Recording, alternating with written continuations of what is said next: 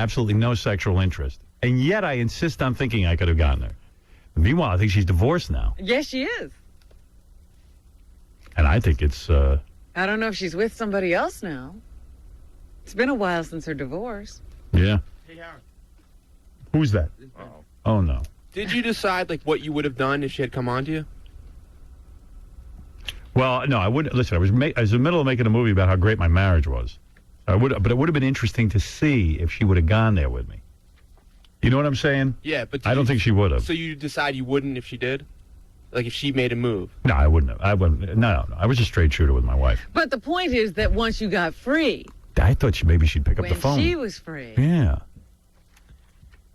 What? She's here. She looks really good. I got to tell you. I know that. Ronnie just told us. She wore the that. right outfit for you, though. What'd she wear? It's like one of those tight little silky dresses with like bra straps hanging out. I love that. By the way, did you see her? You ever see what her husband looked like? The guy she was married to? Yeah. He's like a model. Oh, was he? He was a Very good-looking real guy. good-looking guy. Well, that's what goes wrong with these broads. Instead of getting it, she's a good-looking girl. Obviously, she could get whoever she wants. She's on Lois and Clark. She was like on top of her game. Yeah. And right away, they go for the himbo.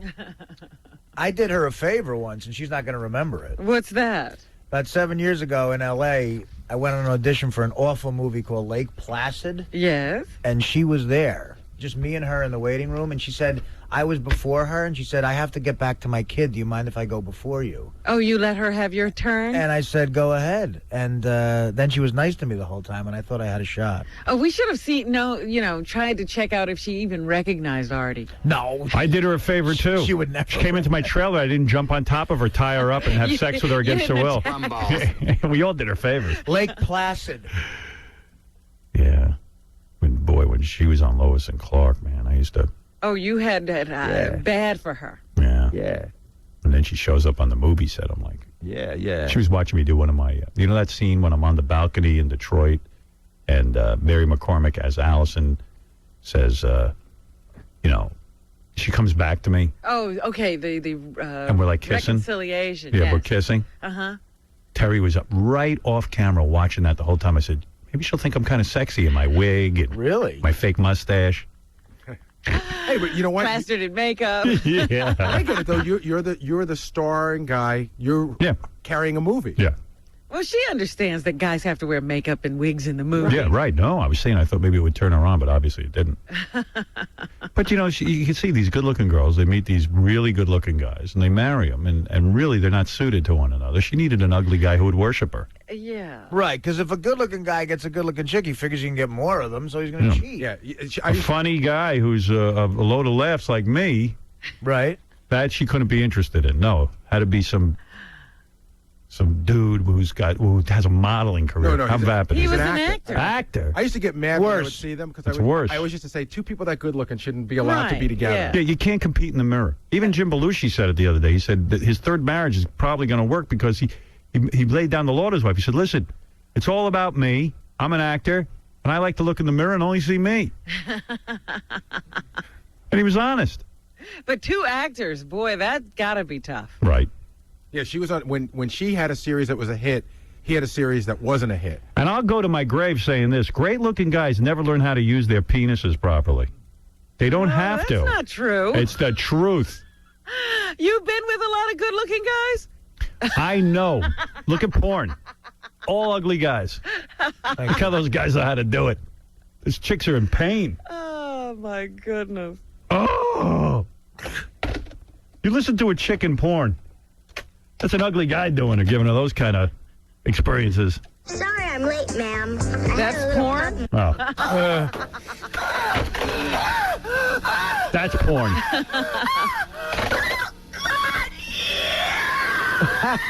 That's a grotesque-looking guy. Yeah, that's not a good-looking guy doing that. Oh my god. Oh my god. Oh my god. Oh my god. Oh my god.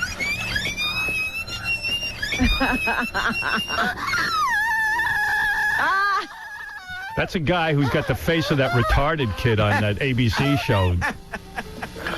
Whatever the name of it was. Life goes on. Life goes Yes, on. yes. Corky.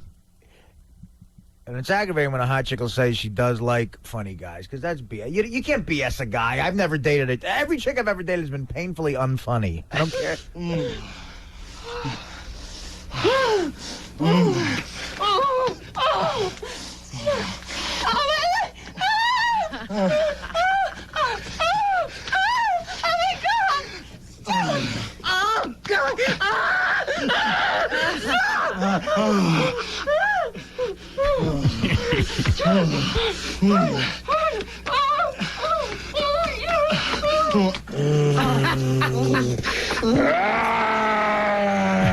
That ain't a good-looking guy. The man doing that has a very bad case of acne. Hi, Daddy. Oh, yeah. Hi, Daddy. Who's high pitch? That's so good. I gotta get a tape for that. I'm putting that on my iPod. Who's high pitch? Who's high pitch? Who's high pitch?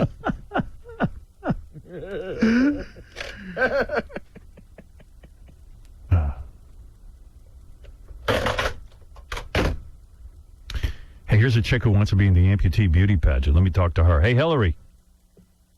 Hillary? Yes, What's up, baby? I want to be in that pageant, and I should be. How old are you? I'm old. How old? I'm older. I'm younger than you. All right, how old are you? 40. 40. Yeah, but I'm hot. And what are you missing? Above the knee, left leg. Above the knee. Yes. Yeah, because below the knee doesn't count, dude. Like, a knee means everything. Right. It means everything. Hey, Trust me. It's like, you people don't count. This is her picture? Yeah. Hey, she isn't bad. It's cute. You're not Hey, bad. hey. You kind of got the... You're not bad. Are these your best pictures you ever took? Are they No, I've recent? taken better. Are They're they just recent? random vacation pictures. Oh. How'd you lose that leg? Cancer. Above the knee, you say? Yeah. It really blew because I was playing tennis at the time, and it was a long time ago because I'm so old, as we know. And I was 13, and I was ranked in the state in tennis, and it hurt on a Wednesday. I was spending the night in the hospital on a Thursday. I was down at MD Anderson in Houston on a Friday, and it was off on a Monday. Whoa. That's blew. awful. That blows. Yeah, it does blow. Sad. And so then... Cancer of the knee, too. You're like, alive. yeah, yeah, you know what? And they gave my parents like a 2% survival chance for me because I had 2 more cancers after that. Wow. Yeah, lung Yeah. cancers. And, chemo back then What is- killed you. Did you look at the notes on her by any chance? No. Okay, you ready? I'll just start. Uh-oh. She just gave her whole history. Uh-oh. Cancer of the knee, Yeah. above the leg, Okay. playing Okay. tennis, Yeah. took the leg off in a day. All right. Did she tell you that after she lost the leg, her self-esteem was so low that she became anorexic? And that Hey, I never said my self-esteem was so low, that's what by you the said. way. and that she became addicted to some drugs and had So to go, what? I was in my 20s. Oh, I'd have done What drugs and were you alcohol, in? man? She had to go to rehab. Hey, could you blame her? She lost her leg and she's a Yeah. chick. I'm saying these are Right. interesting facts about her. Okay, so I had an intervention at 6:45 in the morning when some random person comes into your room and Hey, goes, never mind all that. So when you bang a dude, like When do you tell them? when you go to a bar, are you single? Yes. All right. So when you go to a bar, like, do you wear jeans and like a little belly shirt? Yeah, no, you can't tell. Nobody knows. All right. So then you get the dude in bed.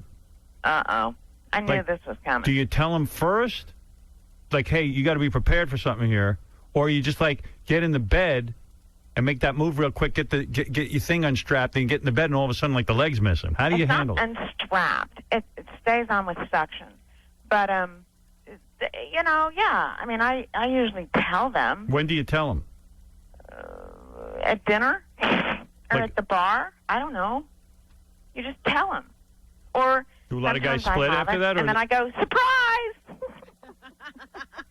have you ever been in bed with a guy and he's, like, really loaded and you hadn't told him, and, like, he's drunk, and all of a sudden he reaches over to, like, and then he sees No. there's no leg there? No. That'd be cool. I'd like to tape that. I have a friend who banged a chick with only one arm, but he didn't know it throughout having sex. He didn't know it. He must have been How's that? wasted. Okay, so listen, this was in He Vegas. didn't know it with No, an arm? Right, so he leaves the room, comes back. Wacky. She's in the shower. Her arm is on the bed. And he started freaking out. Oh, that's He didn't know what to funny. do. How did he bang her and not see that the arm wasn't there? They were No both joke. unbelievably drunk. Right. Well, you remember Jack used to tell that story of waking up and the leg was leaning against the wall or something. And then Hey, I lean mine against the wall or I shove it under the bed if I'm and then getting he banged. snuck out, and then he never saw the chick again. Right. That was a good story. Can you do weird stuff in bed like it? I knew you would ask this. Well, yeah, because like I could probably get you into some weird. I don't know, man. It's weird. And no, okay. Here's supposedly the best position that every dude goes, they all think about it, like, hey, what can she do? So it's Man. it's like the scissors thing, but there's not another leg to get in the way. Yeah. You know what I mean? Oh. I'm sporting Yeah. wood. Thank you. I kind of know what she means. I think. Yeah, Sort you of know think what you I know. mean. I kinda You know don't. what scissors are. You watch porn. You're talking gibberish, ma'am. I see. I am. So that's pretty good because that's got to feel good because. Yeah, okay. All right. Hey, listen. You got to be in the pageant. Hold on. All right. Hey, listen to me. Do I have to make a tape? I don't think I have to because you talk to me. What are the rules? I thought they had to submit a videotape. Yeah, but you talk to me. And What you about see like my just picture. pictures? Well, Can I Gary, just come? can it just be a picture? Especially with her story. We should let her It in. could be pictures or a videotape. I'll change the rule. Yeah, you could be in, I guess. Because Gary's not telling me. Why can't she do a quick videotape? She's obviously No, animated. that's annoying. And besides, A lot of chicks are uptight.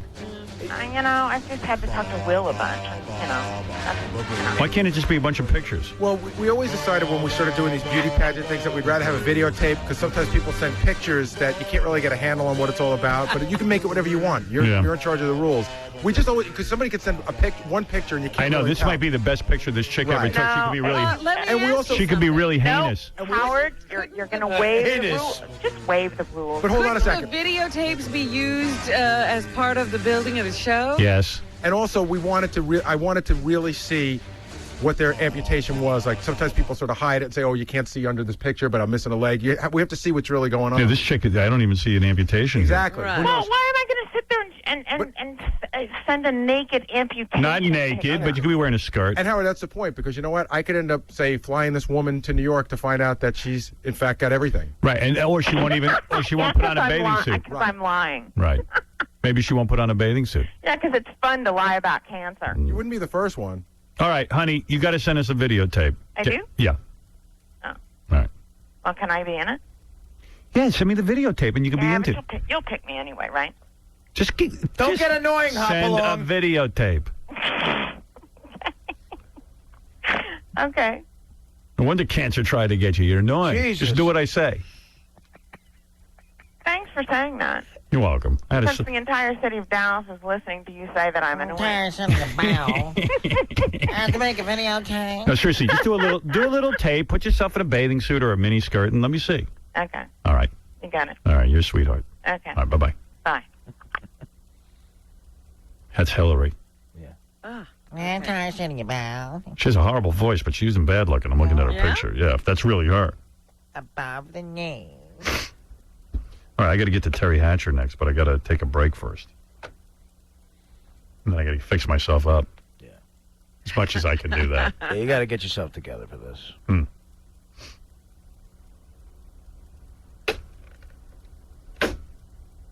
Do I look bad? I got to go put my shades on. Makes my nose look smaller. Your animation looked good last night, honey. Yeah, huh? Yeah. Beth even said to me, boy, they even draw you horribly. Oh, no. I go, yeah, I know. The animation of me is the single most insulting thing I've ever seen in my life. Yeah, you're pretty funny. Oh, my God. All right, let me go fix myself up so we can interview Teri Hatcher. President Bush, now to you. Next question. What stinks right now? What smells so bad right now? That's a loaded question. 30 seconds. Yeah, let me. First of all, I admire young girls. I made a robust duty. Whew. Anyway, that's for another debate. The Howard Stern Show. This is the Howard Stern Show. Oh, yeah. Scott DePace and I were arguing about the debate. I was saying that Kerry won. He was saying Bush won. And finally I just said to him, I'm smarter than you. I went to Boston University, and you went to that college in Jersey. Glassboro. It got that ugly. It did. It was. I saw that. He goes, well, I'll take a math test, and I'll beat you. And I said, well, I'll take an English. Are you guys arguing? What are you arguing about? We're arguing about who's smarter at this point. I told him yesterday that if he was a member of the Bush family, they'd be erasing him. No, and I said they'd be erasing you. On a picture. We All know right. they'd erase me. Now go back there and make me look good during the Teri Hatcher interview, if that's possible. I'll try. Do your best. You're such a genius. It got really ugly. He goes, that's it. I'm not talking any more politics. I've tried to stop him from doing that for weeks now. All right, Teri Hatcher was this close to being in my bed, but somehow I must have done something wrong. Now she's in a show called Desperate Housewives. You remember her from Lois and Clark. Yeah. Now she's divorced and ready for action. And you're all tied up. Well, I'm tied up right now. Whoa. Hold it. Hold it. Man. Time has not diminished your beauty. That's a broad right there. Wow. Always got to go for the good-looking guys. Come on, I got a lollipop for you. Look, you had Artie Lang in a studio and you completely ignored him. Yeah, there was a waiting room over there. Hey, Teri. Hi there, how are you? I'm good. How are you? God Hi. damn, you look luscious. Well, thank you so much. Boy, you are better looking than you ever were. Hi, Daddy. I need to come in here more often. This is good. Wow. Good for me so far. Wow. I thought you were going to be a mess, and you're not. A mess? Well, thanks. I know I'm way older than your, age range. It's true. I know. But I'm, hanging on. See, if an older woman looks this good, you might I might consider have to expand your boundaries. Yeah, I might consider having sex with you. Well, aren't I lucky? You're a lucky girl. Wow. You really look great. Thank you so much. This dress is amazing. Now, that's a bra underneath that dress that comes out like that? Yes. Is that the new thing, to wear a bra so that you can see it? Do you know, I think this is like the old thing that's so old that now it's new again. This is like a Dolce. It's really nice. It's a Dolce dress, but I've had it for... And you have two straps hanging on your shoulders there. Yeah, I thought it'd give you something to grab me by. That's hot. Uh-huh. Oh, you look good. The hell you been? Hiding under a rock. I don't know. I'm back. Did I blow it when I sent you that sexual email? Was that what did us in? No, I was afraid of you, I think, but not because of the email. I just didn't think you liked me. What? I was emailing you. I don't know.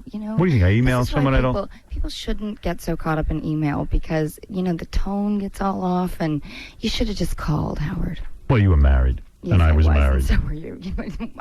Yes. I knew that guy you were with was a loser. No, he's not. Oh, I'm not gonna do that. Oh, please. How could you say that? I do that about all guys. Oh. Except me. Every guy's a loser. That guy was a loser. Himbo. A homo. A homo. We call every guy a homo. Yeah. That's true. I've noticed that. Good-looking guys, absolutely. This is so fun. This is fun. I don't think, this is not where you guys were when I was here last time. What were we doing the last time? I don't know. We must have been in another studio. Other setup, because I don't remember being able to look at you like that. Yeah. Oh, yeah. It was pretty bad. Yeah, this is a whole big setup back here. Yeah. I like it. So, I don't even know where to begin. All right, look. But does she remember that email? Because we composed that on the air. You remember that really filthy email I sent you? It was almost like serial killer mail. Yeah. Yeah. We wrote that on the air as a goof. I thought you'd think it was funny. And then you stopped writing me. Oh, okay. Yeah. I used to try and send Teri these little sexual emails, and then I get one back going, I'm so busy with my gardening, and I love, and it's hard to, it's really hard, my schedule, and I'm going to take a vacation. I'm like, where's the sex? Is there no flirtation? She didn't acknowledge anything from your email. She wanted to be friends. I can do that now. If you want me to do that good. now, we can start that up. And then I remember trying to write her, and she changed her email. Never told me. You get that change of email address? It's like, man, she totally wiped me out. Oh, dear. Was your husband at least jealous when I was writing you, or you didn't tell him? No, I think he knew. I don't think he was jealous. Yeah, you were totally into him. I was. Yeah. Well, what happened? Oh, God, I heard you guys. Here's what I heard. It's just sad. What happened with you two? Nothing. I mean, we just, it was 9 years of a marriage, and we both wanted to try to make it work for a really long time, and I think He cheated. No, nobody cheated. You got tired of him, or he got tired of you? I just got tired of being too sad. What is it like? Hold on a second. What is it like when you have all this success, Lois and Clark, and he can't get anything going? That's not true. Hold it. He had a series the same time as you, and it failed. Teri Hatcher. What was it like? What was it like? It was, oh gosh, yeah, just I'm going to go to sleep when you listen to this music. Your body looks awesome. Well, thanks. And Let's your talk legs about look that. good. Let's talk about my legs and my No, body. no, we'll get my back to bra that. straps. Seriously, Here, when I'll snap one. You Good had. job. Is it hard for a man to be with a successful woman when things were going your way? I don't think that had anything to do with it. What do you think it had to do with? I got to know in case I get involved with you. I don't want to step on any landmines. No, there's no landmines. It wasn't that dramatic. It just, Are you a pain in the ass to live with? No. I heard you're very difficult. Yeah, well, no, I'm not. Dean Cain said you were difficult. I'm sure is that he right? did not Did he say that. How much you want to bet? You two did not get along on the set of Lois and Dean Clark. Cain and you did not get along? No. That's not true. Oh, Terry, tell the truth. Now it's all over. That's not true. That's not true. Gary was out drinking with him one night, and he was calling you names. Well, good. Well, then he did. What did he say? Is this true? I'm yes, shocked. it's true. Gary, Of course. talk up. Well, which part? The part about when I was out at a bar one night? Yeah. And it was actually right after you had done our show in the middle of the night in Los Angeles. And I was out at the bar that night, and I saw him, and he said you were the C word. And then I thought that was really weird, but then I went to see, Stuttering John was at the bar when I got back there. It's like, oh, man, Dean Cain just told me Teri Hatcher's the C word. Then I heard a story. Oh, dear. I heard a story because I know somebody who works on that set, and I don't know if this is true or not, but that one time you came out of your trailer and he, like, put a note on your back that said you were the C word. You were walking around with a thing. Give on us your the back. scoop. Get him back. It's now know time you. for you to tell I'm on us your- about him. You are the sweetest, nicest girl I ever met. How could anyone say that about you? Well, if there was a note on my back, I guess I never saw it. So, which is part of why the joke would work. And other than that, You never fought with him? Nothing. No, I don't have anything. to Maybe the say C for- word is charismatic. That's true. Yeah, which C word did he mean? Yeah. It was weird because Do you think he was bitter because Terry obviously has a career after Superman and he doesn't? Or Oh, was he has a new show Yeah, was that he? starts with a C called Clubhouse. Isn't it Ripley's Believe It or Not? No. No. It's the gayest sports show I ever saw in my Yeah. life. Is that right? Oh, my God. It's called, Clubhouse. it's called Clubhouse. I haven't It's seen all it. guys, like, hugging each other in uniforms or something. Incredibly Yeah, gay. you know, it seems like the clubhouse is a very gay place. Exactly. So why would Dean Cain say that? And then he was saying, how come Howard likes Terry so much and he's obsessed with her and Was blah, blah, it blah. just that he was jealous of the attention she got? Maybe he wanted me to hug him. See, I thought it was really weird because he said it to me in front of a bunch. We It's were on coming on you. He banged Brooke Shields. He took her virginity. Yeah. by the way, I know. Dean That's Cain. true. Yeah, He I got to did? give him that. Yeah. That is true. Yeah, he was the first guy ever to bang Brooke Shields. Wow. What a... That's Hi, pretty- Daddy. He's had a lot of very beautiful women. Oh, yeah. Because all these beautiful women think you got to have good looks. Maybe he wanted you to be one Did of them. anything go on between the two of you? No. Oh, he probably did you. He probably wanted to. That's why he thinks. That That's was why what he's you mad at turned you. him down. You rejected him, and he isn't used to No. that. Now it makes sense. No, I thought he was cute. I was with my husband almost the entire Yeah. show, so That's why he probably thought you were the C word because you wouldn't come on to him. No, he knew I liked him. I mean, I liked him. You did. Yeah. No, I you know what? I'm not going to say that he didn't say that to you, but I never heard it. So, but yeah, Wait, I don't really. did you ever think he thought that about you? No. Sorry. I'm not. It's okay. Jesus, Car. So how long you been divorced now? I don't, a year and a half or something. Oh, that's it? Yeah, I don't know. Yeah. Huh. The separation and the legal. As soon as things went bad, you should have called me right away before I got involved. I don't think you were ever. I think yeah, you were with already Beth. with. There was a 4-month. There was a 4-month period where I But was. she was still with her husband. Then. Because I thought about it. You Calling did. You. You Yeah, should have you were called me. already. I was already you were booked up. Yeah. Who are you with now? Nobody. When's the last time you had sex? I knew you were going to ask me that. All my friends said, you're going to have an answer to that question. What is the answer? It's, I don't, it's a while. Like a year? Look at you. Got the old vibrator, huh? That is a handy thing. You got that going. Mm-hmm. Let me come over and work it for you. Is that That's legal? not cheating, That's right? not cheating. How I think hot? that's cheating. Hey, Artie, how hot must it be?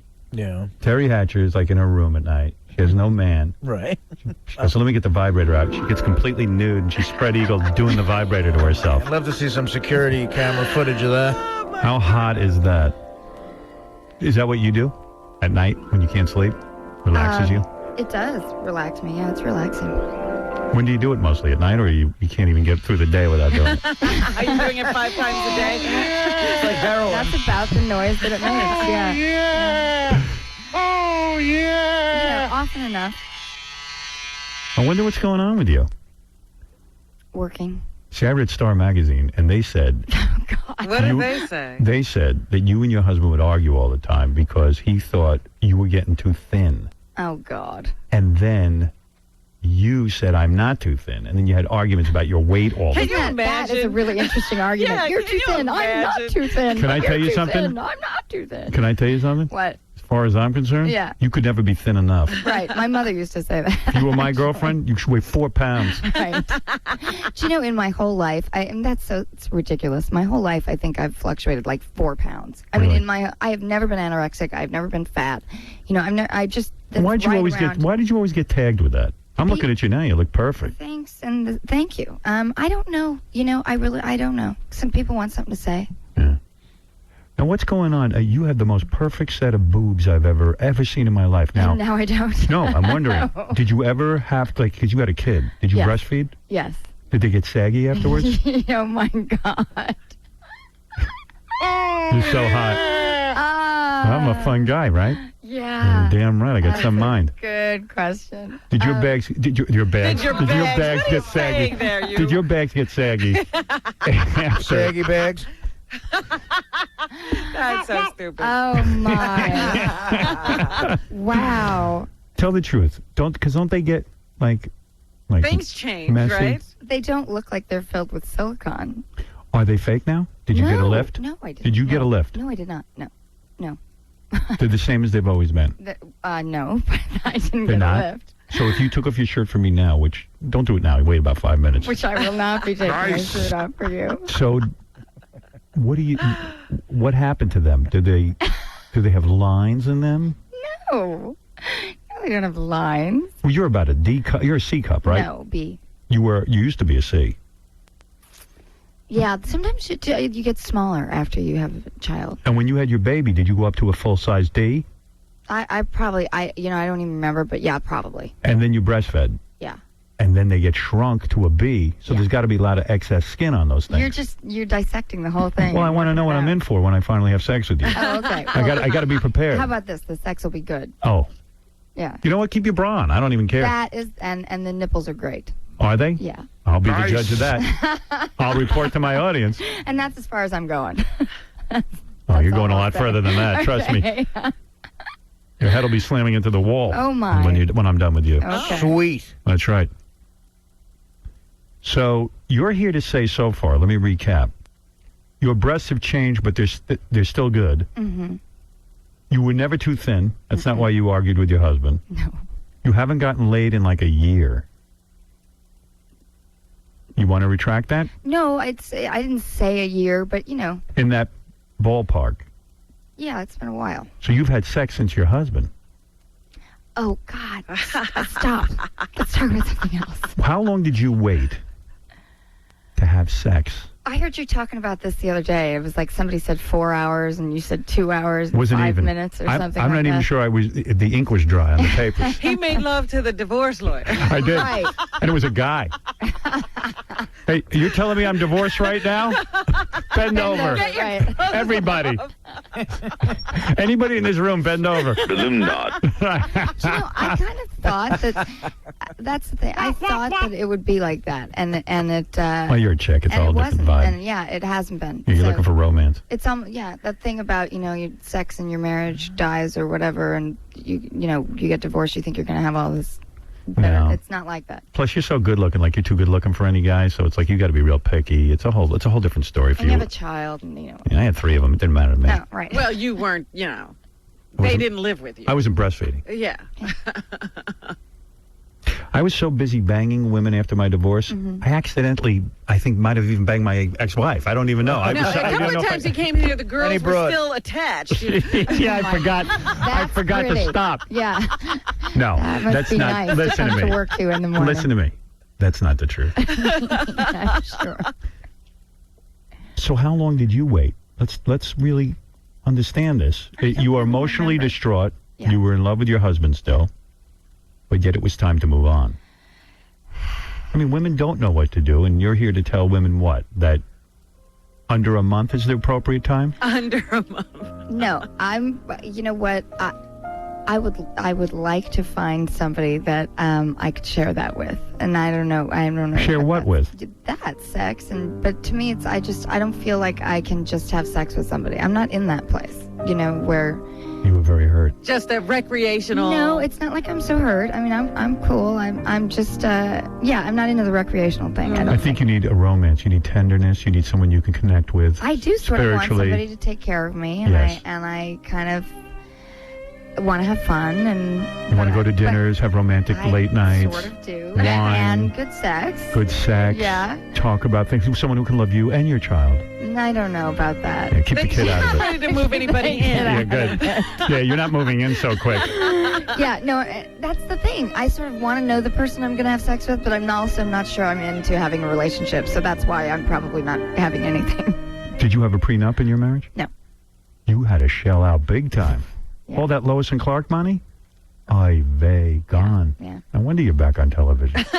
Well, no, well, Don't yes. tell me you're enjoying it. Oh, I'm so enjoying it. I am so loving my You job. tell that to someone else. No, You can go tell that to best Letterman. job. It's the best job ever. Really? Yeah, it's a great show, and the people are terrific. No, I'm really, really Who's happy. in that show with you? Felicity Huffman. Never heard of her. Oh, yeah, no, you have. You're the big name in it, right? No, I mean, we've all been around a long Nicolette time. Sheridan, Nicolette How's she Sheridan. holding up? She hit the She's wall? hot. She still looks hot? Yeah. Nicolette Sheridan? Her body rocks. What about the face? Oh, no, Little yeah, messy? great. No, she's beautiful. Butterface? Beautiful. Not at all. She's gorgeous. And Marcia Cross. I never heard of her. Is she hot? We're all hot. everybody's hot. Yeah. She's hot as you? We're all different. That's You're all different levels of hotness. all different level of all different levels of looks, and so it just sort of blends. I don't know. I can't really compare. Everybody's equally interesting. Would you ever go lesbo with any of them? Marcia and I were just laughing about that the other day. It's nothing to laugh about. We were trying to decide which one of our characters would be more likely to turn that way first. You haven't tried it yet, have you? No, I haven't. You ever kiss girls? No. No girl ever felt you up? No. You ever dance with another girl? Yeah. But Yeah. I think You got a lot of opening up to do. I know. Right? Yeah. Yeah. You really. Yeah. What are you doing tonight? Trust me. I'm gonna come over there. I'm here in New York with nothing to do. Come No on, kidding. Take me out. No, I'll take you out. You could tell After your roofies, you won't even know what happened. Right. After the roofies. They brought me coffee in the green room. I was wondering. It crossed my mind what might be in it. It tasted a little funny. So, you're here to tell us that there was a certain amount of time you waited after your marriage. God, and you then, just won't get off. No. Really? And then you had sex. Was the sex painful in the sense that, oh my God, I can't believe I'm not with my husband? You know, I'm not. I can't. I just Open can't up go to there. me. No, I can't. Are you proud of me? I can't. How go long there. did this, who did you know well enough to let into your bed? Can we go back? Nobody's been in my bed. Can we go back? Was to it my a male vibrator? escort? All right, go back to your vibrator. Talk about my vibrator. That was a big opening Did you up use- thing for me. I did- went to that store in Los Angeles. Yeah. Did you at use a that- vibrator while you were married? Probably, but I don't really remember. And then after the words, you said, I got to get a vibrator because I'm going to need some sexual outlet. One evening with a friend of mine, we went to one of those big pleasure chest stores or whatever. And you bought, what, a big black vibrator? No, it's not black. What is it? What's the name brand I of don't your vibrator? remember, but it's kind of but it's got those little white beads in it that like roll around. Oh, really? Anal beads? No, No? no. Stop that. God, with that word. Is it the Kobe Bryant vibrator? That one? I don't think No? so. All right. So you went out and bought the gangsta dildo. And you got the kind with the batteries and the whole thing. Yeah. So now I never need anybody. And so you tried it and you liked it. Yes, I did. And you lie on your back when you use this, or you lie on your stomach? There are, I guess Different positions. Yeah. Describe these positions to I don't me. think so. You ever put your leg up in the air and put on high heels? It's amazing. No, I don't do that. It's just amazing how you can get this out of you. Would you ever wear high heels if I had sex with you while I had sex with you? You would? Mm-hmm. All right, I want to know what kind of This is fun. an area I'm comfortable talking about. You are? Sure. Negligees? Absolutely. Dress up? Totally. We could videotape one another, granted that we erase it? I guess. I don't know. Never done that. I don't want you seeing me in that light anyway. Yeah, I'm not sure I want to see myself either. When a woman as beautiful as you uses a vibrator, do you think about certain people? I do. Not about your ex-husband? No. Who would you think about? Like a Tom Cruise? No. Who's the fantasy guy? You know, it's funny. I'm not going to say who the fantasy guy is, but... Why? Why won't you say? You embarrassed? No, I'm not embarrassed, but... Is it Richard Christie? No, I just don't want to get in trouble. Why would you be in trouble? There's a couple guys. Like who? Who do you fantasize about? Who is the guy that this guy that Do you're you ever embarrassed? go to old boyfriends? No. No. It's always guys you've never been with? Who is it? Howie Long? No, it's not Howie Long. Usher? No, it's nobody famous. Who is the guy? So it's just a guy you know? Just a guy I know. Pool boy? Yeah, the pool boy. Yeah. You never think of me, I take it. No, I think, not recently, but I think, actually, I'm sure years ago, back when you and I were doing the little email thing, I'm sure I thought of you. I'm sure I did. Well, you didn't give me any indication of that. Yeah, well. I thought you were repulsed. That's part of my whole need to open up problem. When you came to my trailer, when I was was mostly to see Mary. It was? Yeah. Oh. That's what I thought. That's the vibe I got. Oh, I'm kidding. I was so shy and nervous. I couldn't believe you even let me come. I invited you into my trailer. I know. I was like... Why didn't you kiss me? What? Nothing. Really? Wow. You should have leaned over and tried to make out with me. I shouldn't have. You were married. I know. And I was making a movie about my great marriage. Yes, you were. But a kiss is innocent. Which I watched recently on HBO or something, and you were very good at that. Thank you. If I had come on to you in the trailer that day... While you were married, nothing would have happened. Nothing would have happened. No. And then you would have thought awful things about him, right? Yeah. Like, oh, what a hypocrite making a movie. Yeah. Right. Yeah. No, that wouldn't have been cool. Couldn't have done that. No, I would never have done that. See, and then there'd be no chance for the future, Howard. You would have blown it. I was a gentleman. Yeah. She invited Mary in the whole time. I like Mary. What are you doing? Working out? You're as toned as I've ever seen you. Yeah, I take Pilates and I take Pilates. Do you go on that machine? I do. That Cadillac. And you spread your legs? Oh, vey. What do you wear to the Pilates class? And are men there as well? Yoga clothes. It's like yoga clothes. What does yoga clothes mean? Stretch pants? Just like leggings and And are guys there, or is it just for girls? No, there's guys that do it. What time do you go and where do you go so guys can go see you? Oh, my. Honest to God, right? Wouldn't you love to see that? I think I'd buy a ticket for that. Right. I actually... Forget this show. Just tape that and put it on TV. Okay. No, I actually go to it's a trainer's house, so there's nobody else around. Who, Gunner? No. Oh. Nobody. No. It's a dude, the trainer's a guy? No, it's a girl. Oh, it's a girl. Thank God. I would never put up for that. And then the other thing I do is this class called the S Factor. Do you know about this? S Factor. S Factor. No, Sheila no. Kell's S Factor. It's a class that's based on stripping moves. Oh, really? You'd be into this. Oh. I'm Whoa. surprised you haven't What do heard you of mean? it. It's a The stripper aerobics. It's not aerobics. No? It's Show me what you mean. What are you talking about? You dance? Well, the first part of the class is like an hour and a half. And the first part of the class is on a mat, kind of like Pilates or yoga in a way, except you're doing sort of very stripper. Stripper moves are all very slow, right? That's what makes it sensual and hot, erotic. And so it's all slow and isometric, and you have got all your muscles really engaged. And they give a lot of these really positive. It's like she'll say, don't be afraid to touch yourself. It's your body. Like that kind of positive female empowerment, ownership of your own body messages. So it's great for mentally too. And then the second half of the class, you actually learn a stripper routine with the heels and everything. You're kidding. No, it's really. Show me. What do you want me to show me? you? What you do. Like what? Strip. I mean, don't do it for real, but show me somebody's dance move. What do you mean? Show me a posture. Well, I got these headphones on. Take them off. Can I stand up? Yeah. With headphones? Show me how to do it. Let's see. Yeah. What do I got to do? Put the microphone up. Yeah. Sorry. Go ahead. I don't know. Show me what you do. Well, Take off your dress. That's a stripper move. They no, strip. Okay. Oh gosh, you caught me off guard. Wait. Well, I feel like. Oh, here. Let me just show you. Okay. All right, good. Yeah.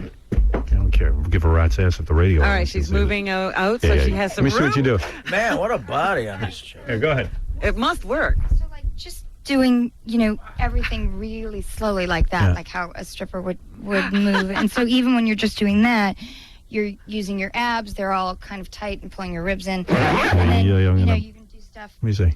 You're on your knees, right? When you do this kind of stuff, which a stripper would, you're just doing it really slow. So every time you go down, all right, come you're here. using your butt. All right, walk over here. Let's do it. And then they teach that stripper Wow. walk, too. What's the stripper walk? Show me the stripper walk. Which is kind of this sort of like chest out, butt out, and you're sort of dragging your heel. Hi, Daddy. But that's part of the routine at the end. That's not the working out part. Doug, good job. And they teach you how to lap dance and everything. They teach you how to lap dance? Give me a lap dance. Well, come sit down.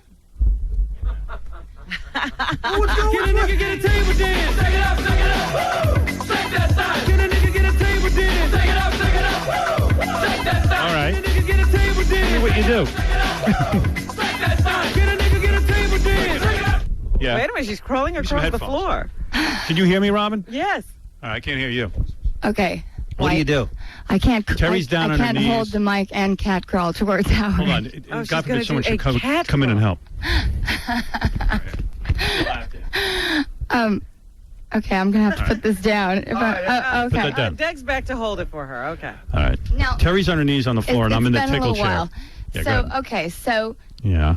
you crawl over, and Yeah, that's right. I'll spread my legs. you don't have to. I know how to get them spread. Oh, okay. You can go. Yeah, sit there like a. All right. Sit there like a dildo. And the whole thing of doing this class is all about learning to do what you want to do to the man. It's All right, not about just I'm do not it. trying to turn you on. Right, so right. You know. This is not about turning me on. No, this is not. This is about what she turning you wants on. to do. What you want to do. Yeah, and so then you Hope go that like this. Yeah. Oh, man. But I'm in this skirt, so that makes it kind of hard. But anyway. Don't hurt him. You don't know what you're doing. Yes, I do. You do? Oh. So then you do that Yeah. a couple of times. Yeah, I don't think you're doing it right. You don't think I'm doing it right? Yeah. It's a little light in the room. And then you slide Oh, down. yeah. Oh, yeah. Oh, my. Oh, yeah. Oh, yeah.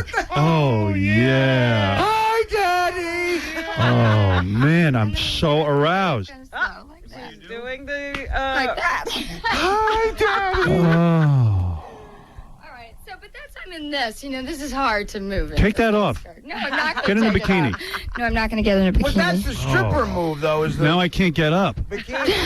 I got aroused. You're very good at that. You were She's good at it. good. She's thanks. good. When you spread my legs and you Yeah. slid down my crotch, Yeah. Come on, that totally worked. You look good too, Howard, now that Really? I'm this close to you. Yeah. You look better than you used to look.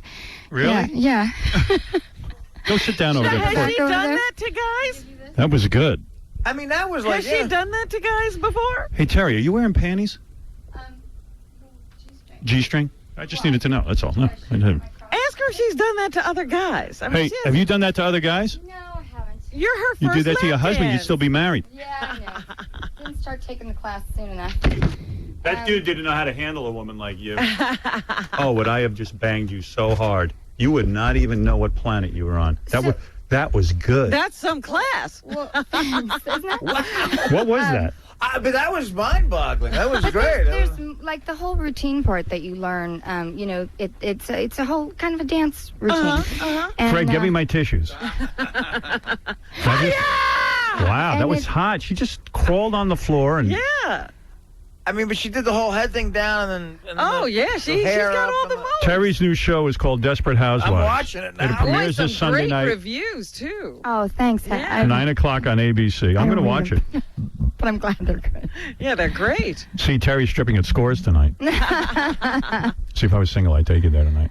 That would be fun. Yeah, we'd have a good time. Yep. Couple So of now, do drinks. you hang out at strip clubs? No, never. No. Really? Do you ever been to one? Probably, but not in a really long time. You drink? Yeah. Oh, good. I get you so loaded. I get you so loaded, I'd be as handsome as your ex-husband. Yeah, Wayne, you're on the air. All right, how much is it going to take to get her into the bikini? Oh. She's got a lot of money, She's though. a big-time actress. What are you going to I offer? don't think $500? you're going to get that, Wayne. No, let's go right to the car. Which Porsche do you want to get into the bikini? He's a car dealer. He can make that happen. He can get your Porsche. Really? I think it's gonna. I think she's a tough one. It's going to take a gun. Dog ears. I'm not this tough. The dog ears went up. Porsche? Porsche. Ooh. So half your money went out the window, huh? Yeah. Oh, yeah. No, that's not right. Sucks. The guy shouldn't take the money. Why? Hey, look. He was a Every gentleman. once in a while, we got to get some. You know? I'm over my anger. It's Yeah. okay. Why didn't you sign a prenup? Were you really that naive to think that was I going to was last? really that naive. You were. And I actually also, I just believed that, people would understand whose was what and who made what and what was fair and whatever. Right. And I was mistaken. Yeah, David. Can't David, I can't hear you, bro. David Can you can't hear talk. me? Now we can hear Here you. you go. Oh, my God. When is this going to be on E? Wait till you see that lap dance I just got. Yeah, it was Very professional. It would have I'm been going to better be like if I Dennis. wasn't I'm going to be like Dennis. Terry, you're awesome. Oh, my God. I'm going to be like Dennis Hopper tonight. I'm going to get an oxygen mask from the hospital supply store. I'm going to be like, oh, Mommy, oh, it's so beautiful. Hey, Howard, you yeah. lucky bastard. Oh, my God. Did Beth totally, like, fly out of your mind? Like, were you just so single just now with her undulating like that? Oh, my God. Calm down, sir. I'm like, I don't know. Are you kidding me already? Come on. I'm getting divorced. This is like one of the best things happening to me lately. I'm all over the East Jersey Turnpike. So if I was your boyfriend, you would do that dance for me? I would. You would? Yeah. Wow. That's awesome. Hey, That'll be fun when I find somebody worth doing that for. Hey, we'll take you out back here, me and Benji. What are you doing? I'll get you a cheeseburger or something. So you say you couldn't do a good job because you were in that dress? Because it's so tight. Yeah, well, it's just you can't move. Yeah, it's so tight. You want a It's schoolgirl pencil. outfit? That would be cute. Oh, You then want do it? it. We got No, one. I don't want No. it, but it would be fun. I mean, We got one over there. Yeah, Ralph. Yes, Ralph. I love when hot chicks get older like this because they have to try harder. I'm trying Here hard. we go with you. Your She got her theories. to talk to you before, and now she's busy crawling on the floor and Nah, doing all this She hot was just stuff. showing us her Terry was always great. Move, Hey, and let me brother. tell you something. very friendly. Terry looks better now than she did when she was younger. That's really good to hear. But So you just be but quiet, Nicole Barry Sheridan- Face. He has tape of Terry's lap dance. I need to see a replay of that. I'm sure. Let me see that. Where do you see this, man, from a Let's see. different angle? Oh God! Wait, Did let me you see. shoot up my crotch? A little No. bit. Let me see. Yeah. Really? Let's I'm not hopefully. shooting nothing. I'm Really? just watching. Let me see. Oh God! I Now don't I'm think really that dead. happened. Let me see it. Oh, there we go. Whoa. Yeah, we look good together. Look at that skirt. See, it's hard in the skirt. It's too. That skirt is hot. Whoa. Yeah. Whoa. That looks wrong. Nice. Yeah. Oh. See me trying to make my move? Right, I saw you. Slide down. You're not supposed to touch Oh the girl. yeah, they're close on the butt. Look at that slide down. Nice. That hand went right near my wiener. Good job, Terry. What, She's she smacks- very proud of smacks yourself. her. All right, anyway, Terry Hatcher Yeah. in Desperate Housewives, Desperate Housewives. premiering this Sunday night at 9 o'clock on ABC. Yes. You look better than ever. Thank you so much. And I wish you luck with the show. Thanks. What else you got to do? You got to promote, go to a bunch of places? Mm-hmm. Yeah? The View and Conan. Sorry. No, it's all right. The View. I'm happy to get out there. I want people to watch the show. It's a really great show. I'm very proud of it. Yeah, I got to check it out. Yeah, I think it'll be right up your alley. I think you'll really like it, Howard. Yeah. It's dark and you Yeah. know, funny, and it's just unpredictable. It's really well written. It's great. It's the best role I've had a chance to do, so I'm having a great time. You wear a lot of hot outfits? Actually, I'm sort of pathetic, but then, you know, I'm kind of that side of me, you know, that can't get a date. That Must be a homo who's the producer if he didn't put you in hot outfits. Well, the first outfit you get, or the first show, don't you wind up naked on the street? Oh, that's hot. That's hot. All right, that's good. All right, we got to take a break. We'll be back. We have a lot to get to today. You watched the debate? I did with my daughter, which was really interesting. Yeah. Yeah. She must have been bored out of her mind. No, you know, she's only 6, but I was going to show it to you. Actually, I brought it. She drew a picture of Carrie, and then I asked her. I said, so, you know, what do you feel like when it was over? I said, what do you think he was saying? And I said, should I put little bubbles and we'll write in what he said? And she said, God, it was like, I want to be president. I think I can make better rules than you. I figure I can do it better, and I don't want you to win. That was like, that was, isn't that cool? Yeah. Better than Bush. Yeah, pretty much sums it up. Do me a favor. Yeah. You know, when I'm doing you and stuff, let's keep the kid out of it. Absolutely. You know what But I'm you saying? know what, though? She learned good because that's another stripper move. They talk about their kid. Yeah. Oh, all the time. Oh, do they? It's the worst. In the middle to make you pay more for more lap dances? I think so, yeah. Teri Hatcher, everyone, in Desperate Housewives premieres this Sunday night, 9 o'clock on ABC. Check it out. See our friend Teri. And start emailing me again. That was fun. That was exciting. Okay. All right. And we'll be back right after these words.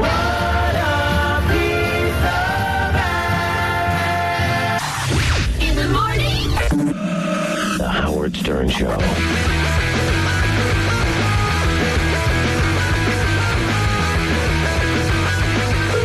Hello? Do you find me Torian attractive? I find all men attractive and handsome. Have you ever had sex with girls? Never. God don't lie to it. God don't want that. Have you had sex with more than 10 guys in the last year? No, you know how old I am? I'm away up in age, so I don't even want to talk that anymore. So leave that alone. Have you ever smelled your own finger after picking your ass? No, I don't do anything like that. This is a holy temple. You got to keep it clean to see God. Have you ever called anyone a nigger? Yes. You know, we all use slang sometimes. We all have sin and come short of the glory of God. Have you ever had anal? I don't know all about that, you know. So we just go from that. Have you ever had a threesome? Oh, no. You're getting worse and worse. So God bless you, okay? If Howard Stern was single, would you have sex with him? Lord Jesus, we come before you with Howard Stern. In the mighty name of Jesus, Lord, send your healing to his mouth, his mind, and all over him. In the mighty name of Jesus.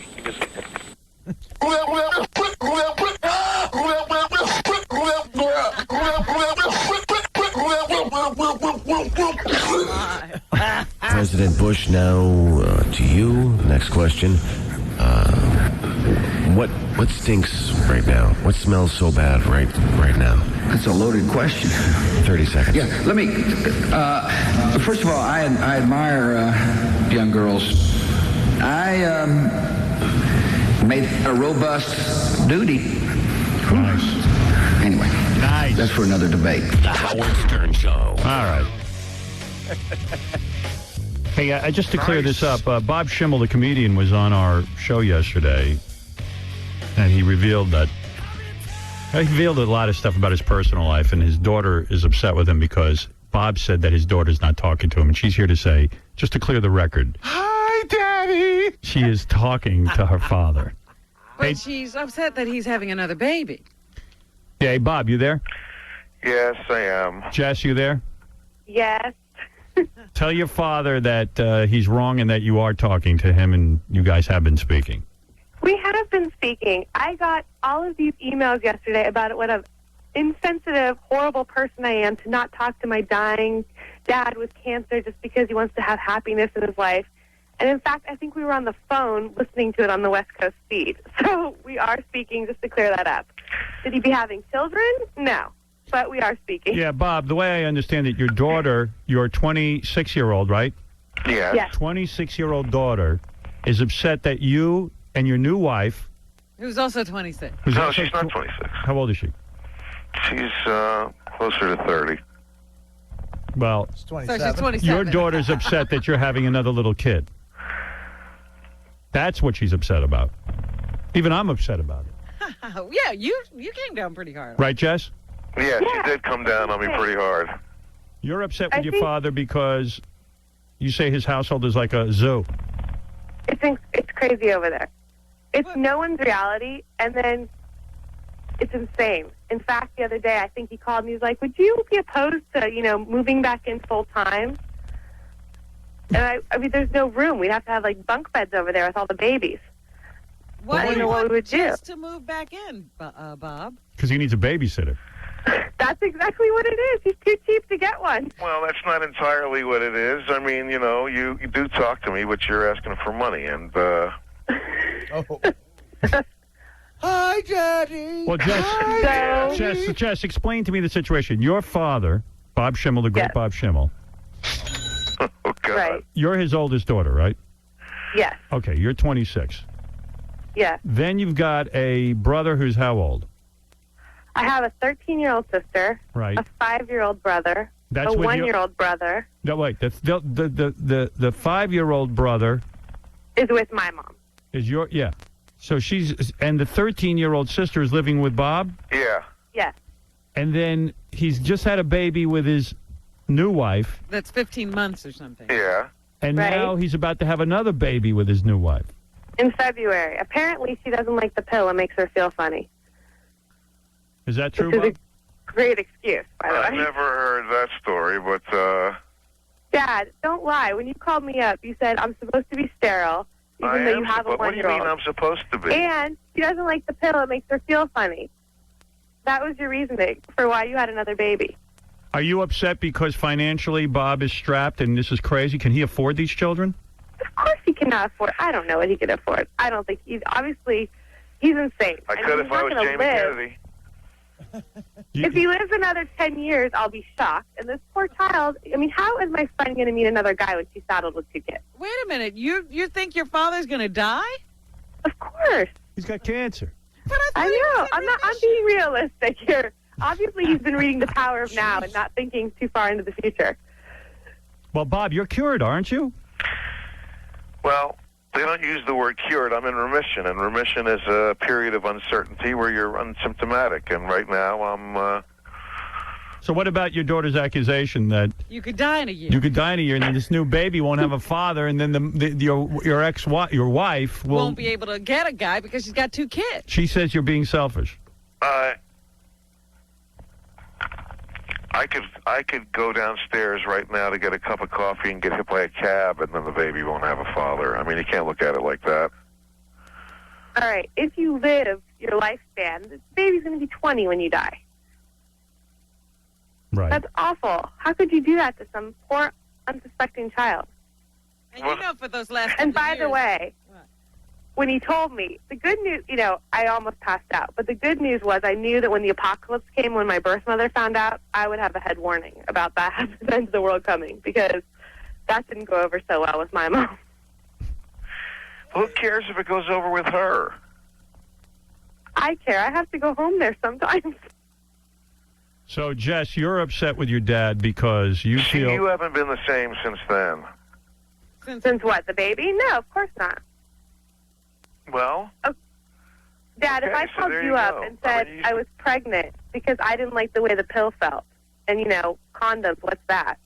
You would not take that as an okay excuse, by the way. Okay, you didn't say it like that. When you found out, you said you didn't wear a rubber with this girl, and it's not this girl, it's my wife, who's your mom.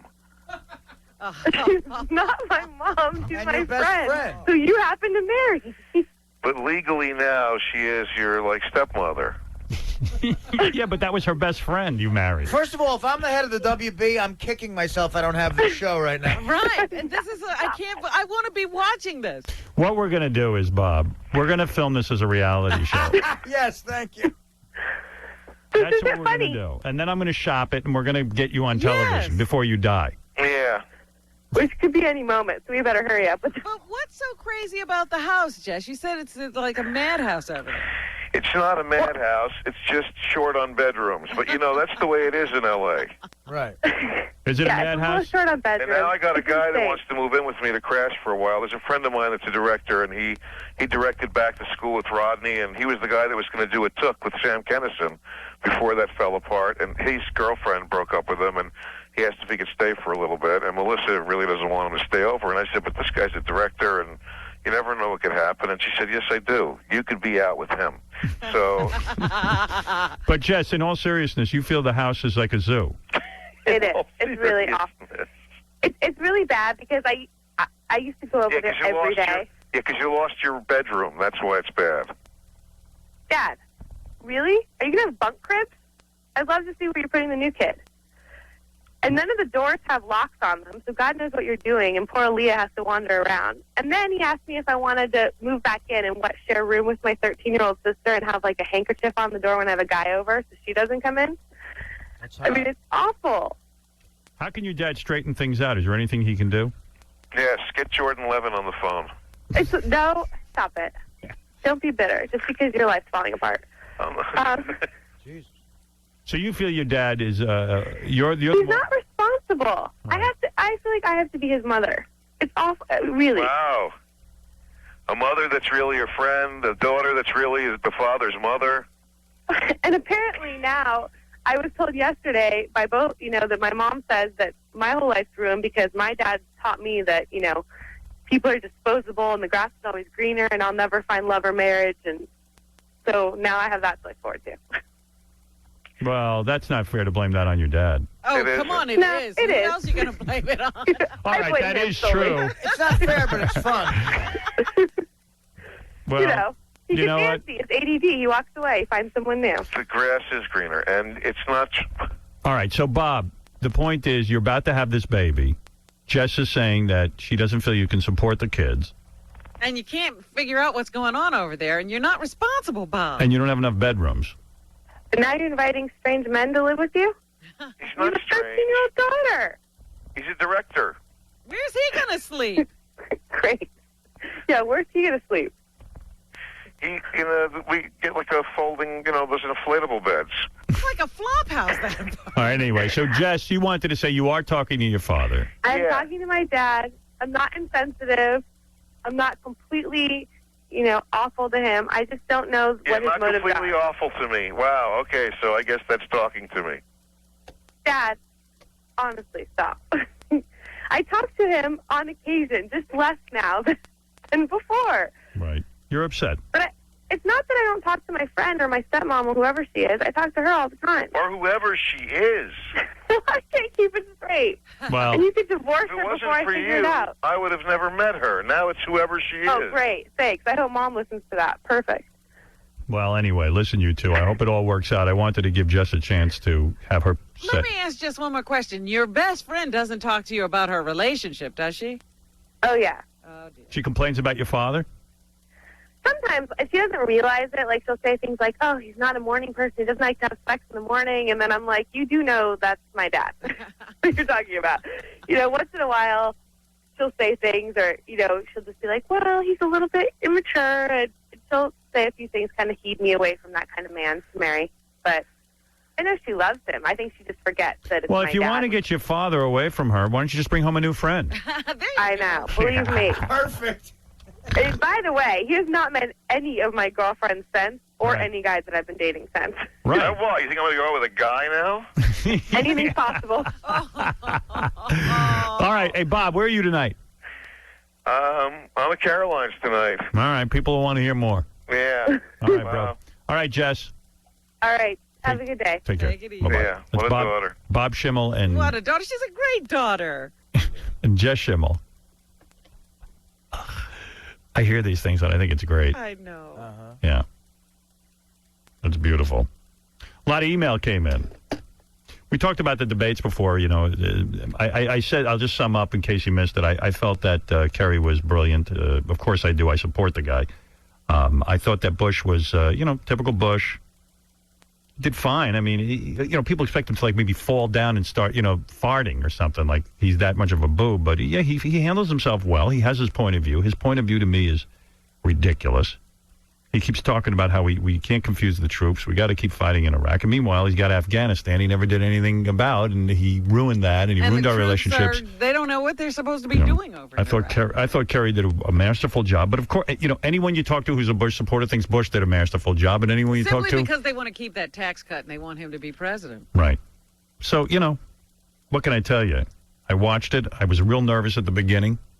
I couldn't have stood up. My legs were shaking like they've never shaken before. I was lying in bed just shivering. You would have thought we were debating. Yeah. But anyway, I just felt he handled himself very well, Kerry, and you could certainly envision him as the president of the United States. I mean, if you go by looks and demeanor. Yeah, I came away thinking I'll be very happy to live in a country run by President Kerry. Yeah. So what's going to happen? I don't know. These people who are the swing vote, they swing back and forth like they're like yo-yos. They just go up and down. Yeah, I've gotten some. I'm pulling some tape from some people they talk to, and one guy says, "Yeah, I still can't make up my mind." I mean, like at this point, you kind of heard both sides of it.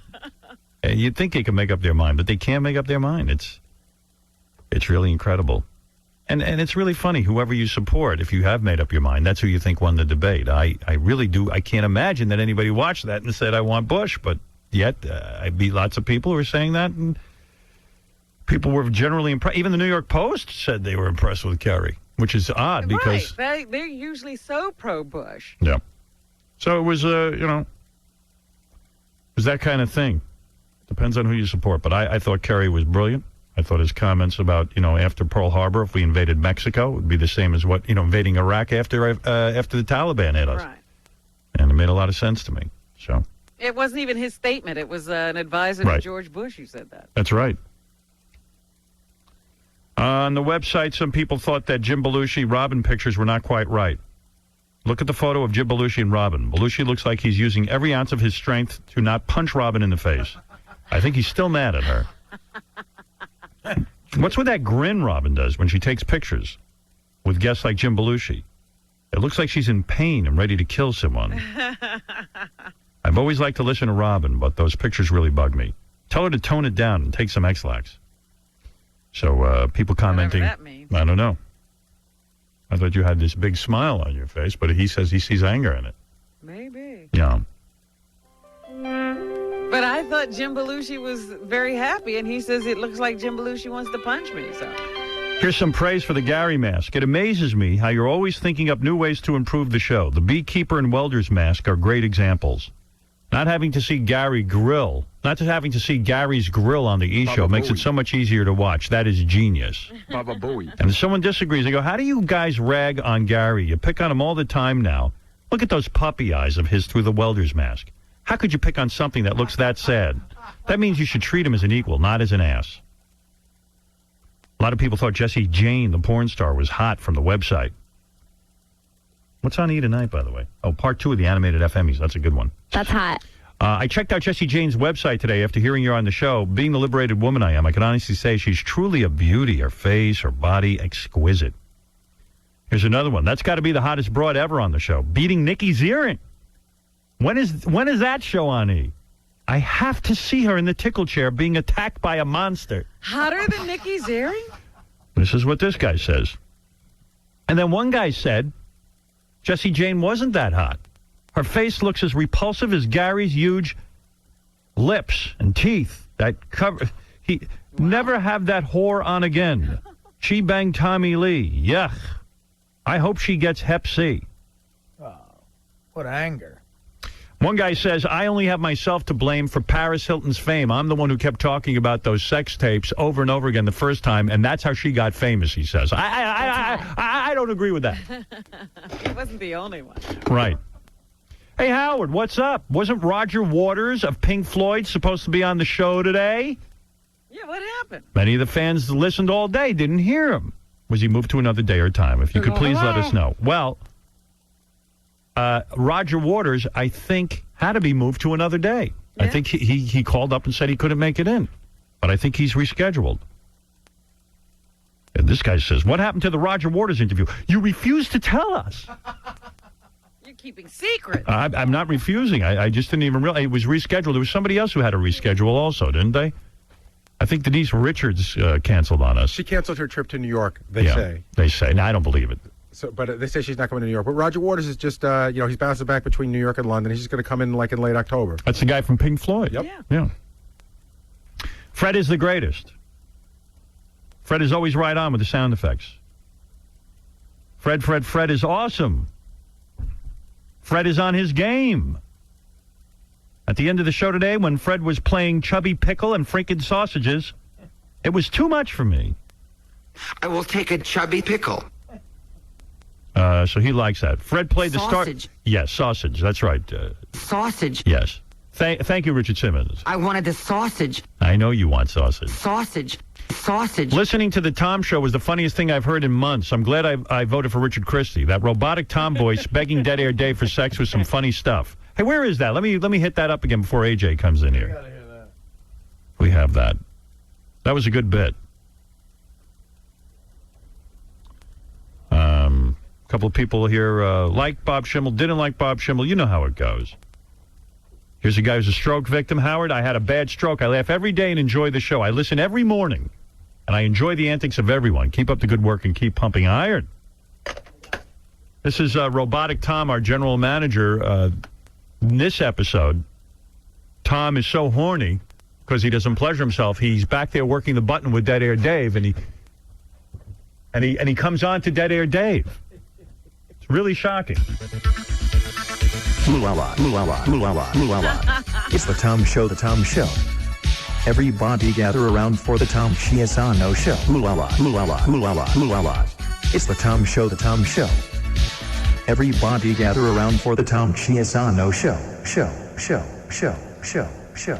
This week on the Tom Show, Tom reveals his true feelings for Dead Air Dave. Good morning, Dead Air Dave. Wow, you look nice today. Have you been working out? Mm-hmm. Dave, have you ever thought of me in a sexual way? I must admit that I love your smooth caramel-colored skin. Can I take a peek inside your boxer shorts? Mm-hmm. Sweet Jesus, your fly is open. Well, mind if I call you Big Davy? Can I push your beefy dump button? Oh, that's how you like it, you little big whore. Don't you? Wait, slow down. Let me hit the delay. I don't want to finish yet. I want to explore every inch of your huge brown beef kebab. That's the spot, you filthy button pusher. Tastes good, doesn't it? Like curry sauce, you magic carpet-riding snake charming slut. Well, I've satisfied my horniness. Now, let's get back to work. Pretty good. Next week when Tom uses a golf club to violate South stockbroker. There it is. It's a good show. AJ Benza hasn't been on the show since he bitch-slapped Stuttering John. AJ Benza had It's more of a sucker punch. That's what they call it. AJ Benza is a journalist. He worked for the Daily News for a while, went out to Hollywood, started hosting a TV show on E! Then that fell apart, I guess. Then he got the talk show kind of thing going. Then he had a talk show. And now we don't know what he does. I don't know what he does now. He's got a new reality show. Ah, there's AJ. Keep your hands to yourself. I see he's in a wrist brace. Clearly he's punched somebody else out. Who did he punch this time? Who did you punch this time? You lifted a barbell wrong. Boy, AJ, I never thought I'd see you back here again. I know what happened. Why? This is amazing. I don't even know how it happened. Jesus. I think because Stuttering John's gone, and maybe everyone figured they'd give you another chance or something. Well, I have to thank whoever is responsible, starting with you. I'd like to be back here. Yeah, it's it good to was see really you. John who was standing in the way. He just wasn't going to happen. Right, that's what it was. But, all right, we'll give it another chance. Absolutely. No one's going to get hit.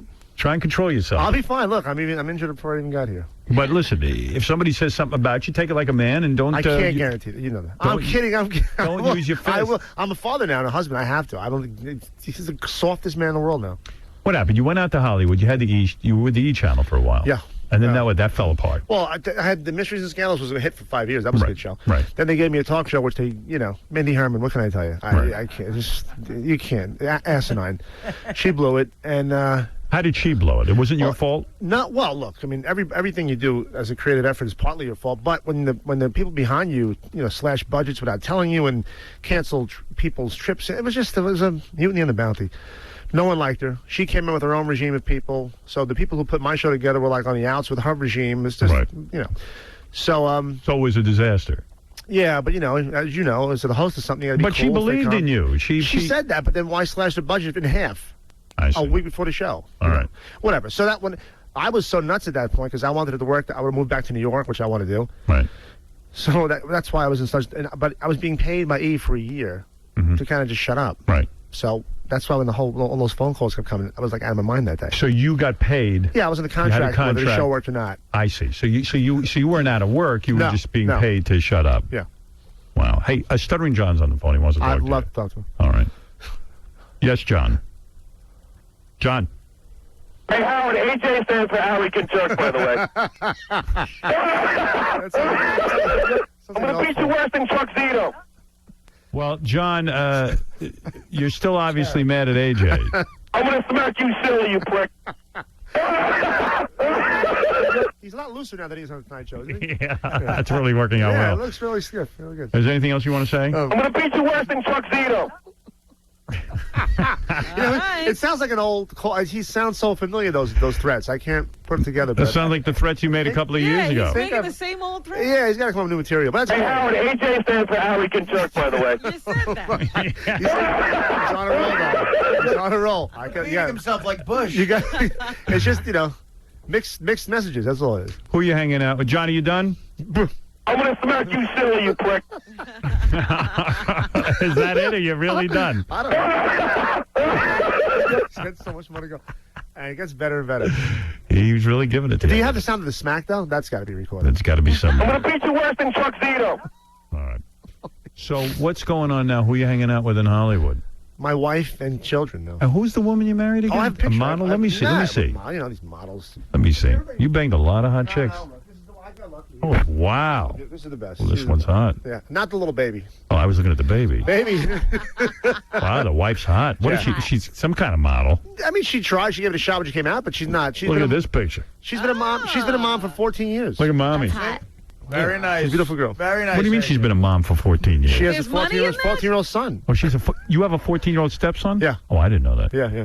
But how does she get? I mean, She worked jobs. She didn't work jobs as a model to make money. She did it here and there, but primarily she was just a good. She had just regular jobs. And man, I can't believe you got Yeah, I married. went into a club one night. I really didn't want to go out. I was just sick of it. Another Hollywood club, blah, blah, blah. I walk in with my friend, and she has really beautiful blue eyes. And I saw her. I said, "Oh my God, who's that?" And then my friend said, "I know her. I'll meet her." No, I can't. I hate meeting her. I have to look across the room for like an hour. You banged her that night? No, I didn't. We met. Do you think that's what did it? The fact that she held out? No, I mean that's always a good thing. But I mean, I've been in love with girls who don't hold out the first night too, Right. But I never married one of them. Right. So you see, you respected that. That was nice. Yeah. No, so we spoke the first night on the phone when I got back from the club, and I told my buddy, I said, I'm marrying that girl. I knew it. Wow, good for you. Yeah. You were able to commit. I was. I still do. And you didn't knock her up and then have to get her married. I did knock her up. Yeah, we did. Oh, get you knocked did. up. Oh, is that why you married her? It wasn't on purpose, but it happened. That's not why I married her. We were dating almost a year, and I knew that this is the girl. Forever. The fact that happened. Does she let you bring other girls home? I don't. I have no interest next. No way. No. Yeah, me, her, and the baby in the same room, and then the other girl. What is it, Sal? Hey, AJ, how are you? Hi, Sal. Just have a question. It's just a little. Gianna's creeping out in the back. She saw AJ on the monitor. Who's creeping out? One of our interns. Why? Who's that? Because she says AJ's hair kind of looks like a bad mannequin. But AJ lost a few hairs. That's all. Hey, listen, what is he going to do? No, AJ has a few hairs. He didn't lose a few. What are you talking about? I don't know. Listen, if there's any other interns who want to speak up, I mean, by all means, bring What's them in. wrong with it? I mean, so he thinned out a little. So, listen. What are you saying? She looked into the monitor and she went, "Ooh, what happened to the top of Why his did you head?" come in and AJ, smack Sal. Yeah, go ahead, beat him. You know what's It's a funny? trap. Beat, I give you Big permission. sand trap. I'm going to beat. I can't. Where's Tom? I'm going to hit a golf ball in my head later on.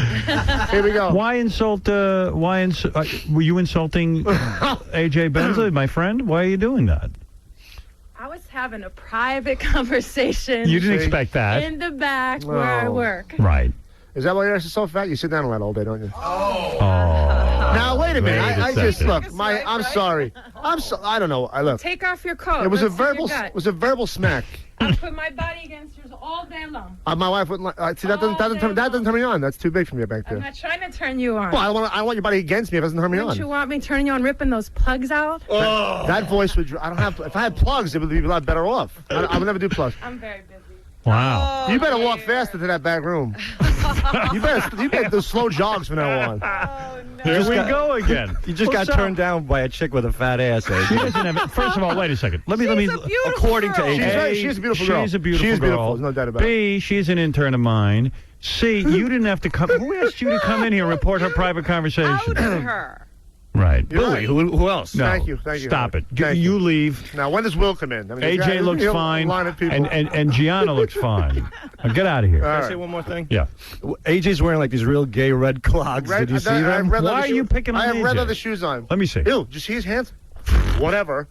Well, AJ, I'm proud of you. In the old days, you would have gotten up and smacked everyone. Look how calm he is. I wish it was the old days. I know, right? Believe me. Sal could use a smack, huh? Hey, in defense of Gianna, she made a private comment. There's no need for Sal to do that. Her ass is public, though, right? Well, the two of you She went actually at is very beautiful. And she said, yeah. And your intern was Michelle Girl. Beautiful interns, all of them. They really do. All of them. They're actually unsmackable. Yeah, don't smack it. You're unsmackable. So you've changed your whole life around. You're not going out at night? No. You don't hang out and see celebrities? That was a big part of your life. Yeah, it was that's something I used to. I go to 1 to 2 restaurants a week for a couple hours and come home. All right. You know what it's like with a little baby at home. What are you going to do? And you watch the debates? Yeah, I watched last night. Are you a Kerry guy or a Bush guy? I think Kerry won last night. Yeah. I was a Bush guy. What's happening recently with the country, he doesn't turn me on with this crap. No. Yeah, I agree with you. Especially with your stuff. Yeah. More so than Iraq. Your stuff bugs me even more. Yeah. Oh, you should see what they got planned for me. What? More now? Well, I just got a letter from AFTRA, my union, sitting and saying, please stop. Of course, stop the increased indecency fines against individual performers, announcers, and broadcast journalists. This is asking any member of AFTRA to take action right now and to write their congressman. Write your congressman. Yes, and they even give you a letter because most of us are too illiterate to actually write our own letter. Yeah. Dear decision maker, you put in, I'm writing to urge you not to include increased fines for individual performers, announcers, and broadcast journalists in any legislation passed to deal with the broadcast of material deemed indecent. Senator Brownback of Kansas is about to get this show off the air. I can't take it. We got to write. We got to write. We got to do it. So I'm gonna do it. I'm gonna write. I'm gonna write. He can't beat your army. They can't beat your army. Did you contribute any money to the campaign? I did not. What's wrong with you? I will do it. How do I do it? Last night was some kind of deadline. I made a contribution last night, but I'm sure you can still give to the Democratic campaign. Well, you got big money. I don't. Oh, yeah, right. I see what's doing over there. Oh, please. I can't get any money. I took my last dime and I sent it to him. Did you get a prenuptial agreement? No, I've never would. Wow. Because I'm broke anyhow. I was broke anyhow. You're not broke. Oh, for God's sake. I make money gambling. All that money you made at Daily News? Bettingclick.com, I bet. I make crazy money. No, I don't. You're not a big money guy? No, I don't save money. I take care of everybody's bills. I'm ridiculous. It's disgusting. All right. Let's go to High Pitch Eric. Yes, go ahead. You're on with A.J. Benza, host of Cold Turkey. I'll tell you what that is in a minute. Boy. Sounds like a good idea. How are you? Oh. Hey, Howard, I hate A.J. Benza. He sucks. I want to bitch slap the hell out of him. Oh, come on. You couldn't bitch slap I anyone. hate him. Oh, come on. Jeff the Drunk, go ahead. Yes. Yo, A.J. Yes, Jeff. Why are you such a bitch? Oh, dear. What does that mean? The screening process has not changed. No, it is not very good. Yes, Captain Jenks. Good morning, Howard. Yeah. Hey, AJ, aren't you even a little bit embarrassed that you're such a big pussy? Whoa. I don't know. See, What's that, going on? That to me, I don't know that. Jenks, I thought him and I settled everything. Even they had King of All Blacks. What happened between you and that Jenks? was 100 years ago. What happened? Oh, I don't even. AJ's a big pussy. Oh, he made fun of Linda Stacy, my old editor, and I told him I'd beat the crap out of him. He had King of All Blacks step in front of me at your birthday party. Oh, I didn't realize. Oh, yeah. We got in clutches, me and King of All Blacks. Wow. Well, I see that Captain Jenks hasn't put it behind him. I guess not. No, I haven't put it behind me. I still think you're a big pussy. All right. Well, start dialing some. Even 100 years later, you're still a big pussy. Right there, Jenky.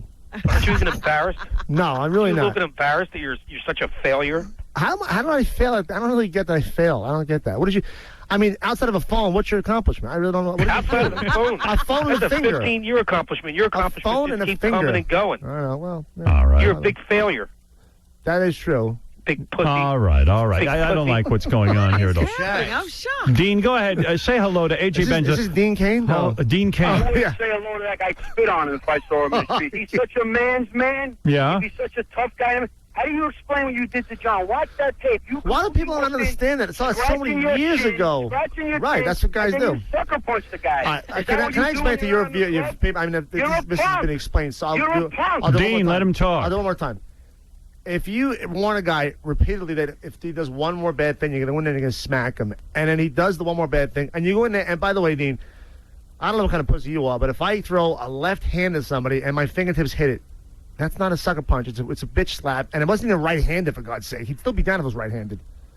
He'd stop stuttering. He'd be speaking straight. That's not a man's man. Yes, it is. That's what guys do. You smash a glass on a guy's That's what head. guys do. You're in a bar. Well, okay, so that's not being a man. You're not a man. You didn't step to him. Next time, all all right. AJ. Let me send you a letter to your house. I'll send a letter to your house and tell him that I'm going to come and kick your ass, and that'll be a man's man. Well, AJ, you seem. Were you in therapy? Because you seem much more controlled. You seem. I'm more control because life. Well, there you go. I'd still love to. I love to rip his. Well, All right, let's go AJ to. said he was going to smack him, and he smacked him. I don't get the bitch. I don't get Yes, the bitch Chauncey. part of it. Go ahead. What do you want to say? If he's against it, then I'm really giving up. How's it going? I don't know. Let's see how this phone call goes. AJ, by the way, I think AJ is the best guest, Howard, you've ever had. I always enjoy when AJ's on. That's overboard. Thank you, but now we got to find a happy medium now. So, well, here's the thing. AJ, confirm or deny this. What? Donald Trump called me up about, I'd say, 3 weeks ago. And he said You got big in stature, Chauncey. What's that? You got big in stature. Trump is calling you up. All right, go ahead. Yeah. All right, good for you. He called me up and he said... Why did he call you up? Because there was interview. I mean, because he wanted to go on the record about something with that penthouse pet. So he had some problem with something I wrote. But then he got into... Tell the truth. It was a wrong number. What's that? I said he called you because it was a wrong number. No. He had something to say to me. He said it. All right, so, okay, what did Donald Trump say to So you? then he gets into AJ, and he says, Chauncey, by the way, AJ Benza recently sent me a long letter saying, I'm sorry for all the things that I've said to you in the past. I hope that you can forgive me, and that we can get beyond it. AJ Benza. And we spoke, him and I spoke. It wasn't a long letter. It was brief. It was an email, and I sent it, and then him and I spoke for a minute. Yeah, when I got married and stuff, I look back on things, and there was some moments in those times with Trump that I pulled. You were very angry with him. Yeah. I forget why. I was the whole over an a ex-girlfriend thing. girl. But but I just looking back, it was like enough of this crap, and I just felt the apprenticeship was up. He was up and running with that, and just time went by, and I just said, let me go say I'm sorry to this guy for some things I said. Not everything I said. Did he accept your apology? Yeah, he called up, said great to hear your voice, this. It was fun. All right. So there you go. That was big of you, AJ. No qualms about that. Yeah, well, there was some things I did that were wrong, and some things he did that was. Let's go to John. John, you're on the air. Howard, good morning. Good morning. Just wanted to call in and let AJ know he is the best guest you've ever had. Wow. He should be part of the show. Wow. Well, there you go. I know he had some problems with Tom and John and whatever. That situation's over. Howard, hire this guy. All right. He's the best thing you've had on there. There you go. Well, then you see the tides are turning. Dan, the song parody man, go ahead. And by the way, Dan. Good morning, everybody. But by the way, before you say anything, let me applaud you for your song Ducky Doodle, which I think is a masterpiece. If I may play it quickly. Absolutely, I love it.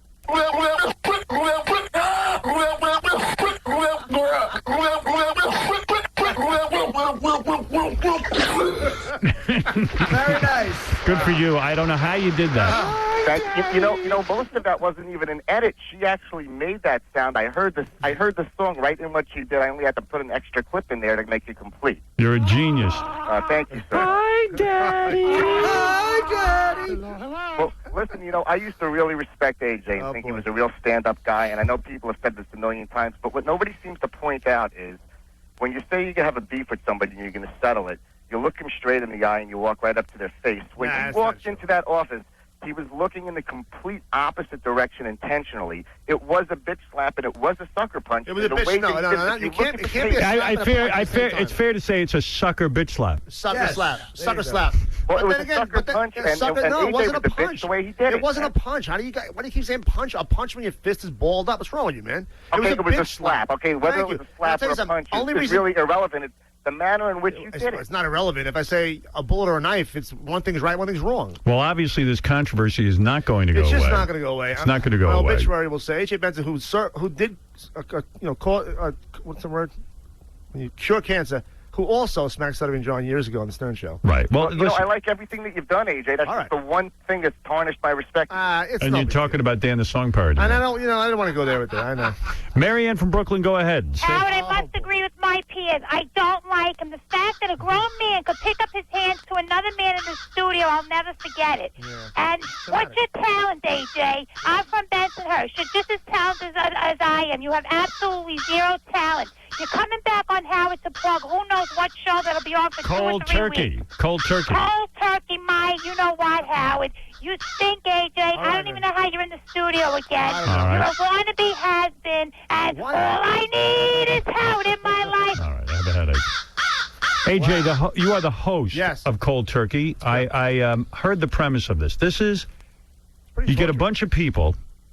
It's a reality show. Well, yeah, everything's reality. Now they get them out at airports. You tell a bunch of people they're going on a reality show. You get them in the house, and then you say to them, listen, forget what you really heard. Everybody was told they were going. One girl was told she was going to be the queen of her own island. You know, the hot girl, the hot black girl was told you'd be a queen of an island.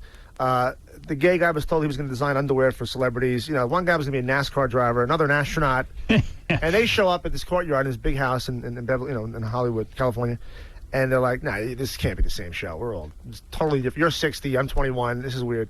And then I come out and say, here's the deal. You know, you're all here because you're filthy smokers, and you're going to quit in the next 30 days. You lock them in a house, and they have to quit smoking. Boy, that should be fun. And they get irritable, and we see the whole process. It's torture. It's funny? Murder? Yeah. I mean, I can't believe it's some of the crap that goes down there is pretty wild. I mean, you know. And this is on PAX TV. Yeah, PAX, out of the blue. PAX making a Called you up and said... I know NBC, Stu Krasnow, who's great. He did Average Joe. We go back from the New York days, and they just went out to read for this part. I'm like, all right, this sounds cool, and I did it. And you're the host. Yeah. So look at you. And I got a pickup. We're gonna do another show. After this. All right, good. Sounds nice. All right, let me take a break. Yep. We'll come back. I want you to sit in on the Mike Walker game. Oh, because I love that. You're love good at that. Oh, I'll win. This guy's very good at it. He knows everything. I How still are we do. going to play with him? Still know it all. I'll do it. How does somebody win on Cold Turkey? If I quit smoking for 30 days, what happens? Well, the thing is, there's a lot of money at stake. You know, there's thousands of dollars at stake. So if one person were to walk out of the house and say I'm quitting, then everybody else kind of loses dough. So do people crack? You know, I can't say this, but let me tell you something. There are bitch fights, sucker punches. Really? Smashed furniture. It gets sex. It gets nasty. Let's go to Mike real quick. Mike, go ahead. You're on the air. Hey, Howard, just one quick question. What does AJ stand for? I don't know. Alfred Joseph. Alfred Joseph. Better call you AJ. Yeah, I've been called Alfie for. Yeah, I was called AJ the minute I was born. Right? Andrew, you're on the air. Hi, Howard. Yes. Hey, 2 comments. AJ, Yo.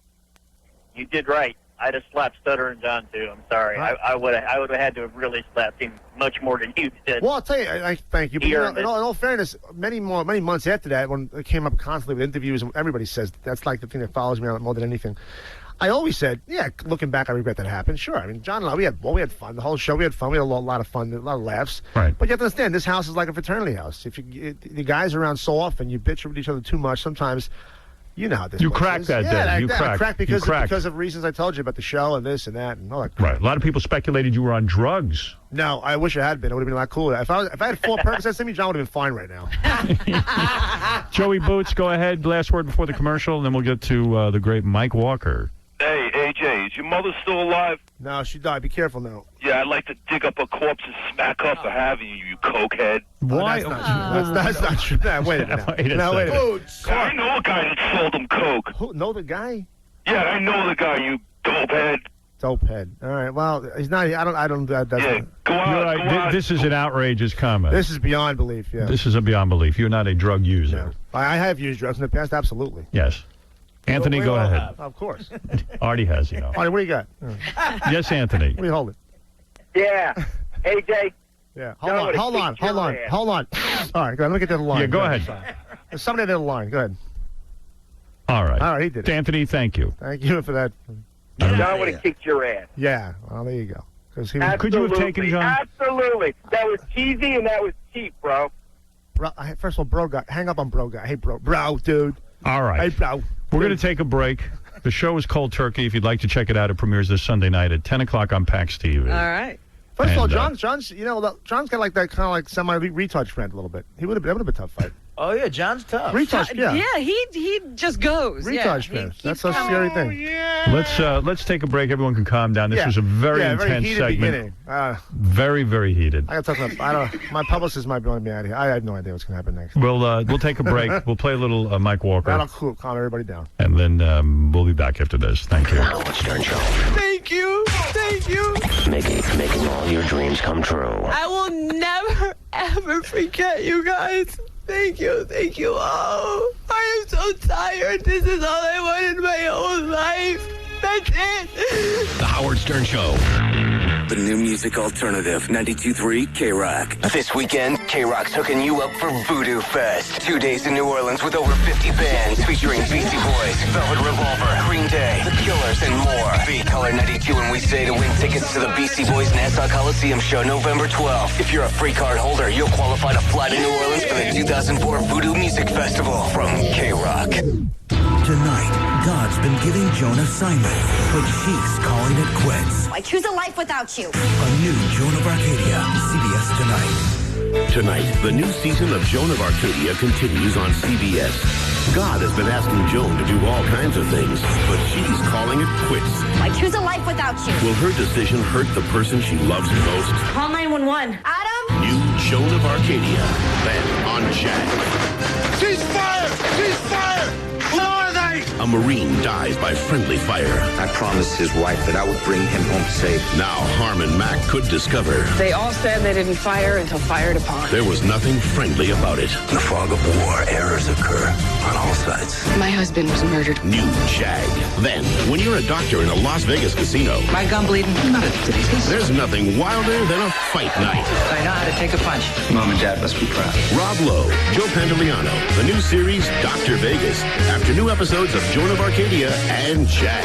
It all starts tonight at 8 on CBS 2. This Sunday, live and only on pay-per-view, the fate of two of the WWE's most elite superstars will be decided in a match with ultimate consequences. This will be a night that no one will ever forget. John Bradshaw Layfield. Come on, dead man! The Undertaker. Rest in peace. A last ride match for the WWE Championship. The only way out is in the back of a hearse. Plus, he's 7'2", 500 pounds, one of the biggest athletes in the world today. The Big Show is back! And he's returning to pay-per-view. The Big Show goes one-on-one with Kurt Angle. And finally, it all comes down to this. John Cena, Booker T, the fifth and deciding match in the best-of-5 series for the United States Championship.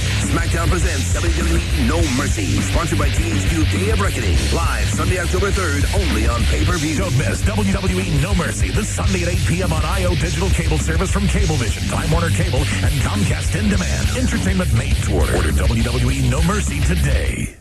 Imagine this. You walk into a bar, you order a Budweiser. It tastes good. So you look at the born on date. It says today's date. Perplexed, you look at a calendar on the wall and then at a date on a nearby newspaper. It all checks out. Somehow the beer you're drinking was bottled this very same day. And then you think to yourself, what's going on here? Am I in some kind of cosmic time warp? Have I slipped through some kind of barley and hops wormhole? Or are the people at Budweiser at it again? It's the phenomenon called Day Fresh Beer from Budweiser. Beer that was bottled on the very same day. And it's out to show that fresh beer tastes better. Our Day Fresh Beer crew will be bringing it to bars and nightclubs in select cities across the country. So look for them and your chance to try the freshest beer you can get your hands on. Day Fresh Beer from Budweiser. A 12-ounce reminder that fresh beer tastes better. Budweiser Beer, Anheuser-Busch, St. Louis, Missouri. Ladies and gentlemen, the next president of the United States of America, Wanda Sykes. That's right, people. I'm running for office. Why? I'll tell you. As part of my new show on Comedy Central called Wanda Does It, I get to go out and try my hand at all types of professions. Wanda Sykes takes on the world one job at a time. Watch Wanda Does It. Premiering next Tuesday night at 10:30 on Comedy Central. The job of president was bound to show up on my to-do list eventually. I mean, come on. It's already been shown. You don't need a degree in rocket science to rule the most powerful country in the world. Hell, I'm not even sure you need a degree. Wanda works. You watch. It's that simple. So, won't you join me in my campaign? Watch Wanda Does It. After all, I'm working for you. And trust me, we're all going to need some funny in the next 4 years. Wanda Does It. Premiering next Tuesday night at 10:30 only on Comedy Central. My platform, no margarita left behind. 4 more beers. 4 more beers. It's incredible. The big sale now this week at the One. Hudson Toyota, New York and New Jersey's #1 volume Toyota dealer. Buy brand new 04 Siennas for $29.95 or lease for $219 a month for 36 months. Over 60 Siennas to choose from just $219 a month or $29.95. Nice. Or buy brand new 04 4Runners for $27,425 or lease for $259 a month for 36 months. Over 50 4Runners to choose from just $259 a month or $27,425. 25. Unbeatable. No wonder Hudson is number one, and finance approval is guaranteed to every used car buyer. Call 877-HUDSON-1 for credit approval right over the phone. Miss the big sale, and you'll pay too much. Right now at Hudson Toyota, the one. Call 877-HUDSON-1. 36-month lease to Tier 1 TFS customers. Not all customers qualify. Total due Sienna 2311 4Runner 3101 includes refundable security deposit. Guaranteed credit requires 1 year proof of income and residence. Severity of credit determines rate, payment, and money down. This Sunday, it's America's biggest night of television, only on ABC. A family deals with tragedy. Johnny's mother was killed by a stray bullet. While living in tragic conditions. This family wants windows. They want heat. But the design dream team is about to supply a very happy ending on Extreme Makeover Home Edition.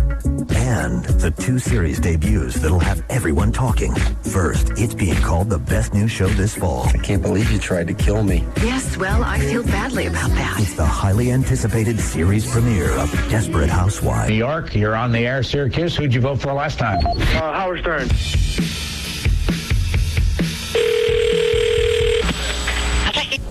Hello? Yes? Do you have California roll? Okay, this is a Japanese restaurant. Right. Do you have California roll? Uh-huh. Oh, yeah! Do you have eel? Eel, yes. Oh, yeah! Do you have spicy tuna? Yes. Oh, yeah! Do you have octopus? Yes. Oh, yeah! Can you read back the order to me? Okay, California roll, eel fish, spicy tuna roll, Oh, octopus fish. yeah! Excuse me, could you give me a telephone number, please?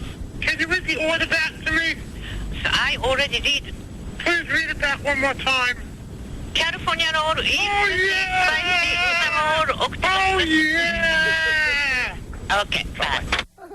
Yeah, that's it. Just keep your mouth open. Open your mouth. Nice and wide. That's it. That's it. Yeah. Right there. Taking a peek on the shot. Yeah. Oh, God, no more. Yeah. No. Look at the camera. Yeah. Yeah. Oh, that's gross. Yeah, God knows what that is. AJ Benson joining us, the host of Cold Turkey, a brand new show that airs on PAX TV, 10 o'clock, Sunday night. Yes. We get to our friend Mike Walker from the National Enquirer. And then I'll introduce you to the new head of the E! Network. Oh, really? Is he here? Big Ted. Big Ted came in to visit. Ted went to college with me. Ted Oh, Harvard. I know that. Right? Yeah. He was a year younger than me. Good guy? Nice guy, yeah. He's a good guy. Yeah, he's a good guy. Everybody's a good guy to me now. Mindy was a good guy, too. Yeah, Mindy's a good guy. Great guy. Mindy's a good guy. Great guy. Hell of a guy, yeah. Speaking of E, part 2 of the animated FMEs tonight. It's going to be real cool. It's animated, and then you see clips. I think even AJ's on there. Oh, boy. I'm pretty sure he made it. He must have won. AJ's an FME winner. I'm a two-time winner, sure. Yeah, you've won plenty. You've got your share. I'm not. I even gave one away to Gan Lufini, remember? Yep. Yeah, very good, big moment in my life. Hey, yeah, I remember that. You gave away your... I had someone. You had so much. The poor guy was just starting out in the new show, on that cable show. Hey, Mike. Howard. Mike Walker, of course, of the National Enquirer, the Gossip Game, nationalenquirer.com. He's got that Sunday afternoon show now on KLSX Los Angeles from 1 to 3. He really has it all going on. It's all happening. Yes, I do. I do. A lot of Yes. irons in the fire. Yeah, absolutely. Yeah. Who won the Sorry. debate last night? Oh, as far as I'm concerned, Kerry did. You're right. You answered properly. Well, I want to know from the paper's point of view. Yeah, why does the Enquirer not endorse a candidate? Howard, the Enquirer is not a political paper. I've told you this before. This is not a political show, but I go every once in a while, put my ass on the I line. know you do, and once in a while we do too. Our stories on Bill Clinton were matchless. Yeah, thanks. Thanks a lot for those. Well, because these guys are boring in our terms. For God's sake, what do we got? A guy who was once a drunk and a whatever, coke addict, and a guy who... John Kerry has screwed up the fact that he has one of the best military records anyone has ever had in this country. He screwed it up? Yeah, he screwed it. He let Bush lead for too long. Now at least he's getting a little bit tough. Yeah. It annoys me sometimes. He will not. He's right. Well, the trouble is Karl Rove is a words guy. He needs a words guy. He needs somebody who goes, Yeah, how about that flip-flop? Flip-flop, words like that. These are things that people remember. Sadly, people are stupid about this. The stupidest people in this country sometimes are journalists. They are lazy. They don't do a thing. You're right. Look at the lousy reporting. Look at the lousy reporting we're getting now. I mean, how many people even know in this country that 2 weeks ago, federal judges turned down the president and said, you don't have a blank check just because we're at war, so you can't keep people forever without access to a lawyer. No, I knew that, but Robin didn't. Oh, Okay. I knew that. I know. Frankly, No, you knew didn't. that. I knew that. Now that you've told us that, Mike, tell us what kind of latte Courtney Cox had this weekend.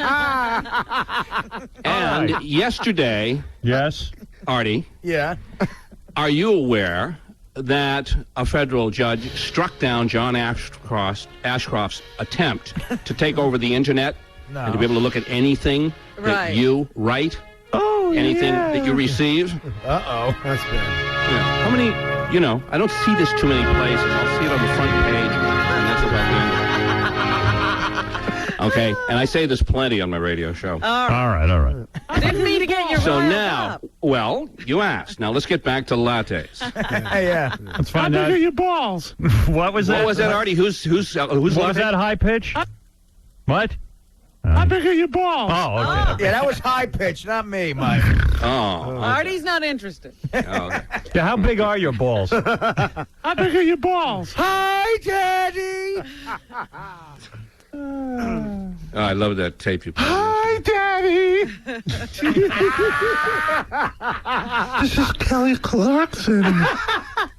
All right, let's hear 4 stories from the great Mike Walker. By the way, I got a lollipop for you. All right, hey, Mike, this is something you don't know. What? Mm-hmm. Last night on television at 8 o'clock, Yeah. Right. Survivor beat Joey by 1/10 of a point. Just 1/10 of a point. That's right, Wow. but Survivor wins. Then Survivor beats Will and Grace by more than 1/10 of a point. Well, like quite a bit. 12-3 to a big gap. 12-3 to a 10-7. Then mysteriously at 9 o'clock, everybody watched the debates on what channel do you think? The majority of people. 4?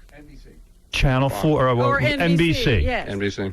12.9 to, let's say, CBS's 9.8 to ABC 7.9. They'd rather not watch too. Do you think that's because of rather? Yes, Obviously, they have yeah. been saying that the ratings have been dropping precipitously. They have, since yes. This whole incident with that forged or copied document was used. All right, there you They've go. really been losing Well, a Dan lot still of says to viewers. this moment that he still believes that the document isn't forged. Even at this moment, he's saying this. Guy is incredible. Dan Rather never saw the document. Yeah. Dan Rather reads off a teleprompter. It's not his fault. Dan Rather reads off a teleprompter. Yeah. All right, we're going to hear 4 stories. AJ, you're particularly good Yeah, at this. love You were in the it. gossip game for a long time. Let's see if you can pick out the fake story. All right. Lindsay Lohan whines about reports that she's a real-life mean girl, but here's the new Lohan lowdown, and I do mean low down. Patrons of a Santa Monica bakery watched slack-jawed as the cranky brat, furious because they'd sold all their blueberry muffins, started ranting and raving. I can't believe you ran out of blueberry muffins. How can a bakery run out of blueberry muffins? The flustered counter lady offered bran, orange, lemon, etc., but Lindsay insisted only blueberry would do. Suddenly, a little girl about 10 years old, who had already been waited on, piped up shyly and said, "Excuse me, you can have my blueberry muffin and I'll get something different." "That's so nice of you," gushed Miss Movie starlet, who swiftly glommed the sweet child's muffin and urged her to choose a different sweet. Good little girl impression, by the way. By the way, Hi, Mommy. Thank you, Are you proud of me? I always wait for Artie's approval on these, all I right, work on them. Number 2. Last comic standing, producer/star Jay Moore is still standing, luckily, after comedian/contestant Gary Gulman slammed him into a wall with fist cocked and threatened to deck him. "Why are you such a jerk?" howled Gulman, who ranted he was sick and tired of Jay needling him and the other comics. The pair were pulled apart before blows were struck, but Gulman's still grousing. Note to the G-Man, reality bites, pal. Another sucker punch incident. That's right, number 3. It happens everywhere. Nice. Another one. Sorry, Andrew. I like to dig his mother up, the corpse. Gary Goldman's mother That up. was out of line. Yeah. Number 3. Bling don't mean a thing to Barbara Walters. The 73-year-old anchor who's retiring for ABC's 2020 got a stunning bye-bye gift from the network, a $32,000 diamond and sapphire platinum tennis bracelet from Tiffany's. But she brought it back to the famed jewelers and told them, "It's very very gaudy for me to wear. So, generous Barbara exchanged the bracelet for 11 items in the $3,000 range that she gifted to members of her personal staff. And number 4. Want to know how it feels to be a Hollywood superstar? Imagine this. You're Jack Nicholson, power lunching at the grill in Bev Hills. Suddenly, a tiny screw falls from your Gucci sunglasses, plopping into the Cobb salad. Do you fret? No. You pick up your cell phone, speed dial Gucci's on Rodeo Drive, and hear the manager croon, "Just enjoy your lunch, Mr. Nicholson. I'll send someone." You hang up, order a fresh salad, and while you chat with chums, the guy arrives, whips out a screwdriver, and presto, you slip on your good-as-new shades, flash the famous jackal grin, and slip Gucci guy a crisp $100 bill. All right, here we go. Lindsay Lohan is so spoiled that she has to take a little kid's blueberry muffin. She had a blueberry rant. Jay Moore and Gary Goldman came to blows on Last Comic Standing. Barbara Walters didn't like her diamond and platinum Tiffany, and she sold it off and gave it to staffers. Jack Nicholson is so powerful that an eyeglass guy will come by at lunch and fix his glasses. All right, AJ, you know all this. You got it. The untrue item? Untrue. The untrue item. The untrue item is number 4. Nicholson does not eat at the grill. He don't leave his house. He doesn't. He would not eat out at the grill. No way. Wow. How do you know that? I know Jack. You hung with Jack. Sure, I know Jack. He don't eat at the grill. Hates the grill. Hates the grill. Hates the grill. You're saying he hates the grill. I'm saying he'd rather not eat at the grill. I'm saying when he has people at the house who cook for him, what have you, and furthermore, he doesn't wear Gucci's. He wears Ray-Bans. All right, there you go. Wow. See? That's impressive. Robin, what do you say to that? That's convincing, isn't it? Yes, it is. I guess I'm going with AJ. I like that explanation. I say Lindsay Lohan is the fake story. Why? She wouldn't rant over a blueberry muffin? Maybe, but she wouldn't take it from a kid. I don't believe it. Get out. Don't believe it. All right. Bitchy girl. Maybe Artie? her father would. I had her father on the show this week. I know. Well, he just pleaded guilty to some charge. Yeah. Yeah, I heard that. He said it was all a mistake. Yeah. All right. Well, he's taking the rap anyway. Artie? I'm going to go with number 4 because That's hot. it looks like Nicholson hasn't had a Cobb salad since Easy Rider. It's the Cobb salad, huh? Fred, go ahead. I'll say number 4 because I don't think Jack would notice a screw falling out of his glasses. He's usually pretty prompt. And also, that AJ argument, that was convincing. Yeah.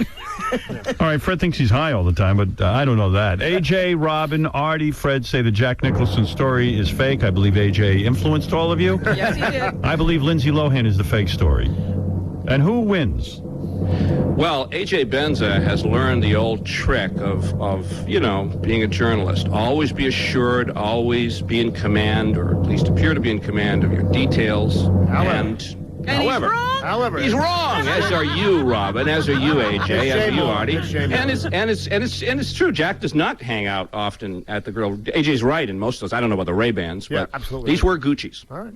Hey, he switched. And by the way, I made up the Cobb salad, okay? So whoever, was it Fred who said I don't think he eats Cobb salads? Artie. That was Artie. Artie, yes. And this is a fake story. I know, I threw in the Cobb. I was doing an atmosphere thing. That persuaded me. That threw me Is off. that what did it? Yeah, the salad. When you got to the salad pot, I knew it wasn't. I mean, I don't know. He may have eaten the Cobb salad. I was eating a salad. I Well, made the it only Cobb. reason I picked number 4 is because I had the Cobb salad joke. That's all I based it on.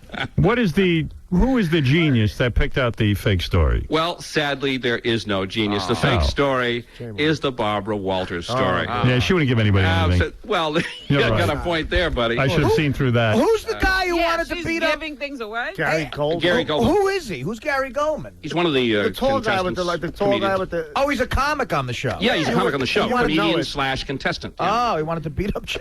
All right, thank you so much, Mr. Mike Walker. You Thank fooled you. us all. Thank Play you, the guys. Gossip Game with Mike Walker online at nationalenquirer.com. Listen to the Mike Walker Show Sunday afternoons from 1 to 3 on KLSX 97.1 FM in Los Angeles. And journalists, awaken. Wow. Thank you. And the Gossip Game is sponsored by the video phone from Packet 8. Speak in color with Packet 8.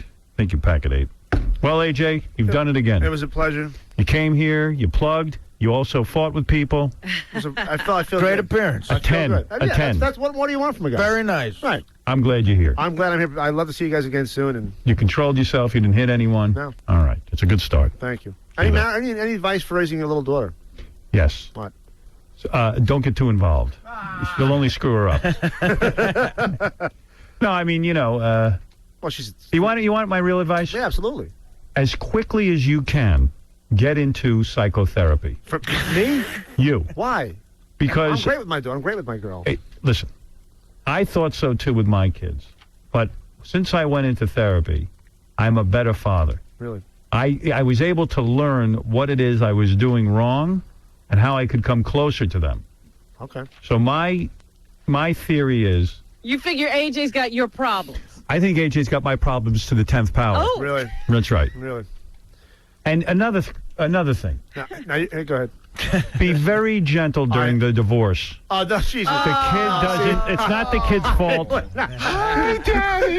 when you, and I mean this from the bottom of my heart. Well, when you and your wife split It's up, not going to happen. It won't happen. Try to be friends I know, with her. I've been in the same chair with millions of celebrities saying the same thing, but I'm not going to leave her. Try to be good to her too, because she is the mother of your children. Don't let your temper get to you. No, why are you balling your fist? Listen to me. Listen. Jesus. Do me. You're never going to I'm let. not. Yes, I am. No, you're not. You know what? Yeah. Look at me. I love you, but you don't know yourself. You're not going to stay married. I do know me. I love this Maybe girl. if he gets into therapy now, he can Without save therapy, all I of love it. her. I'll tell you what. I'm going to give you a treat right now. What? I'm going to cheer you up. I'm going to let you meet Ted Harbert for me. Wow. Ted took over the reins at E. I haven't seen this guy in a long time. Yeah. Since college. Oh, you didn't see him when he was over at ABC? There's Ted. Still looks the same. A little bit older. A little bit heavier. But there he is. There's the guy who used to work at my college radio station. Your college radio station. There's the guy who looked up to me. Ted Harbert. Hi, Howard. How are you? Ted actually never looked up to me. I don't think you paid attention. You're about a foot taller than I am. Well, congratulations on taking over the stewardship of E. Appreciate it. You have your hands full. A lot, yeah. I think losing Joan Rivers was a mistake. That happened before I got there. Yeah, Wasn't that your was fault. not on his watch. Wasn't your fault. I thought Star Jones was horrible. Oh, God. What did you think? You know, I was standing right there next to her, and what was great is that every star wanted to talk to her. What this show is about is getting the stars to talk to E, and they all want to talk to Star. And They did. all did. So you feel Yeah, and you know why? Because nothing's going to be said. you feel you'll continue with Star Jones? Yeah, I'm trying to get her to do the Golden Globes for us right now. Oh, dear. Yeah. Interesting move. By the way, thumbs up on the special. It's good to be Megan Mullally. That was a great one. What I want to do is it's good to be the Terry Hatcher thing from this morning. That's You're not kidding. That's some of the best television I've ever she seen looks in my life. gorgeous. That will be great. Did you actually see the lap dance? They just played the clip back. It's unbelievable. That is a great clip. That's going to be a great E-show. Does she look good or what? Wasn't she kooky for a while? She lost everything. She became a nutcase for a while. Well, that's what they said in the papers, that she was trying to be an anorexic and her husband was... She succeeded in that direction. No, I mean, she's beautiful. She's gorgeous. But she says she didn't have an eating disorder. Left Howie Long, finally. Right. I still got a radio track as a Don't hate me for this, because I just got to report stuff to you. Apparently, that's her thing now. She lap danced Jay Leno on Tuesday night. No, she let us right into it. That bitch. On the stage. She let us kidding. right into Lap the dance. face. That's her thing. You know what I mean? She did that on the Tonight She Show? didn't get to him the way she got to you, but she, because, Jay would never do that. She's lap dancing Meredith Vieira as we speak. Boy, I fell right into I that. said she let us right there. I was like, wow. This I is... just got sucker punched. Yeah. Bitch slap. Bitch slap. Yeah, bitch slap. Howard, Sucker she's got a show to slap. promote. She's got a show to promote. You know what? I get fooled by actresses. I am a biggest sucker for that. That came off so natural and spontaneous. Yeah, she did it very well. And she worked that in. Shows she's back.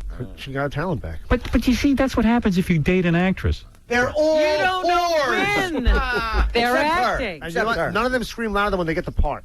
I know. You see, I fell into that like it was like something between us. Right, it was special for you. What a dick I am.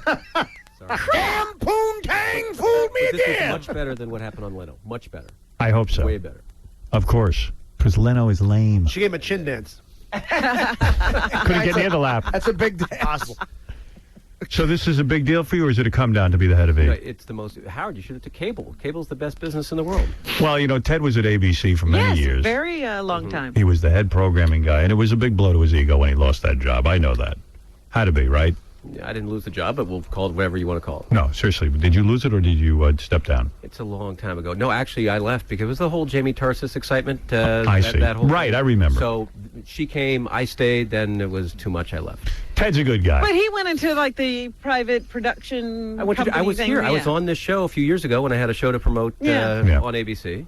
And then went to NBC, and now the best job ever is E. Ted and I did business together at Yes, NBC. we did. Is that right? Yeah, he was the head of NBC Studios. He gave you one of those failed pilots? Yeah, he's one of the guys who said, no, you're not going to be on TV. Artie, you did great. Thank you. No, Ted, seriously, congratulations on running E. I've had a long-standing, long-term relationship with E that has been very fruitful. It's been great. Something easy for you to say. Can I just say Well, not you, AJ. Can I just Well, you had your moments. I had 5 years. All I want to say is, on behalf of everybody at E, we're very, very grateful for what you do. You're the highest-rated show on the network. Thank you. It's just huge for us what you do, and we're very grateful. Thank you, and I look forward to a healthy association with E. And do me a favor, announce now some of the people you'll be firing. I would love to see you do it on air. There's a nice bunch of people out there. The guy who put together Wild on Sea Caucus. He's gone. Another outstanding show. Wild on Sea You going to clean house? No, it doesn't need to be done. You're going to put Mysteries and Scandals back on the No, air? they're really great people. That's a good question. They're really great people there. Will you put Mysteries and Scandals back on the air? I don't It's a think good so. show. You don't I think so? loved Mysteries and Good show. Scandals. Good show, Ted. I like the Fatty Arbuckle Good show, one. Ted. Go over and smack Ted around. He'll put it back on. Hasn't let me How one about a Ted. He doesn't want to Yeah, look look at at it. you. True Hollywood story on Artie? I hate him how's already. that? That's good. I like That's that. coming up sooner than you think. What, do you have new, fresh ideas for E, or will you just... Yeah, we've got a lot of shows coming. We're developing now and announce the next few weeks some new shows for next year. All right, very good. All right, Ted, good Maybe luck. the schedule's already full, AJ. All right, I wish you luck. I appreciate it. I really do. I'm behind you. Thanks, Blank man. it. You Okay. just don't call me and bother me. Ted and I worked at college radio together. Yes. And he could see even then I'd be a huge superstar. Actually, you were the best DJ in the entire station. That's true. do you really But feel very that? different than you are now. Yeah, very different. People said I was horrible, I thought. No, you were just that No, that FM was your laid father. back. That was just to your soft face. voice. Oh, my father told me. I was more like, WTBU. yeah, WTBU. Little Muni-esque. A little bit. Yeah, a little mini guys. Muni-esque. But all right, listen, I wish you luck with the E Network. Thanks very much. I need all the help I can get. Yeah, I know. And Style. Don't forget the Style Network. All right, always plugging. That's Always good for you. plugging. All right. Thanks, man. How much you getting paid over there? About $27 a week. It's just great. I bet she's getting a lot of money for that. I'm sure he is. He wouldn't have taken the job. Let me ask you a question. Mindy Herman, who was the previous head of E, Right. left with a $20 million buyout. How'd that happen? Were you able to negotiate a similar doomsday situation? Absolutely not. You do not have a $20 million buyout. Not even close. What's your buyout? $48. Oh, get out. He's not going to tell you. No. What's it's a your very- story? Still married or? Still married, 2 kids, 15 and 11, doing great. All right, good. Thank you. All right. See? Be nice to her in the divorce. Oh, yeah. That's your new line. AJ, it's never going to happen. All right. Anyway, the great Ted Harbin. There he is, a guy with an exciting new job. All right. Walking out A long time stunned. to leave, though. Yeah. All right. We'll take a break. We'll be back right after these words. Thanks, AJ. All right, thank you, guys. The Howard Stern Show mean to you? Hi, this is Wood Yee. The Howard Stern Show means to me a chance to have people listen to the programs that they would like to listen to, and a chance for light entertainment for people. That's not structured. The Howard Stern Show. It means so much to so many. Take a trip to Florida to dance at the new Scores in Fort Lauderdale.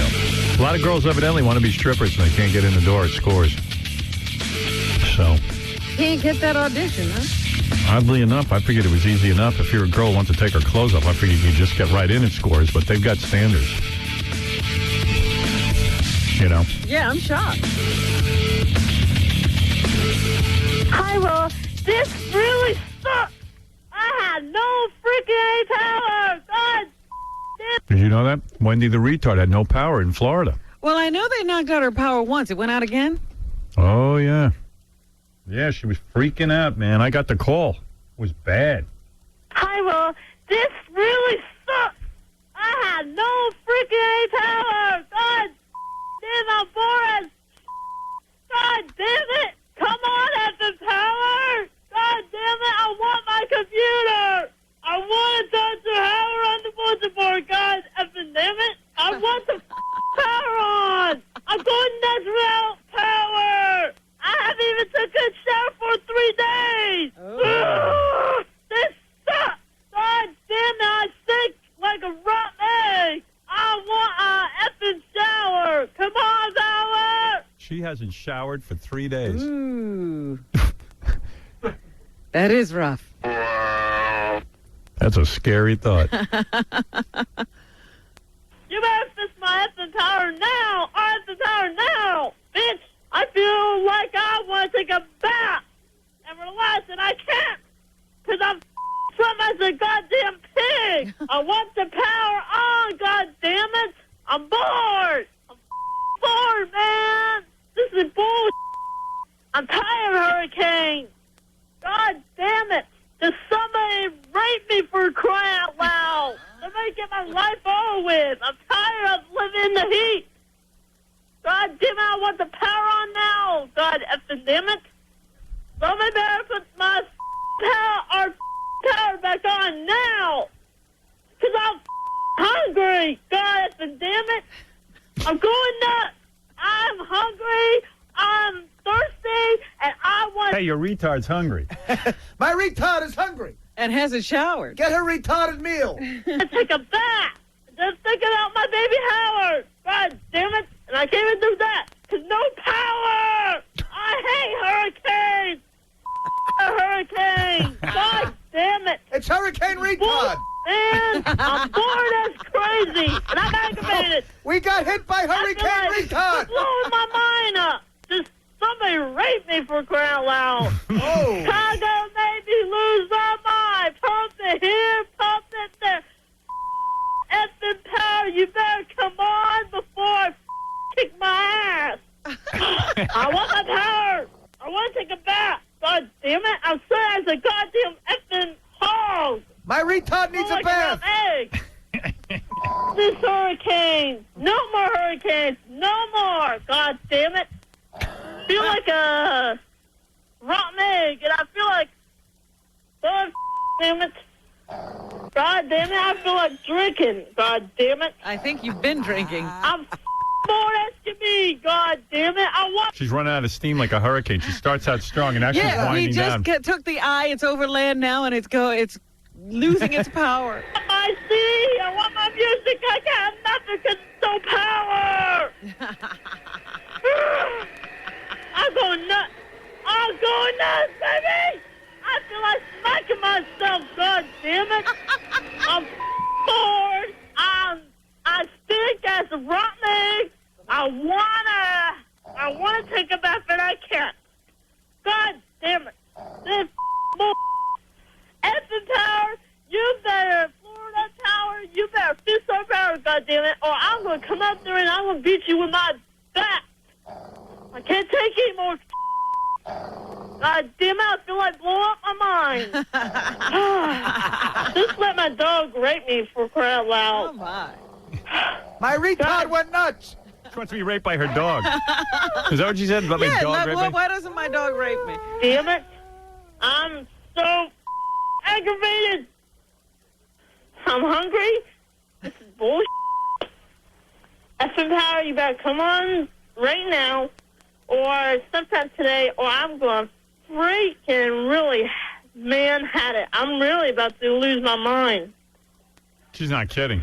Whatever mind she has left. Yeah, it's really tough on her, it sounds like. Yeah, well, because all of her fun things like music and computer are run by electricity. Yeah. If I was that mother, I'd get in a hamster cage and start spinning so that I could get some electricity going. Well, doesn't she have her drums? Why doesn't she just sit down at her drum kit? That lasts 10 minutes. My dog is raping my retard. Oh, God damn it. I feel like eating myself up for dinner. I feel like cutting my legs off. God damn it, I'm so... She's going to cut her legs up and eat them. My retard is eating her leg. I'm hungry, I can eat my leg. Hello, cops. My retard's eating herself. This sucks, damn it. I have nothing to do. I'm sitting as a goddamn pig. I have nothing to do. I'm bored as crazy. I Sounds can't like take my a bath Saturday. and relax. I'm thinking about Honey Howard. Wow. And then finally cut I her could off. listen to that all day. Yeah, I did. Yeah. Fascinating. That is amazing. Got some news for us, Robin? Or Oh, absolutely. love to hear what's going on. I mean, I feel like the world is exploding while we're listening to retarded phone messages. My retard's leaving messages. Well, we were talking about... it's a singing one. I get drawn in.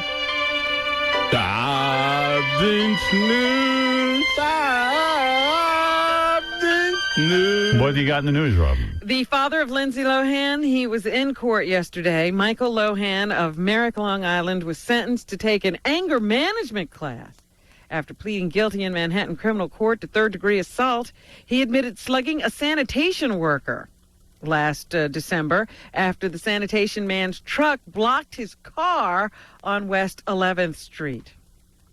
So there you go. He has to take anger management. He is still facing an assault charge in that altercation with his brother-in-law at a family party. So, all right. Michael Lohan trying to get all this stuff behind him. He said yesterday he just wants stability for his family. What the hell's an anger management class? You ever take one of those? No. Marty? No, it's one thing I haven't been in. Yeah, I can't imagine what goes on in there, but just a bunch of angry guys trying to keep a lid on it. Scary. It's the one place you better not lose it. I'm not angry. On Good Day Live, that show that Jillian, what's her name? Jillian Barbary was fired from. Well, her replacement, Debbie Matenopoulos, had a terrible accident doing a stunt the other day. She was, I guess, dressed up like a fireman. Yeah, I saw it. So Gary played me a copy of it. It's pretty wild. They had her step off a... Well, she was wearing the 30-pound fireman boots. And they had her step off a roof. 3 stories up. And land on one of those big pillow-like things. Right, those things that they use to catch people when they're diving out of buildings. Like, she's not a professional. I mean, they told her you have to just walk off and then pick up your legs, and she probably couldn't lift her legs because of the 30-pound boots. Yeah. Weird. These guys can't take a chick like that, some big dummy, and stick her out there and have her jump off. Who would do this? Well, she's desperate to be on TV. I mean, even a person who had to jump out of a building wouldn't be wearing the fireman boots. Yeah. She landed awkwardly, punching herself in the face with such force that it resulted in short-term memory loss and a concussion. Yeah. She was accompanied to the hospital by Arthel Neville, her co-host on the show. Yeah, she punched herself in the face. Yeah, she hit herself in the face with her fist and then followed it up with a knee. So she got a double. She sounds like my retard. I got to tell you, I saw the tape. It sucks because the big giant air pillow goes collapses up around and her. goes up around her. You can't see it. You can't see her punching herself in the head. Yeah, she says a big goose egg under her jaw, she says. It hurt like hell, and her ring actually cut her throat. The doctor said she was lucky that the ring didn't puncture her esophagus. And then Montecore got out of his cage and ate her foot. Montecore. So I guess Jillian should be happy she was fired from that show. That could have been her. Actually, Jillian was so upset that she couldn't stop giggling all day, she told me. Yes, Lewis. Hey, Howard. Regarding Wendy, I think you have an Emmy winner for next year. Yes. She's a genius. That's quite a performance. Yeah, we love Wendy. Put her on as much as you can. Absolutely. That's Wendy? the best retarded performance, I'm sure. Wendy, you might win an Emmy this year. Yes. So you're very lucky. Hello. Thank you, Howard. Is your power back? Yes, I just got that this morning. Did you go crazy? Yes. Was it really hard for you? Yes. Because Did your dog rape you? Yes. Was that retarded hurricane angry at you? Yes. Yes, Gary? We were trying to figure out if Wendy ever goes to sleep because she calls Will on the average of 4 to 5 times every night between midnight and 4 in the morning. Do you ever sleep, Wendy? Yes, I do in the morning. But she's up all night, like just It's making hard to phone believe calls. she's not on a schedule. In the morning, sometimes I stay up late at night, and sometimes I sleep during the morning. Yeah. I'm going over my retarded itinerary. Don't you have anything to do, Wendy? You don't go to school or work or anything? No, not really. I'm just trying. She does nothing, Robin. Nothing. How great is her life? Find a PlayStation 2. So she's trying to find a PlayStation 2. So you freaked out because everything in your life is about electricity. Like you can't read a book, so you have to have your computer and you have to have your karaoke machine and your radios and all that stuff. Yes. And that's all controlled by electricity, I guess. Yes. I like my usually schedule I plan myself. You play with yourself? Yeah. So what do? You sit in your room all day and your schedule is sleeping, eating, and then you play on your computer? I think about you. My schedule Please is don't. sometimes take a bath. Well, thank you, Wendy. All right, you'll be What nominated. happened to the drums? Did you play your drums while the power was off? No, Yes, Robin. she didn't realize. She thought the drums had to be plugged in. Did you play your drums while you were in having a problem? Yes, I did. What did that sound like? It sounded like really bad, and my neighbors started complaining. Oh dear. Did you eat your own legs? Yes. Did you slap yourself? Yes. Did your dog rape you? Yes. See, you had a lot to do. All right, thank you. Thank but you. I really miss talking to you all. We missed you too. What is it, Eric? Hi, Wendy. Hi, Eric. How are you? Fine. I love you, Wendy. You know why? Why? Because it's because of Howard. That's how I got to meet you. Oh, you make me sick. All right, hey, Wendy, thanks. Howard, Yes. I have a song I want to sing to you real quick. All right, do it quickly because I must get to more news. Yes, sir. Here it is, Howard. Please sing. Kelly Clarkson. Hold on, it's coming. Sexy song. Nice.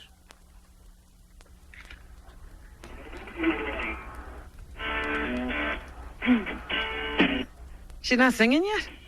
Yeah, you didn't miss anything. This is a retarded guitar solo. I'm trying to find it. Could be a little more prepared. It's got to be a particular song, like it makes a difference. Just sing any song. My retard is having technical difficulties. Where are you? Oh, there it is. Here it is, Howard. Oh, good. Hit it.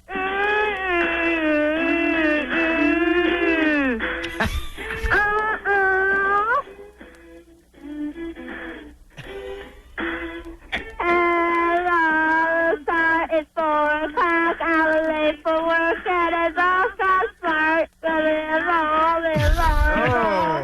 all. Wonder what she's wearing. Thank goodness she found the song. That's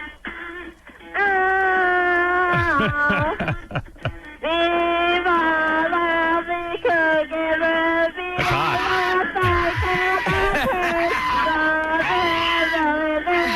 See, the only way they could remake the Munsters, in my opinion, is you get someone like her. Perfect. You know what I mean? Like, really go hardcore. Wendy, who are you voting for? Could she vote? Is she registered? Let's see.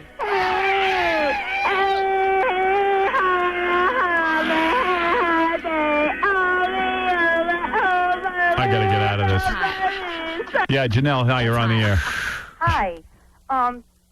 I've never called in before, and what persuaded me to call is a comment that you made last week saying a lot of people were sick of you talking about politics. Well, I wanted to let you know that if it wasn't for you talking about politics, I wouldn't have bothered to register to vote, which I haven't yet, but I do intend to because of your word.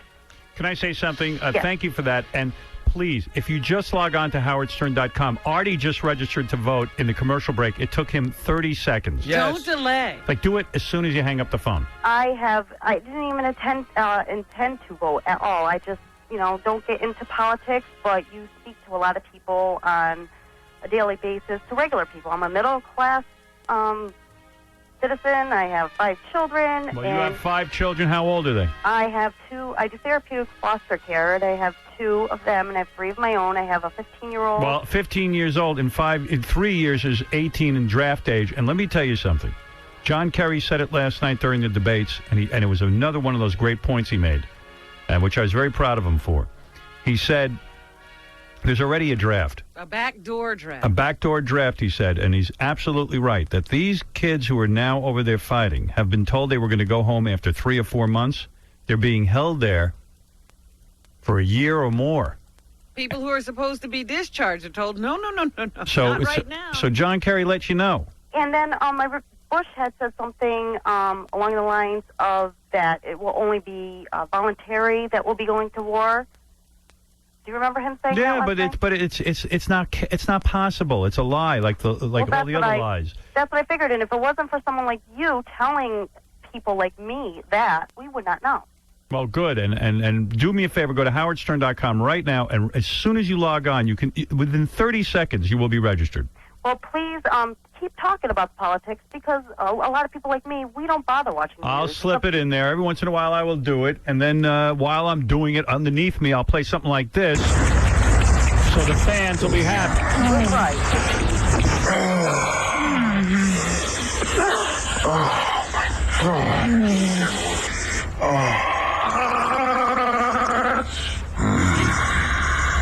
You want to look at the camera and tell us what you are? I'm a messy little spit-covered dirty pig. I'll play that, and everyone will be fine. It's nice. All right, Robin, what else is in the news? Yesterday, the Yankees clinched. Yes, they did. They are, for the 7th straight year, the leaders in the AL East. Yep. So that's some kind of... Is that a record? It's got to be. It's an American League record. The Braves are better in the Braves... In their division? In National League, they have it. Okay. All right. Well, here is the final call of the game by Yankees announcer John Sterling, C3. Please spit in my face. Masui leads. The pitch swung on and drilled to deep left. That ball is high. It is far. It is gone. It's all over. The Yankees clinch. It's the bottom of the ninth. 1 out. Walk-off home run. Burn, baby, burn. Bernie goes boom. He drills a 2-run home run on the netting over the retired numbers. Final score, Yankees 6, Twins 4. Ball game over. Yankees win. Yankees win! Retard! They clinched first place. They clinched the best record in the American League. They become the first Yankee team to win 100 or more 3 years in a row. They clinch home field for as long as they remain in the playoffs on the electrifying 2-run home run by Bernie Williams. Oh, boy. That's like Fox News talking about Bush. It's true. Same thing. Yeah, they get all excited. He's great! He was brilliant! Bernie goes boom! That I've never heard before. That was the fruitiest thing ever. That was very How big are good. your balls? What was that, a high pitch? How big are your balls? Yeah, exactly. What is it, Double A? You're on the air. Congratulations, Jay. Hey, Howard, how's it going? What's going on? Hey, I watched the animated E! show last night. It was hilarious. I Yes. loved it. Would you, Part 2 tonight. Oh, definitely. Would you get behind, like, a Whack Pack cartoon? I mean, with Yes. Wendy just now was hilarious. Yes, we're going to animate Wendy talking on the phone about the hurricane. Oh. What else is in the news, Robin? Well, of course, the debates are in the news. A few clips from last night. Here's George W. Bush getting a little... I guess he's using the wrong word. In Iraq, no doubt about it, it's tough. It's hard work. It's incredibly hard. You know why? Because an enemy realizes the stakes. The enemy understands a free Iraq will be a major defeat in their ideology of hatred. That's why they're fighting so vociferously. They showed up in Afghanistan when they were there because they tried to beat us and they didn't. And they're showing up in Iraq for the same reason. They're trying to defeat us. And if we lose our will, we lose. But if we remain strong and resolute, we will defeat this enemy. Vociferously? I don't even think is a word. It isn't? I think it is. Vociferous. Vociferously. I was proud of him to pull out that word. Vociferously.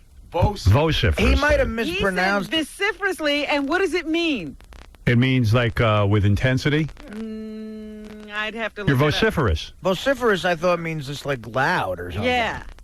Oh, really? It doesn't mean He used it wrong? furious. He meant furiously. I don't know. I think he used it right, though. No, I don't think so. Isn't it to be with vocer? From the Latin, Vociferous? yeah. What is it, Ralphie boy? First of all, I think Channel 4 won in the ratings because their picture was easier to watch. Like everybody else, the pictures of the guys were really small. You couldn't really see. All right. I don't know what that means, but... I think they're the same I camera. didn't tune around. I don't know what other It's only I one think camera in Terry- there. They all take the same feed, pal. No. They split it up different. Like the picture was bigger on Channel 4. You could see better. All right. All right. I don't think that was it, but go ahead. This I is believe expert that- analysis. Got some good weed last night. I believe Mr. Kerry won because what he had to do, he accomplished. He came out and made himself clear, and he put a stop to Bush sort of twisting his words around. and he really stayed on point. I mean, Yeah, he did a wonderful job. made Here's himself clear. Mr. Kerry to demonstrate. And, and he made a great point at the end that he said, yeah, Bush is focused, but that doesn't mean he's right. I believe in being strong and resolute and determined. And I will hunt down and kill the terrorists wherever they are. But we also have to be smart, Jim. And smart means not diverting your attention from the real war on terror in Afghanistan against Osama bin Laden and taking it off to Iraq, where the 9/11 Commission confirms there was no connection to 9/11 itself in Saddam Hussein, and where the reason for going to war was weapons of mass destruction, not the removal of Saddam Hussein. This president has made, I regret to say, a colossal error of judgment. And judgment is what we look for in the President of the United States of America. I'm proud that important military figures are supporting me in this race. Former Chairman, Joint Chiefs of Staff, John Shalikashvili. Just yesterday, General Eisenhower's son, General John Eisenhower, endorsed me. Admiral William Crowell, General Tony McPeak, who ran the Air Force war so effectively for his father, all believe I would make a stronger commander-in-chief. And they believe it because they know I would not take my eye off of the goal, Osama bin Laden. Unfortunately, he escaped in the mountains of Tora Bora. We had him surrounded. But we didn't use American forces, the best trained in the world, to go kill him. The president relied on Afghan warlords, and he outsourced that job, too. That's wrong. Oh, yeah! Nice. That was a good Yes, little he made a lot of points. chunk. I told you, the guy, when you sit and listen to him, he's really good. He's off to a great start now. Yep. Here's President Bush. All right. Number 3. This is a global effort. We're facing a group of folks who have such hatred in their heart, they'll strike anywhere with any means, and that's why it's essential. But Iraq didn't strike anywhere. He's confused. Wait a minute, we'll get to that. That we have strong alliances, and we do. That's why it's essential that we make sure that we keep weapons of mass destruction out of the hands of people like Al-Qaeda, which we are. Now we got to run that dumb Iraq, and it's going to run us into the ground. I mean, there's no taming those maniacs. But to say that there's only one focus on the war on terror doesn't really understand the nature of the war on terror. No, he's the only one who Kerry understands. straightens him out in number 4. Oh, okay. Because it makes me crazy. The president just talked about Iraq as a center of the war on terror. Iraq was not even close to the center of the war on terror before the president invaded it. The president made the judgment to divert forces from under General Tommy Franks from Afghanistan before the Congress even approved it, to begin to prepare to go to war in Iraq. And he rushed to war in Iraq without a plan to win the peace. Now, that is not the judgment that a president of the United States ought to make. You don't take America to war unless you have a plan to win the peace. You don't send troops to war without the body armor that they need. I've met kids in Ohio, parents in Wisconsin places, Iowa, where they're going out on the internet to get the state-of-the-art body gear to send to their kids. Some of them got them for birthday present. I think that's wrong. Humvees, 10,000 out of 12,000 Humvees that are over there aren't armored. And you go visit some of those kids in the hospitals today who are maimed because they don't have the armament. This president I don't know if he sees what's really happening on there, but it's getting worse by the day. More soldiers killed in June than before, more in July than June, more in August than July, more in September than in August. And now we see beheadings, and we got weapons of mass destruction crossing the border every single day, and they're blowing people up. And we don't have enough troops there. I thought he was masterful. And he says the president is sending a mixed message. Here's Kerry again, number 5. What kind of mixed message does it send when you've got $500 million going over to Iraq to put police officers in the streets of Iraq, and the president is cutting the COPS program in America? What kind of message does it send to be sending money to open firehouses in Iraq, but we're shutting firehouses who are the first responders here in America? The president hasn't put one nickel, not one nickel, into the effort to fix some of our tunnels and bridges and most exposed subway systems. That's why they had to close down the subway in New York when the Republican convention was there. That was a great point, too. We can't protect ourselves, and we're busy fighting a war in Iraq. Well, if you looked at $200 billion and what you could buy in terms of protecting our own borders and We'd putting be in completely safe. putting in airport security, we would be so friggin' You safe. could have a cop in every corner for that money. That's right. Here's Bush on Homeland Security. See, number 6. My administration worked with the Congress to create the Department of Homeland Security so we could better coordinate our borders and ports. We got 1,000 extra border patrol on the southern border, more than 1,000 on the northern border. We're modernizing our borders. We spent We're not. That's a lie. He just says stuff. He doesn't back it up. Yeah, he doesn't really Tremendous frigging have a lie. way to demonstrate this. Our borders are. He was. Let me tell you. Let me give you history. Bush was against Homeland Security. Said there was no need for it. Said No we need for didn't- that department. He point blank said no need for the department, and then after 9/11, somehow he Saw the error. he saw the error of his ways. Now it's his idea. He says, "Yeah, we set up a Homeland Security." He set it up after disaster hit. After he was forced to. Yeah. $3.1 billion for fire and police. $3.1 billion. Now, we're doing our duty to provide the funding. But the best way to protect this homeland is to stay on the offense. You know, we have to be right 100% of the time. And the enemy only has to be right once to hurt us. And they were on his watch. Here's Kerry about that. The president just said the FBI had changed its culture. We just read on the front pages of America's papers that there are over 100,000 hours of tapes unlistened to. On one of those tapes may be the enemy being right the next time. There's such a slacker attitude in that Bush administration. You could see he didn't prepare for the debate. He sits on that ranch. He didn't even... when Kerry hit him with that bomb, that's the truth. All of these hours of tapes just not being listened to. You know why? Because nobody's got any sort of motivation to. Well, why bother? Nobody got fired for 9/11. And Kerry, unfortunately, didn't say not one person has been fired since 9/11. Not one. Nobody messed up. No one. And nobody. And now when 9/11 hits again, they're going to go, well, why didn't you listen to those hours of tapes and see? Well...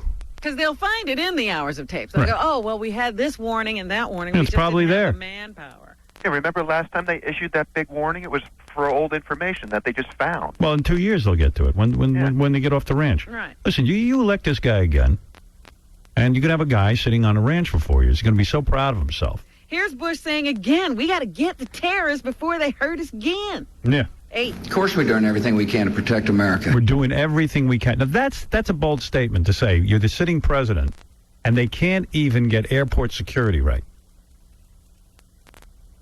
I mean, Cat Stevens is on a goddamn list that he's not supposed to be in the country. He's already on a plane. He Yeah, got right you know through. why they said that happened? Because they misspelled the name. Right. They can't even spell his name right. I wake up every day thinking about how best to protect America. That's my job. Yeah, and then he goes out to the ranch. Yeah, then he goes, has Wait a minute, fun. listen to this.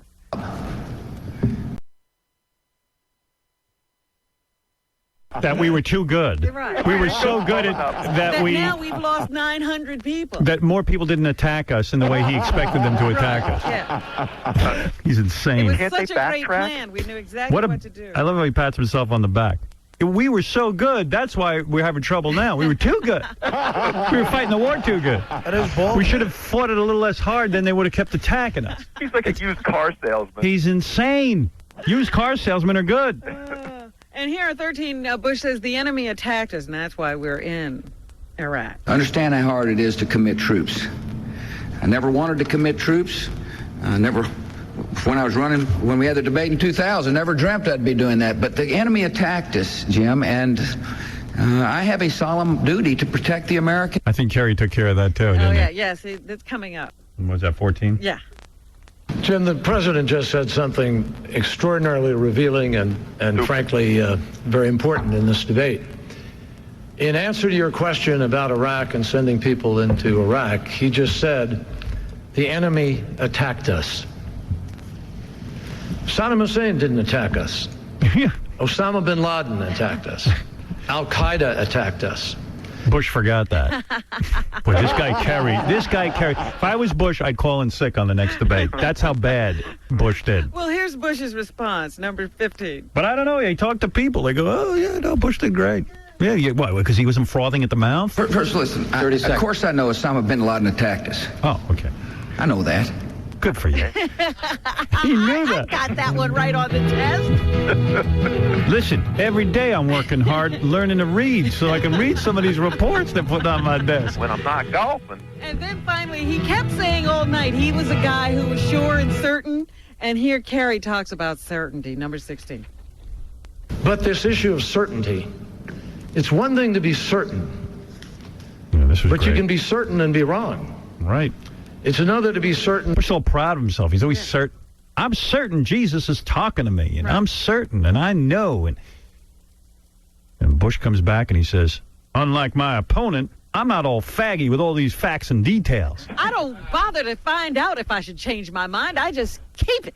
As soon as my mind's set, it's like cement. It don't matter.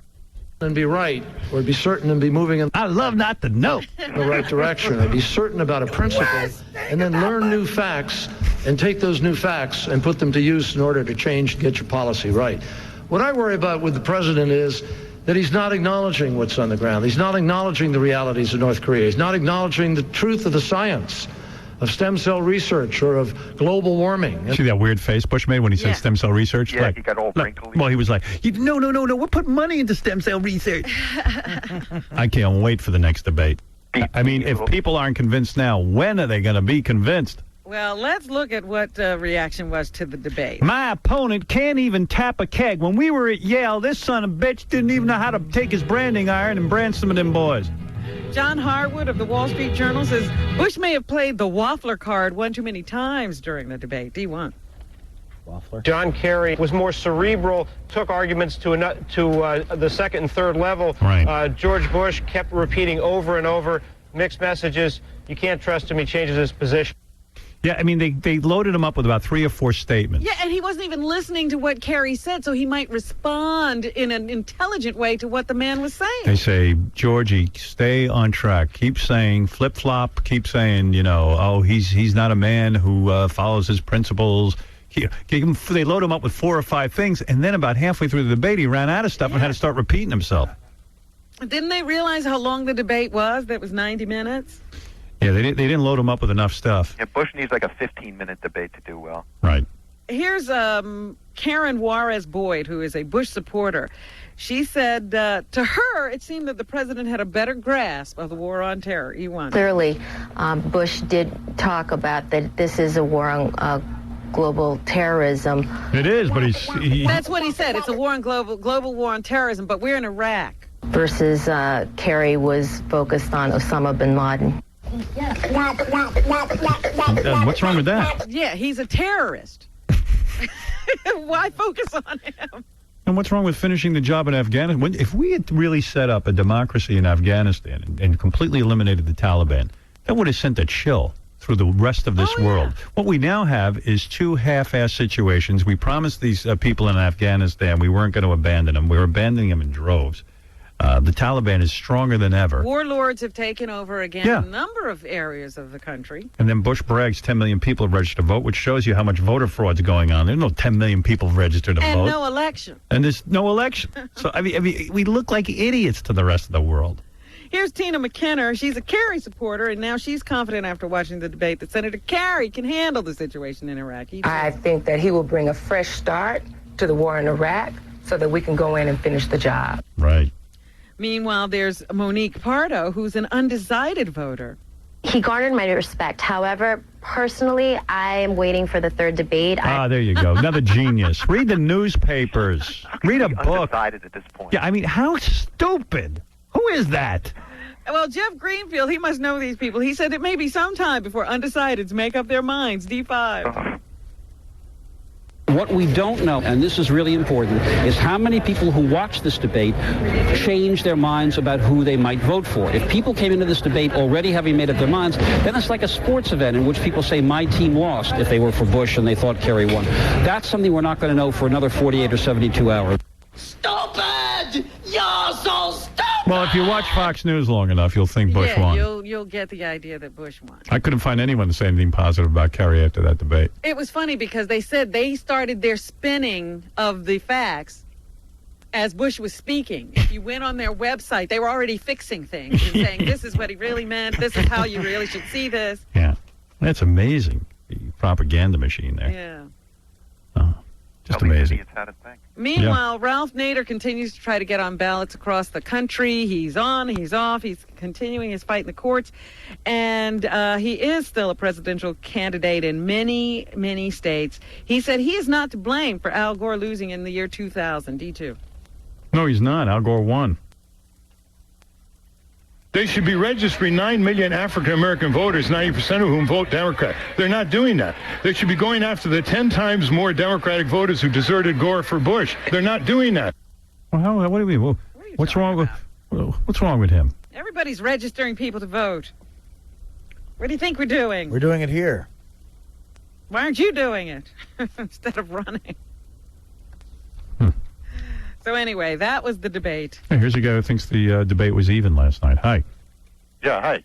How you doing? Howard, good to talk to you. Good to talk to you. The one point I wanted to make was the question that Bush posed that Kerry completely avoided was how is he going to get allies to help in a war that he answered it beautifully. Wrong place at the wrong time. He actually answered it beautifully. No, he didn't answer. I'll tell you what I heard. I'll tell you what I heard him say.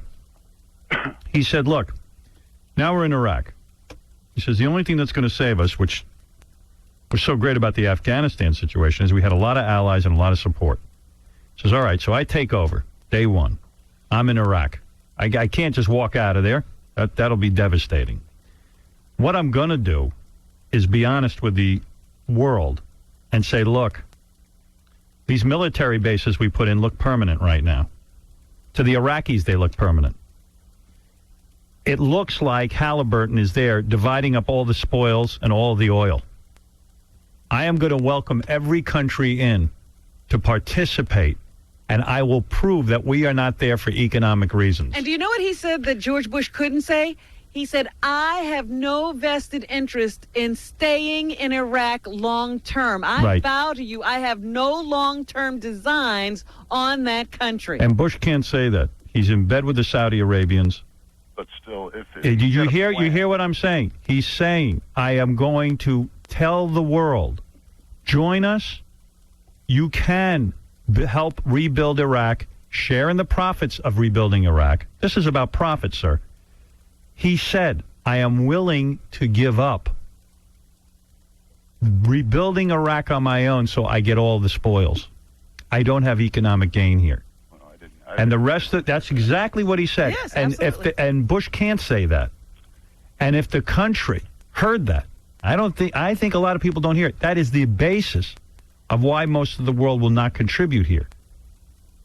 Well, how is he going to get them to contribute though when he insists that it's a wrong war at the wrong time and the wrong place? He's saying we are there. I'm committed to getting out of this. Now Saddam Hussein is out of office. Do we want to go on for 10 years, 15, 20 years and run a country that is so divided? There is, as long as we have military bases, as long as we have a presence there, these people will not decide their own future. So he's saying, I have an exit strategy. It involves the whole world. The Iraqis, the Iraqi insurgents can all see. It's not just us. It'll be everyone. And we're going to do that by giving up our economic interests in Iraq. And that's going to be a bold move. That's a smart move. But he addressed that last night, and Bush wouldn't. Nobody cares whether he thought it was or not a just war. Right now, we have a problem there, and everybody knows we need to address it. And President Kerry said last night that he will fire Halliburton. They're fired day one. You're getting mixed up because the president said, well, he's calling it a bad war. No, I'm not Nobody cares about that. You know what? It's like Vietnam. Let's get out of there. It was a bad war. I'm not mixed And up. let's get back into Afghanistan and get Osama bin Laden. I haven't heard a game plan from Kerry. I just explained it to you. You won't listen. No. I'm he saying said what that. I've heard Kerry say. You don't listen. In the past and last night. He doesn't. I mean, his game plan, fine, he's got a game plan, but what's to say it's going to work? Well, this one isn't working. Well, I'll tell you what your alternative is. Continued presence, only American presence. 90% of the troops, 90% of the money, all American all the time. The rest of the world laughing at us. The Arab countries going, boy, these guys aren't so good.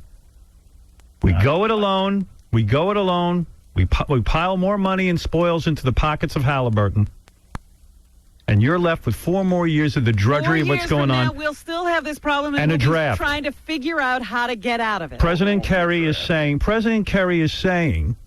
because he's already my president. Yes. I just can't get him in there yet. President Kerry is saying, I'm going to go in, recognize that we can't sit there and try to take all the money, all the spoils. We got to get help from other countries, and we're going to have to give up control. We're going to have to say we have to leave. You notice Vietnam? You see what happened when we left Vietnam? We realized it was a joke. Right. All those guys died for nothing. Right. He wants to get back to Afghanistan. He wants to hunt Osama bin Laden down. He wants to really concentrate on terrorists, not trying to maintain a country. Yeah, trying to run Florida is hard enough, let alone running Iraq. I'm just afraid. Let Iraq run Iraq. I'm just afraid he's going to give in to a lot of the people that we've helped in the past. And who's he giving in to? And spit in our faces. He's not saying he's giving up the war on terror. He's not some pacifist. No, I don't think he's saying he's going to give up the war. You'd have to be on terror. I insane. just don't think he's going to be as resolute as he says he is. But you got a president who's resolute for nothing. He's not even going after the guys who blew up the World Trade Center. He's busy fighting some guy on the ground in Iraq who has nothing to do with 9/11. No, he had nothing to do with 9/11, but he is. And now we're in a quagmire. He's a terrorist. No, he was not a terrorist threat. It just came out. Saddam Hussein had no weapons of mass destruction. Well, he had no ties to Al-Qaeda. Let me tell you about Saddam Hussein. No nuclear weapons. Saddam Hussein was afraid of Al-Qaeda. Those guys wanted to come into his country and take it over. Is that why he harbored some of them? And he didn't harbor anybody. He was one of. You're believing things that aren't true. He didn't harbor fought anybody. Al-Qaeda worse than we did. He so was afraid of them. This is not a guy who was loved by other Arab countries. You had a guy there. He's a despicable man, but one thing, he was no friend of Al-Qaeda. Terrorists are there now because there are Americans to kill there. Yeah, now they're harbored there. Well, I think he had more to do with Al-Qaeda than a lot of people want. But you just read the 9/11 report, and you're telling me that you're going to disregard all that? The 9/11 report. Even Bush himself couldn't go on TV last night and say there is a link between Saddam Hussein and Al-Qaeda. I agree that. Why are you still holding on to that archaic thought? Saddam had nothing to do with 9/11, but he did have Al-Qaeda ties, and that was in the 9/11 report. Did you read in the same report? There were no ties between Al-Qaeda and Saddam Hussein. Yes, there were. It's in the report. What report are you reading? This is what we're talking about. Did you read that, or did you hear that somewhere? No, I didn't read the report. I heard it. You heard it. Read from Saddam the report. Saddam Hussein, for better or worse, is probably the only guy still who could tame that country. Well, yeah, I agree. Those people obviously don't have the balls to stand up for themselves, but John Kerry's going to win. There's got to be more of me than there is of you. I mean, it can't be everyone that's stupid. I don't know. I'm hoping not. The guy's nuts on the phone. I didn't hear. Just take the stem cell research argument if you can't grasp the Iraq situation. Yeah, maybe Iraq's not your thing. Yeah. That's a simpler one. That's a slam dunk, no brainer. Health insurance alone. I tell you what, you get sick. When you get sick and you get a $120,000 hospital bill, let me see you pay it. You are bankrupt, dude. Crazy. What are you thinking? Liza Minnelli's facing another suit, Howard. Now it's her chauffeur who says that Liza would beat him up, too. What's with all these pansies? Former husband said that Liza should have changed her profession from singer to boxer. She put such a beating on him. My God. Wow. And now the chauffeur says, yeah, she beat me up, too, and I need some money because of my continuing injuries from my fights with Liza. Yes, Mark. Hey, Howard. Yep. I first want to say I thought I was going to vote for Kerry until last night. Now I know I'm going to vote for Kerry. Yeah.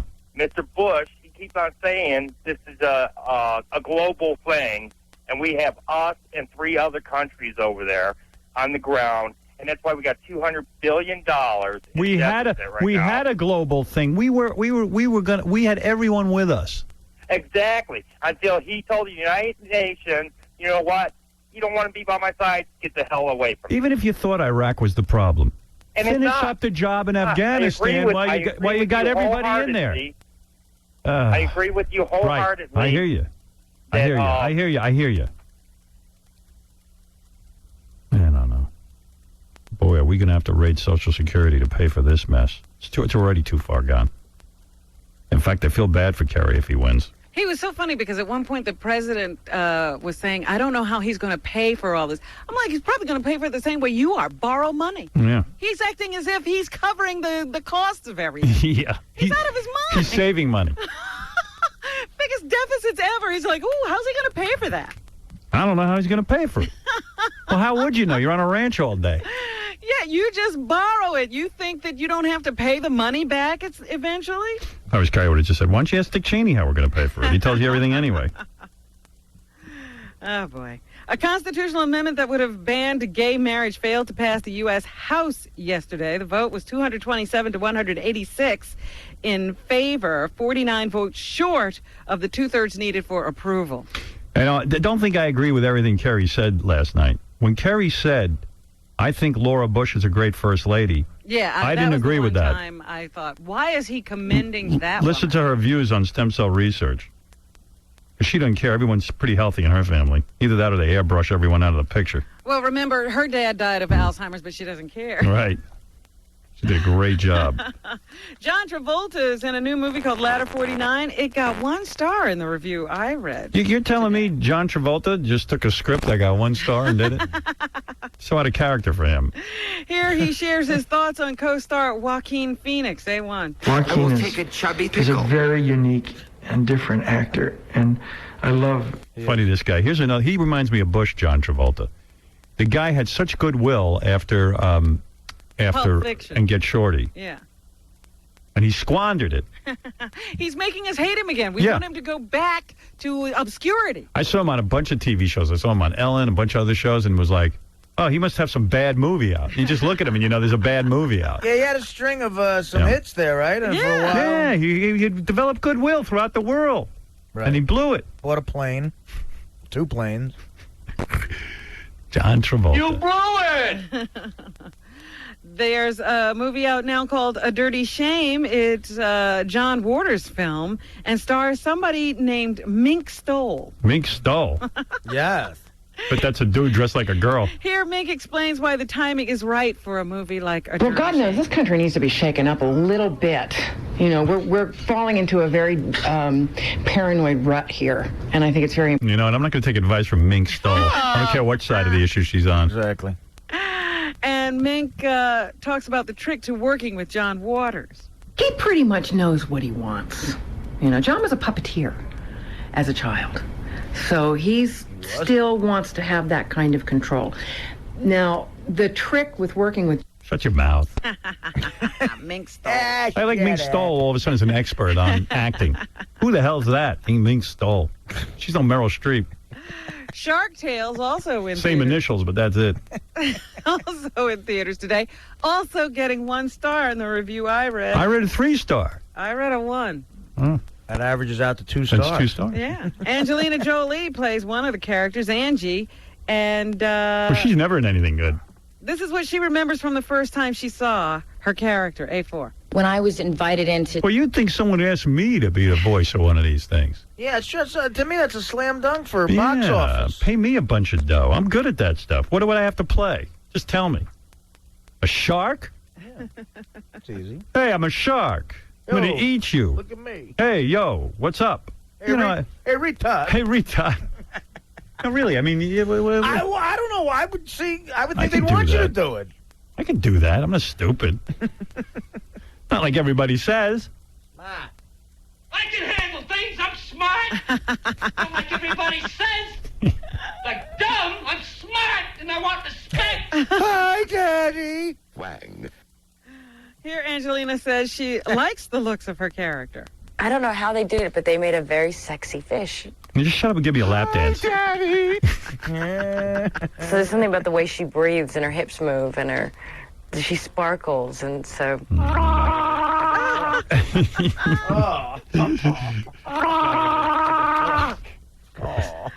You You know, the guys from Green Day have the #1 album in the country. Their album is a rock opera. Oh, like Tommy? Something like that. It's called American Idiot. I can't wait to hear it. And here, Billy Joe Armstrong talks about the plot of this rock opera. C2.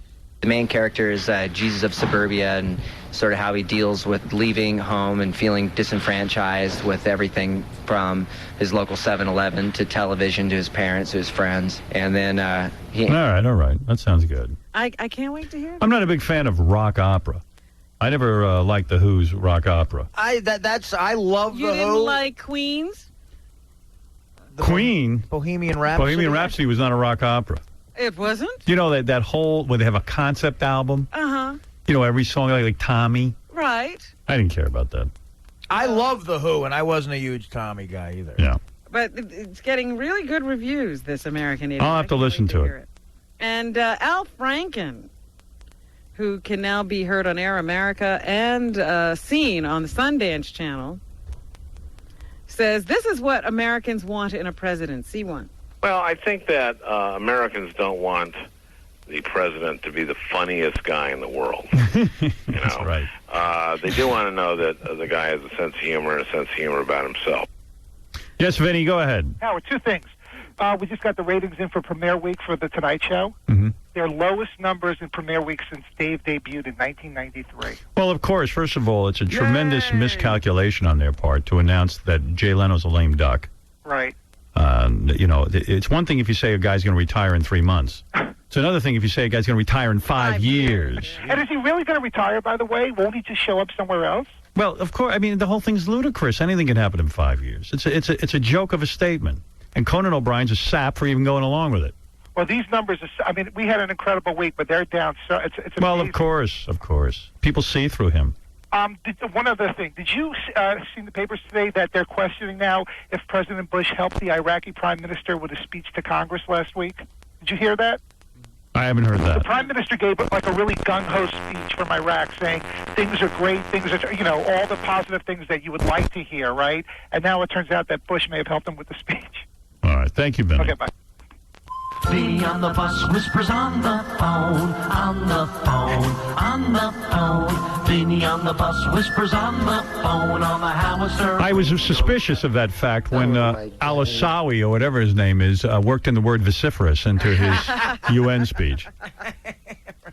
And Desperate Housewives will be debuting on Sunday. That's the new Teri Hatcher TV show. She was here earlier today. And Nicolette Sheridan is one of her co-stars. Nicolette talks about the show. B3. All right. Nicolette. I think this show is really groundbreaking. It's really different from anything that's ever been on the air. Boy, I used to be hot in the pants for Nicolette Sheridan. Nicest ass maybe in the history of television. You know who was banging her? I think that singer dude. Yeah, he was for a while. What's his name? Michael Bolton. Michael Bolton. How's he get something like that? Nice. He got a lot of good girls. I'm not fooling. I'm not falling for that. I saw her in person once at a Hollywood party like years ago. She was with James Woods. Oh, no. Man, boy, everybody's taking a turn, huh? I'll tell you what, though. Yeah. What an ass in person. Who, James? Yes. Nicolette Sheridan.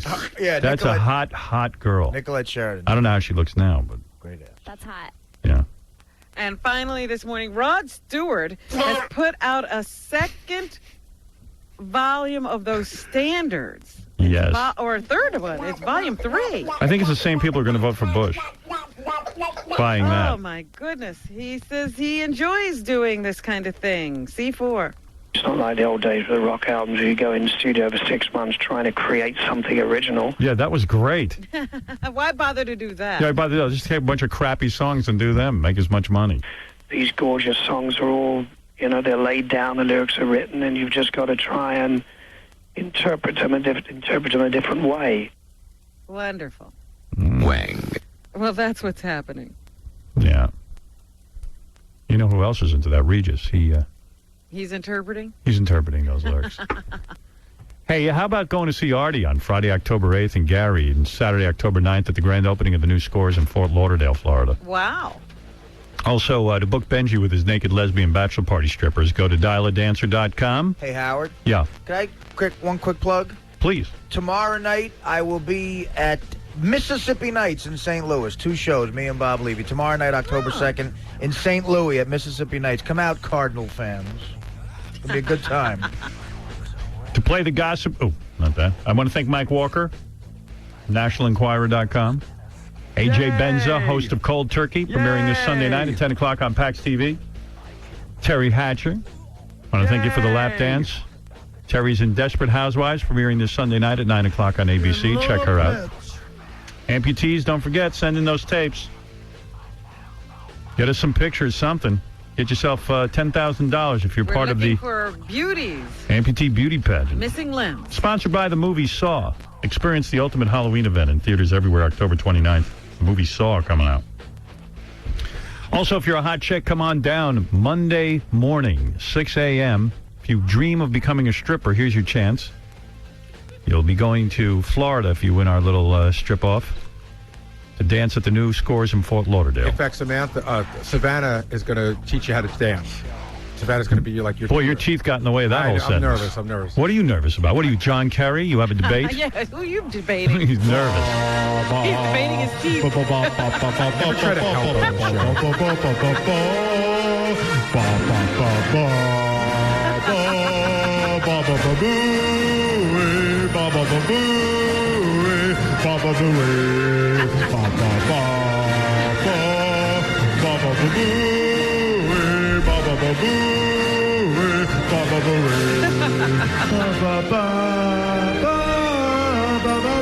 Does this ever end? No.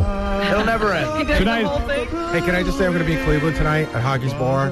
Hoggy's Bar. Hoggy's Bar, because I'm going to see I'm going to the Kerry fundraiser this weekend to see Bruce Springsteen. Oh, wonderful. Nice. Oh, good for you. Tonight on E! Part 2 of the Animated FMEs. It's America's favorite award show. That's right. Honoring the best guests, favorite fights, most outrageous moments. It's really spectacular. More Animated FME awards tonight on E! I think you'll enjoy it. See you Monday.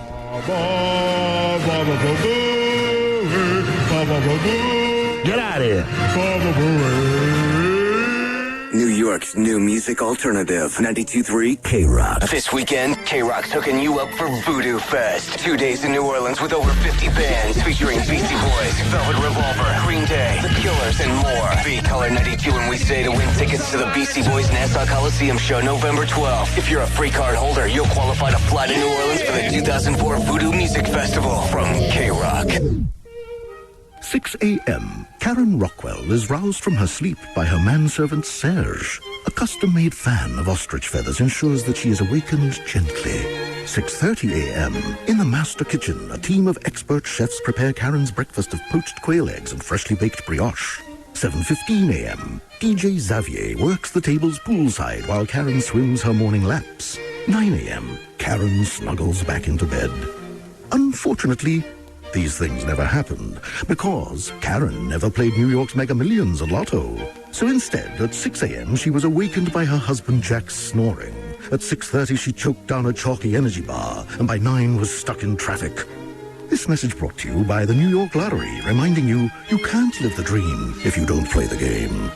New York's Mega Millions jackpot is now over $100 million. That's over $100 million. The New York Lottery. You can't live the dream if you don't play the game. From the creators of South Park. I've got 5 carrots going southeast on Bakalakadaka Street. If you believe you can't be shocked. This isn't about sex, it's about trust. If you say you've seen it all. I have seen everything. Have you seen a man eat his own head? No. So then you haven't seen everything. If you think you can't be offended, you better think again. The new world is inevitable. It's what? Inevitable! Paramount Pictures presents Team America, World Police. This film is not yet rated. Starts October 15th. Introducing the new Amtrak.com. It's the one address you need for hundreds of destinations. And now through December 15th, you'll save 10% only when you book at Amtrak.com. Using the new Amtrak.com is a breeze. You'll click less and explore more with the flexibility to change plans and compare prices simply and easily. So save 10% on most fares now through December 15th when you visit the new www.amtrak.com. Book today. Fares, routes, and schedules subject to change without notice. Blackout dates and restrictions apply.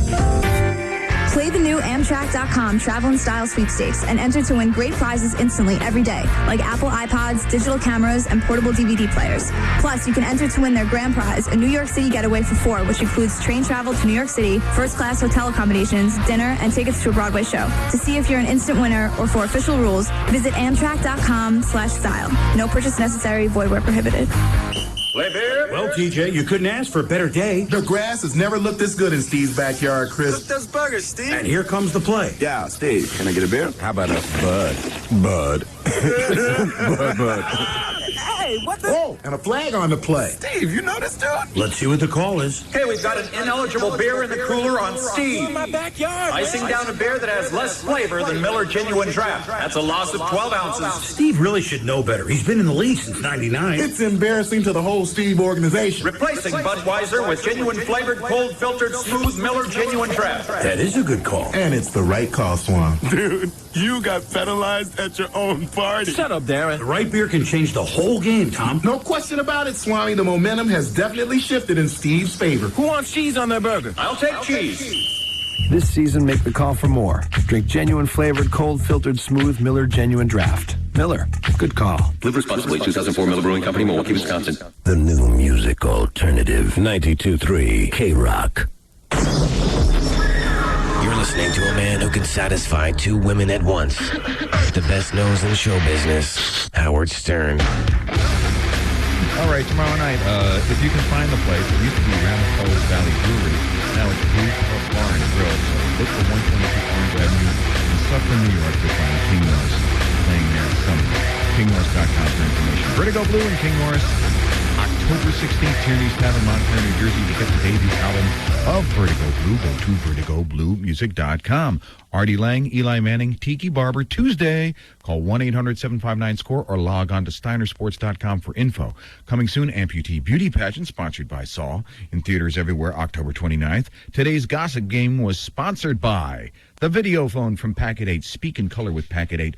Artie Lang, Mississippi Nights in St. Louis tomorrow night. Get your tickets now.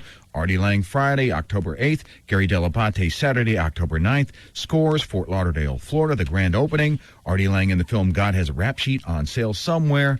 And to book Benji and his naked lesbian bachelor party strippers for all your party needs, go to dialerdancer.com or call 1-800-414-7808. K-Rock. K-Rock. This now concludes the Howard Stern broadcast day. The flight director says get back in. Okay. Back in. Roger. K-Rock music starts now. Show me something new. 92.3 K-Rock.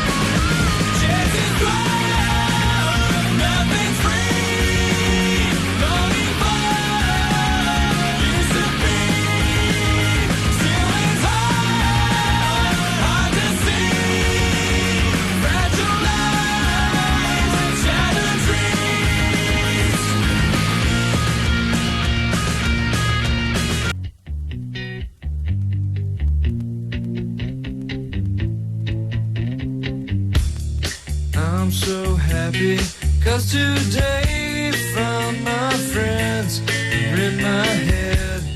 I'm so ugly, that's okay, 'cause so are you.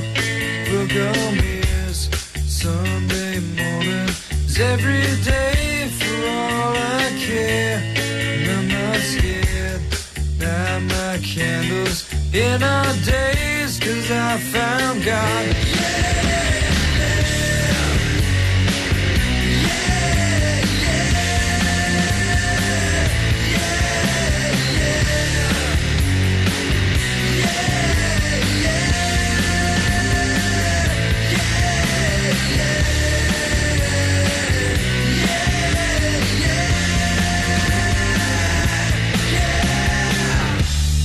I'm so lonely, that's okay, shake my head, and I'm not sad, and just maybe I'm to blame for all I've heard, and I'm not sure, I'm so excited, I can't wait to meet you there, and I don't care, I'm so horny, that's okay, my will is good.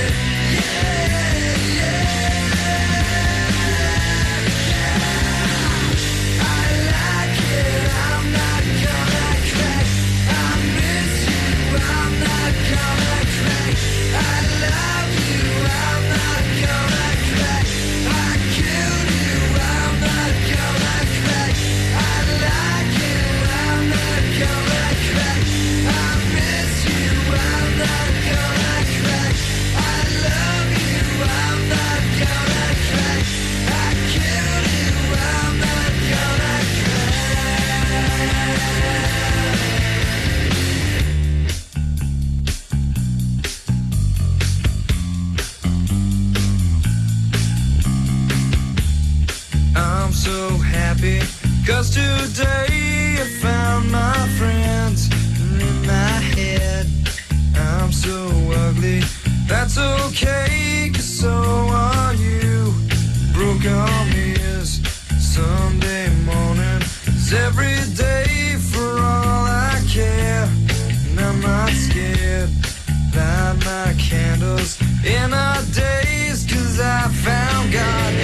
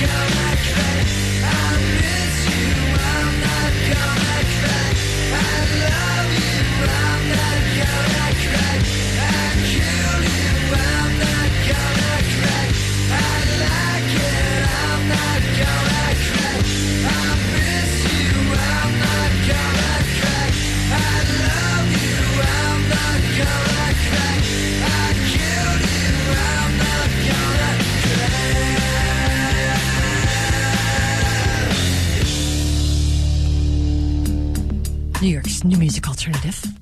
92.3 K-Rock. So many shows.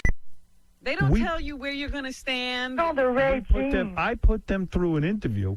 I have them write papers for me. I have them. I don't just easily hire somebody, and neither should we elect a president that way. No, we got a guy who says, no, I will only talk to you twice. Right. I will only allow you, this one person, to ask me questions. I will not take questions from anybody else. So, as an employer, you should automatically say, I don't want to hire you. You're fired. Forget about maybe you agree with him on Iraq, maybe you agree with him about the economy, maybe you think stem cell research should be stopped, maybe you think abortion should be stopped, whatever you think. But when your future employee says to you, I'm not answering your questions, and I don't want you to set up a situation where I have to answer questions, fire him. Because you're not asking him to do anything unreasonable. You're not asking him to submit to a strip search. You just want to ask him questions about the future. And you want the two candidates to talk to one another. That's simple. Right. And now they've got let it happen. Irregularities. And I heard on the news this morning that Jimmy Carter has sent a letter regarding those voting machine irregularities. Jimmy Carter has said he has examined the situation in Florida.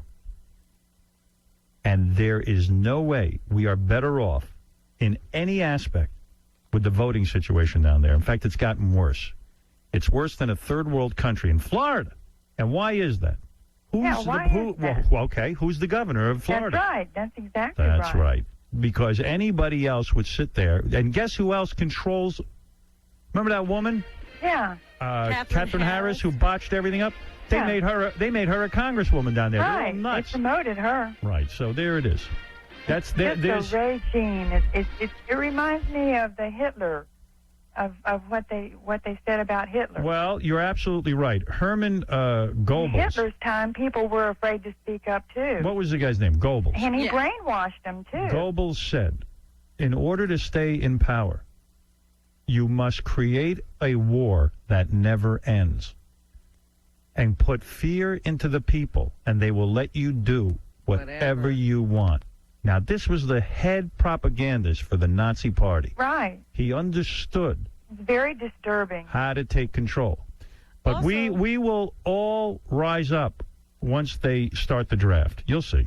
Yeah, I hope so. Right now, when you see the president out speaking, you notice that he has a very fervent crowd around him, and everybody seems to be on his side, and you don't see any dissension at all. It's because they have papers to fill out before you can get into one of those rallies. Hey, you can't go unless you're a big supporter. You can't just go see the president speak. Not only that, you have to have actually served the president in some capacity. You've had if you want to get up front. Yeah, you have to have either canvassed for him, put a poster in your yard, called people. So when they say to him, why is this country so divided? The answer is he enjoys the division. He likes excluding people from a rally. He's the president of all the people. You can't just say your supporters have a right to see you. There's a disturbing trend going on here.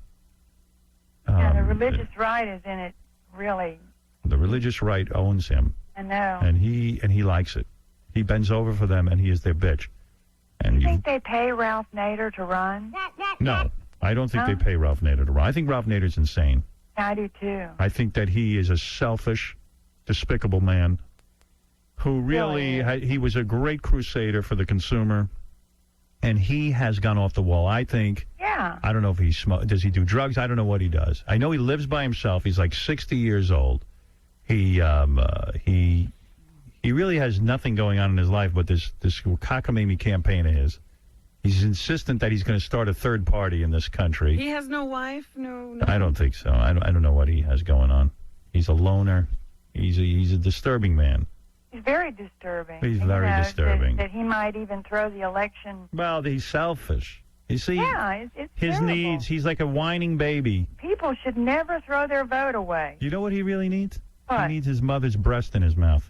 He needs his daddy to pay attention to him. And the thing you really should know is if you vote for Ralph Nader, you are voting for George Bush. Right. That's exactly right. You might as well vote for George Bush. A vote for Ralph Nader is a vote for George Bush. And that's my analysis. I have to... Howard, when are you going to fix your bulletin board registration? I told you that's going to happen this week. It is? Yes. Thank you. Thank you. Thank you. Thank you. Thank you. Thank you. Thank you. All right, I've got to take a break. And then we'll be back right after these words. What? Howard Stern. Hey, what's up, everybody? This is Mark McGrath of Sugar Ray. Have I ever dated your girlfriend? Probably. And was more than likely that it was the best sex she ever had. And right after sex with your girlfriend, I probably wrote a song about her. You were out buying her a ring and making reservations to take her out to dinner. And while your girlfriend is kissing you, she's thinking of me. I'll bet even Howard Stern gets jealous of my action. Oh, God. New York's new music alternative, 92.3 K-Rock. Every half hour after Howard. B-Color 92 to see good. So the chance, for instance, for John Kerry to turn to George Bush and pose a question that he has to answer, forbidden by the rules. So that's what he feels, that since John Kerry can't directly break the rules, address the president, that the president has the advantage. It's live. You're on stage. Break the rules. Say, this is BS, man. We're not standing for it. And you know what, Bush? Yeah, we lied to you. Just like you lied to us. The rules are off. At least you're not dead. Former Vice President Al Gore weighing in. He says President Bush will have to take responsibility for the war in Iraq in these debates. See, too. What I believe was a grossly mistaken decision to go to war on false premises that has gotten us into a quagmire that is going to be very difficult for us to get out of. And I think that he ought to be held accountable for it. Well, how are you going to do that if you can't ask him a question? Bob Dole weighing in. He says the first debate will be the most important of the three scheduled. C3. Yeah, you want to make sure each guy looks really handsome. You want to do well in the first debate because the second debate, the audience drops off by about 10 million viewers. So if you don't hit a home run, we always try to have a knockout punch, but we've knocked ourselves out a couple of times and never had much luck with Clinton. So let's hope George W. knocks himself out. George Soros is a very wealthy man. He's also an author and a philanthropist, and he's putting considerable amounts of his own money into this campaign, trying to defeat George W. Bush. Mr. Soros says that it's worth it to him to sink millions of dollars in an anti-Bush campaign. C4. I think that we have been misled by him. He took us in the wrong direction, and I lay out my case in a book and in a pamphlet. I'm not a man of sound bites. I'm not a politician. Is he an American? He is an American. He lives here now. He was originally from Budapest, I think.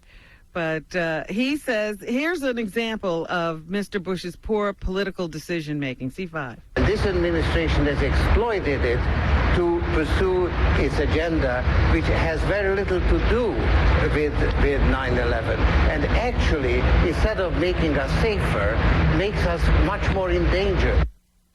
He's right. In other words, yes, he used 9/11 to get us to go to war with Saddam Hussein, and it has nothing to do with the war on terror. So make this guy the president. He seems to know what he's talking about. There you go. Meanwhile, yesterday, 2 Italian hostages were released by their captors in Iraq. They say Italy's prime minister was quick to work on the release of both the women and several others. Here's Jeffrey Israeli to tell us from Time magazine how that happened. D2.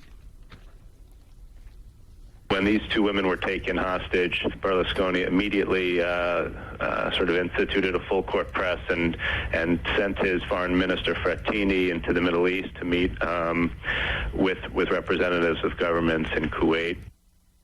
They say that possibly a ransom of $1 million was paid. They're denying it, though. They're saying no way, but really? It looked like it might have been. It seems to me. Why else would they release these people? Just, for goodwill? I don't know. All right, so... I just know it's a mess. It is a big mess. A spaceship is being launched today. A private spaceship. Fred going home? A team of entrepreneurs will try to blast a rocket plane into space today in the first of 2 flights required to win the Ansari X Prize, a $10 million award aiming to boost commercial space travel. Spaceship One, the creation of Microsoft billionaire Paul Allen and some of his friends, is set to lift off today in the Mojave Desert. It should have already happened, maybe. Yes, right there in the Starfleet uniform. 6 a.m. Pacific time. And the rocket is on the back of this plane. The plane takes off, and then this rocket ship will blast its own boosters and separate and then go into space. Gee, nothing could go wrong there. Well, they say so far everything's been great. They can't believe they're at this point already because everything has gone well so far, but they, of course, realize that anything can happen. So maybe it'll get off, maybe it won't. I'll check to see if that happened before we get off the air. But, yeah, actual people space travel. Yeah. You'll find out, like, Kevin Costner's next marriage will be on the moon. The mother of pop stars Nick and Aaron Carter talks to Access Hollywood today, and she says that she raised her children as well as she could. She admits to making some mistakes. One of her kids has attempted to divorce her. Aaron, I think, was trying My to mother get won't let me. a divorce from his mother so that he could be independent of her. He felt that she was mishandling his career and using his money inappropriately. But now she says that the family is back together and things are getting better in their relationship. She does admit that she has made some mistakes, like she let Aaron go to Michael Jackson's house unsupervised. Oh, yeah? Uh-oh. Bad news. You know what? Divorce her. He did have a sleepover there. She admits to that. Dog. She does believe that nothing fishy went on, even though she doesn't understand why Jackson gave her son a turquoise Bentley. And a rubber balloon knot. Can you Balloon imagine? knot. Balloon knot. He Hello. gave the guy a couple of $100,000 car, but nothing went on there. Balloon knot. Yeah, I gave him a Bentley? Yeah. So Mom's saying, I did make some mistakes, but I don't think anything happened when that sleepover occurred. Right. The guy I was telling you about last week who ran off to Mexico with a 14-year-old neighbor, Yeah. well, he's now being charged with sexual assault. The kid he took to Mexico was dating his son. That is just creepy. That might be the creepiest thing I've ever heard. I didn't even like it when, like, my dad would look at my girlfriend or something. Yeah. Right. Like, even just look at her to talk to her.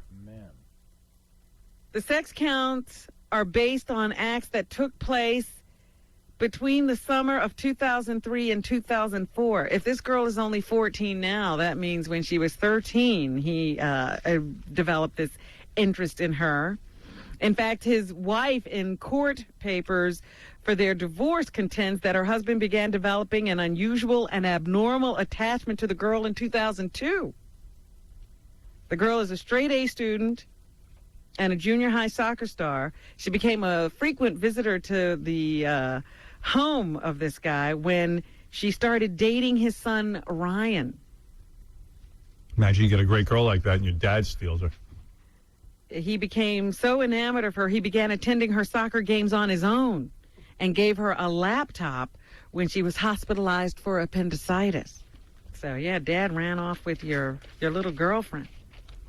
Hey, JD's dad was at a Bush rally, and he said that he didn't have to sign anything. JD? Yeah, JD. Okay. Hey, Chuck. Chuck. Howard. Yeah, how you doing, man? All right, how's it going? Are you really JD's dad? Yeah. That ain't. Sounds like him. Yeah. I don't believe it's his dad. Yeah. Yes, I'm his dad. Is JD around to Hey, confirm? JD, is that your dad? Yeah, that's him. Are you close to him or no? Yeah, a little bit, I guess. A little bit? Yeah. I mean, about as close as I guess we could be, being miles away. Where does he live? Ohio. Do you talk to him? Yeah. How often? Maybe like once a week. Oh, okay. So you're close to your dad. Once a week's good. You Yeah. fag. You call home and talk to Daddy once a week? Oh, well, Yeah, I talk to my dad when he calls the show. yeah, usually they call me, my mom and. Did you grow up with your dad, or did he split? We grew up and we moved to Florida. They divorced and stuff, and then I lived with my mom. Yeah. In Florida, and he was still in Ohio? No, he was still in Florida. Maybe that's why you mumble so much. What does that mean? What? He's just like me. Yeah, he mumbles. You mumble too. I know it. We're mumblers. We're a family of mumblers. The mumbling family. We're known for our mumbling. No. Hey, so what happened? You went to a Bush rally? I went to this Bush rally. I'm trying to figure out what all these papers was that Robin said I was supposed to have to fill out. All I did was sign my name and address, and they give me a ticket. Yeah, you had to get a ticket. You don't just walk up and see the president speak. Well, right, but don't you think that it's the president of the United States. Don't you think they're going to want some kind of security for something? No, the president should have to speak to the people. You shouldn't have to sign anything. I saw on the news that those papers they make you sign are a loyalty oath to Bush. No, I went to the local congressman's office, signed my name. In fact, I signed my sister's name and my brother-in-law's name and got them a ticket. They didn't even go. Oh, all right. You didn't sign any loyalty oath? No. The guy says he didn't. All right. All right, thanks, man. All right. It's Later. being reported in the paper that that's what's going on. Hey, you better call the paper. I don't doubt, what's being reported in the papers, but, I enjoy your show, and thanks for employing my son.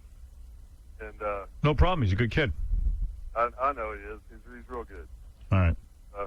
I'd much rather listen to the strippers and the porn stars than the Bush bashing. All right. Yeah, I know. Some people can't take the Bush bashing, but we got to do a You're little. going to vote for Bush. All right. Yeah, don't vote for Bush because guess what? I'm gonna vote for Bush. Bush wins, your son's out of a job because he's going to sign that bill. That's what I told him when he told me I was going to be on the air. I said, I'm not going to get you in trouble now, am I? No, we don't care. I mean, listen. We're not like the president. We won't retaliate. I'd like to convince you not to vote for Bush, but if I can, I'm not going to fall to pieces. I know there's a lot of people who are into him. I'm not really into him. I'm just not really. Why are you voting for him then? What? Because I think I know what I got in George Bush, and I don't know what I'm going to get with John Kerry. And you like what you got with George Bush? What if you knock up some chick, dude? What are you going to do? Where are you going to get an abortion? I don't have to worry about getting an abortion. Your president's afraid to debate. There's a reason for that. Well, I don't know if he's afraid or if they just set rules. It's like they've set rules for every debate that's ever been. He could have said, no, I want to be able to ask John Kerry questions. I guess he could have. I mean, I don't know all the details about the debate. I'm just hearing about that stuff this morning. You know what? I don't think you should vote because you don't have enough details. You got to sit this one out, brother. No. All right, hey, Chuck, I got to go, man. I'm late. All right, man. Thanks. Later, bye. We're trying to get your son laid. Yeah, we're busy. We're busy with strippers. I hope you can. I wish you would. All right, later. No. That's Chuck. JD's dad. Oh, ho, ho, ho. I don't. At least I don't remember. I don't know. The scientist who stunned the world by creating Dolly, the first cloned sheep. Yeah. He has now turned his attention to Lou Gehrig's disease. Yeah. And he's going to start cloning human embryos in an effort to try to find the cure. Yeah. Professor Ian Wilmot and his team from Scotland want to start working on a cure for Lou Gehrig's disease. He says, we're not going to create a bunch of Frankensteins. Don't worry about that. But we owe it to people who suffer from this disease and are going to suffer from it in the future to try to develop treatments for them. And human clones would be one way to discover them. I don't. At least I don't remember. So I'm sure the president will be against this. Disappointed to hear that, but it's going to happen. Yeah. He'll find a way to stop it. Don't worry. It's in Scotland. He can't stop it. He's going to invade. Oh, okay. We're invading That's Scotland. That's a possibility if he gets powerful enough. Washington, D.C., they're going to be able to watch baseball and see their own home team. Next season. Yay! The Expos, it will be announced, will be moving to the nation's capital. Wow. Good. They wanted baseball there for a long time. Yay! And now they're going to get it. They had it.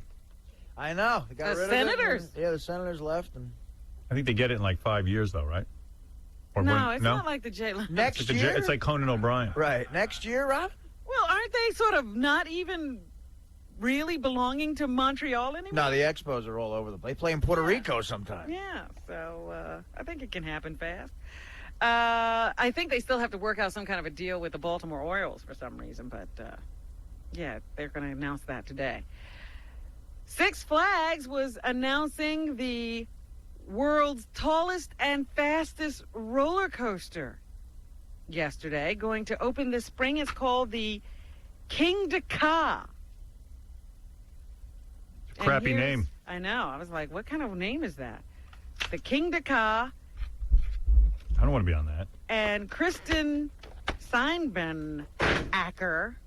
Oh, now I see why. The guy's angry about his name, and he gave it a crappy name. It's better than Steinbenacker's roller coaster. Is here to talk about it. Gives us the details of this roller coaster. C3. It is going to rocket you from 0 to 128 miles an hour in 3.5 seconds, and it'll take you 456 feet. It'll snap your neck and make you paralyzed in a minute. From the ground. It's just an exhilarating experience. Yeah. So is jumping out a window. Thanks. You should be vomiting and unconscious within 2 to 3 seconds. Oh, good. I tell you what, I got to admit, I dig them. I'm there. I'm going to check that out. Not me. I ain't anywhere near that. I like roller coasters. John Corbett, the man who was on Sex and the City and in my Big Fat Greek Wedding, has announced to E! Online, I think this must be a joke. He's giving up. He's gonna take over the Tonight Show in 5 years. Is that right? Yeah. He's giving up acting to become a country music singer. Oh, that's cool. No one's gonna miss him. Yes, Erica. Hi, Howard. How are you? Okay. I love JD. You're in love with JD. Yeah. You'd like to go out with him? Absolutely. What would it sound like when you go out with him? Oh, yeah. Yeah. I love JD. Hey, this sounds a lot like Eric. No, it's Erica. Erica. Oh, yeah. What do you look like? I'm 35. 5'11". Well, if we're doing a fantasy, why are you 35? 35? Are you sure you're not 25? I weigh 400 pounds. No, I weigh 135. 135. How tall are you? 5'11". Oh, that's all right.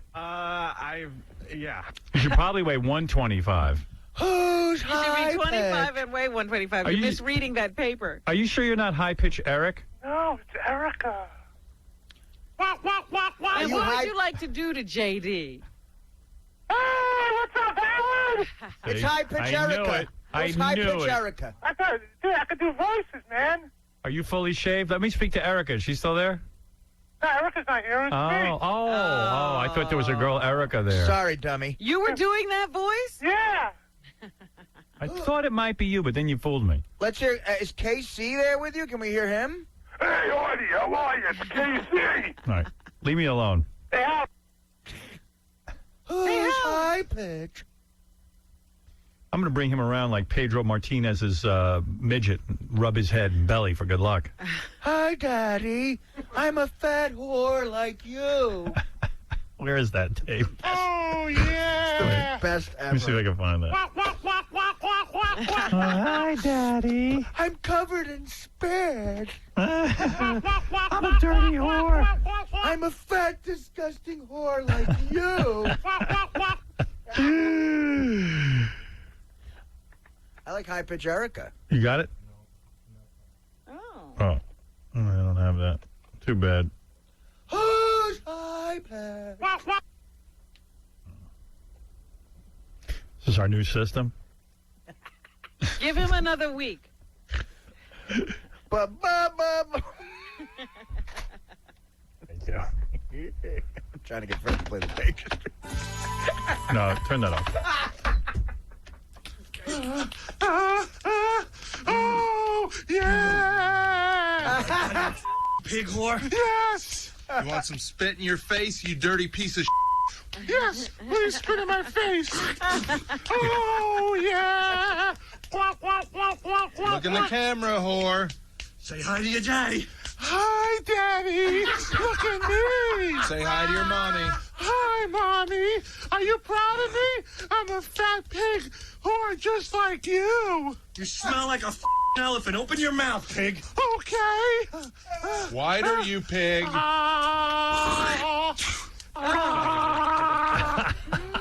at the camera. I love spit in my mouth. Look at the camera and tell us what you are.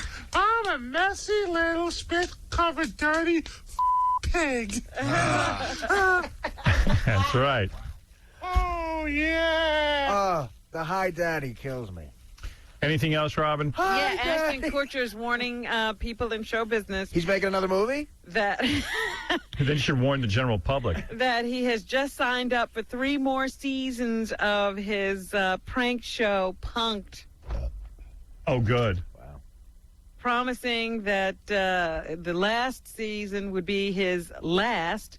He now says, nope, you were punked again. I signed up for 3 more. He's such a jokester. Got us. You got us.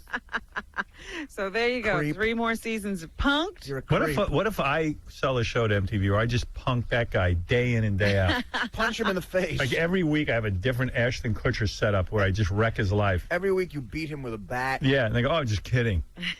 I would watch that. Yeah. I would love to see him tortured. It'll be called Punched. Then we have him raped one week. Like he gets arrested and have some guys rape him in jail. Yo, you've been raped. Oh, yeah. Hi, Daddy. Anything else? Yes, what do Russell Crowe, George Clooney, Tom Hanks, and Hugh Jackman all have in common? They're all hot. They're all too old to be working. I don't think that's true. They're all a-holes. That could be. I bet. They herpes simplex 2. What is it?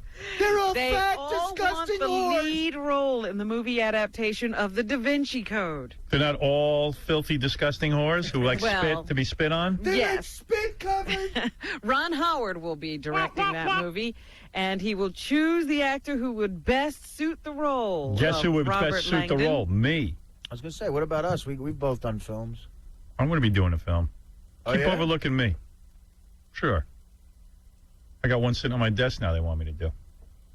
Well, I'm just telling you, those guys all want to be Robert Langdon in The Da Vinci Code. And you know who's going to be in my movie with me? Who? Oops. If you want to assure box office gold, look right over here, pal. No. I'm going to get that chick from today. Oh, perfect. She's going to be your wife in the movie? Jessie Jane. Jessie Jane,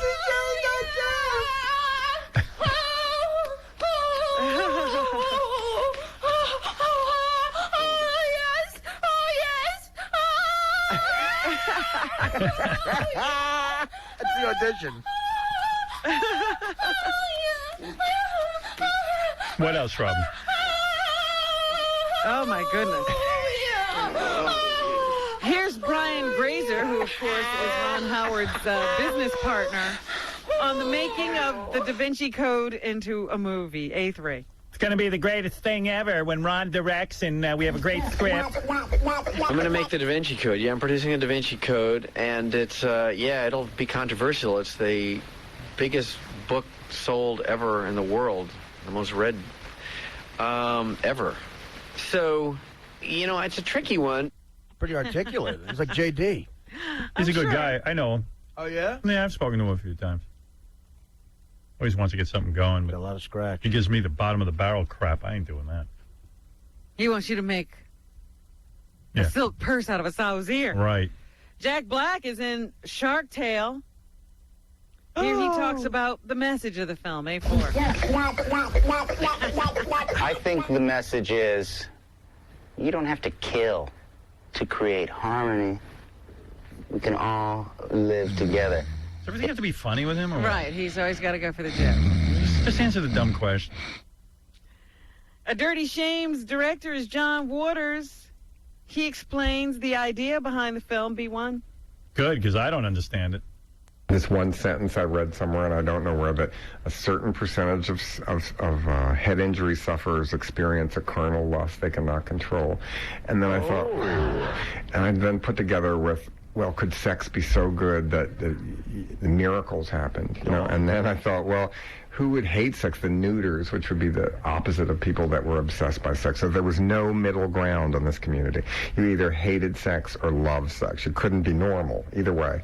So, and a war between them about who would take over. Yeah. Wow. That's I what might- this is about? I might take over the Ernest franchise. Yeah. And John talks about the censorship of the movie and personal freedoms, B2.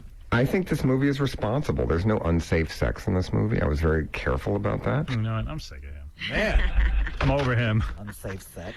And finally this Balloon morning, Victoria Gotti here with us. She says at first she had misgivings about calling her show Growing Up Gotti, A1. Because the children's last names aren't Gotti, I like the interviewer's afraid to get in the room with her. She's got her over the phone. I felt that this was kind of like a misnomer. This is not right. It's not appropriate. And I wasn't comfortable with it. But the other producers then explained to me and said, no, what we're saying is you are Gotti, and it is a story, or I should say a reality show about your kids growing up under your rule and thumb. So only then was I semi-comfortable with it. She's not real comfortable, just semi-comfortable Makes with sense to me. And finally this morning, Kobe Bryant. Remember a couple of weeks ago he said there was another guy in the NBA who always paid off I was girls. thinking of calling it Growing Up Goodstein, but it didn't sound as edgy. Always paid off girls when he got into trouble with them. And Kobe told the people in Colorado he wanted to pay off this girl. He should have, like that guy. It turns out that guy he was talking about was Shaquille O'Neal, according to the interview. Oh. Shaquille says there is no basis for that assertion. Boy, do they hate each other. And Wow. he does not intend to comment. Cool. Thank you, Robin. Thank you. Hi, Daddy. Hey, you sound like high-pitched Eric. No, who's high-pitched? It's me. Oh, yeah. Erica. I'm a filthy, spit-filled fat whore like you. Thanks, I'll be doing that all day now. Get that out of my head.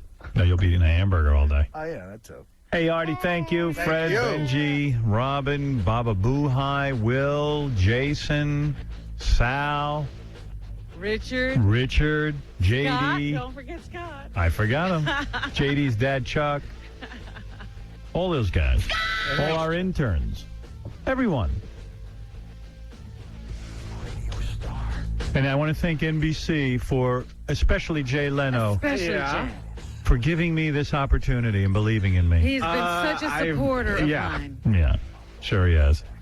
See Artie on Friday, October 8th, and Baja Huhai on Saturday, October 9th at the grand opening of the new Scores in Fort Lauderdale, Florida. If you're a hot chick who always dreamed of becoming a stripper, come on down to the studio on Monday, October 4th at 6 a.m. for a chance to win a trip to Florida to dance at the new Scores in Fort Lauderdale and become a Scores girl. Nice. Tomorrow, Jacqueline will be here, Arthur Kitty Kelly. Later this week, Teri Hatcher and her vagina. Aren't you excited? AJ Benza return. Wow. I'm excited about that. I like it. Yeah, me too. All right. We'll be seeing you tomorrow.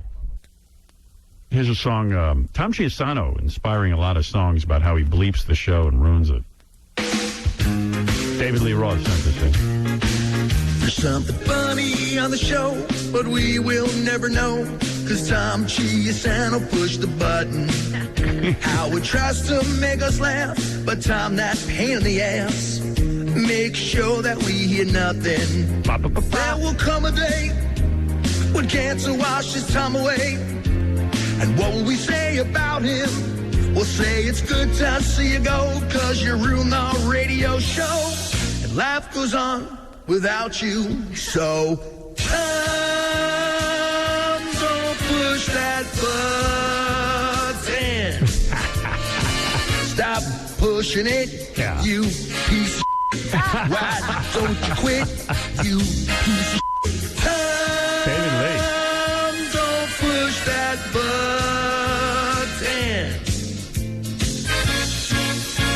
And why don't you just off?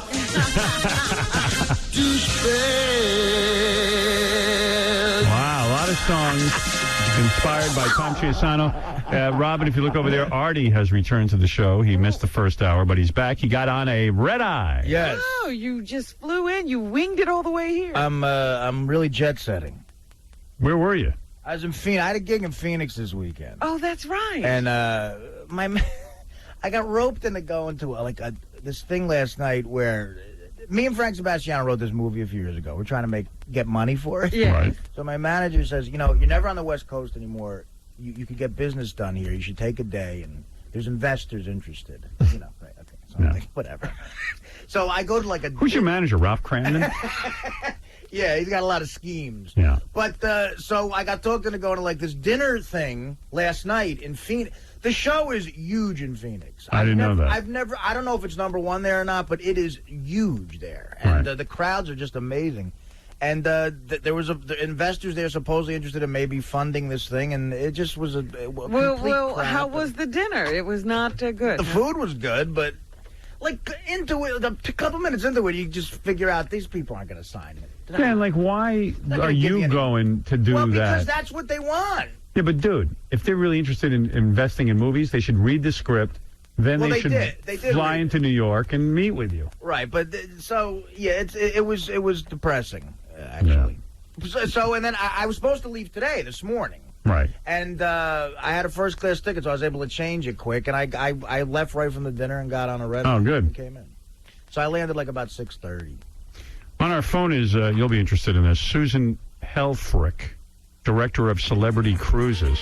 I always think these are funny. When did you get your submission? They called and said they wanted you to do one. Every once in a while, I get a letter in the mail. They want me to do a celebrity cruise. Yes. Which I'm really insulted that they throw me in that pile. Yeah, I mean that's a pretty bad pile. What do they think you're going to do? Well, I know some like radio guys do that. Like I remember Bob Grant used to do that. He'd have a cruise once a year with all his listeners. Right. I was trying to think who was the guy who did the cruise. It was Bob Grant. Yeah, well, he's hard up for money. He's got to be really hard And up. I think this was his vacation, too. I mean, he tried to combine a bunch of things. Yeah, you could talk about politics with him on the cruise. Yes, you and the high-pitch Eric Bass. Yes, right there in the Starfleet uniform. Susan. Hey, Howard. I get insulted when you send me these things like, we want you to do a celebrity cruise. I mean, look at the company I'm in. Like they go, and look who else has done it. Yes, who's done it? Dirk Benedict from Battlestar Galactica and the A-Team. But Howard, we do more than just like TV and film stars. I mean, we just recently did a financial cruise. We do investments. We do motivational, water aerobics. I mean, you're in a league of its own. You're in there with the water aerobics. With the water aerobics. No, that's not I'm in what the celebrity I mean. one. You guys aren't going to snag a celebrity's got something going on. Let me hear the rest of the list of All people right. who've done it. Dirk Benedict, Battlestar Galactica, and the A-Team, as you know. Of course. I didn't know he was on Battlestar Galactica. Rusty Wallace, who's a race car driver. I mean, Rusty Wallace. He's big if you're into race car driving. I doubt even. Wait, let me get to the list here. Okay. So Dirk Benedict, and evidently what it is most of the people who go to these Are the fans. are like women who think they're going to bang the celebrity. Because like Dirk Benedict gets on the cruise, and if a woman, like he walks by a woman and he doesn't like say hello or fall in love with her, they start crying. Oh, no. Are you serious? Yeah. Right? Not exactly. I mean, there are, occasionally something happens. We run so many a year that, there's always one somewhere. But you know what? That person would have been like that anyway. So what you're saying is that you lock yourself on a boat with a bunch of nuts. No. Okay. How's this? Wait, listen to this. Listen the to this. celebrities with the people about 6 hours the entire time. There's 7 days. The first day, the last day are getting on and off. But how do you avoid them? I mean, you got to be on the cruise. You're on a boat. No. 4 out of the 7 days, you are in exotic ports of call. You're in St. Martin, the clothing optional beaches. I mean, you're all over the place. So on the days you're off the boat, you're running it through an island trying to stay away from it. Well, the island's a big place. All right, let's see. Here's the celebrities who have done it. All right. Dirk Benedict. We still haven't gotten off that now. I know, I can't get past that. Jack Scalia. Okay, soap opera star. I mean, it's tremendously popular with stars of 70s and the 80s. So keep going. So when you sign a contract, you have to agree to do 3 things: question and answer. Oh, really? Okay. A question and answer segment with the fans. Then you got to do a signing. A signing? Yeah. Your picture. And what's the third thing? Eat a meal A with him? cocktail party. Yeah, cocktail party. Oh. But Jack Scalia evidently came down to the deck in his Speedo and chatted up all the ladies. He did a special Family Feud where all the questions were about Jack Scalia. Yeah. Well, how well do you know Jack? He did a lot more events than necessary. But you know what? We customize these, so it's like if you did it, Howard, we'd do whatever you wanted to do. How many people like, could a Jack Scalia scare up onto a cruise? I can't imagine a lot. He had a nice sized crowd for him, and it was perfect for them because, you know, they didn't want a lot of people. I mean, you know, a couple hundred people is like perfect. They don't want to be in with thousands of people anyway. Let's see. Celebrities earn $10,000 for each 100 cabins sold on the cruise.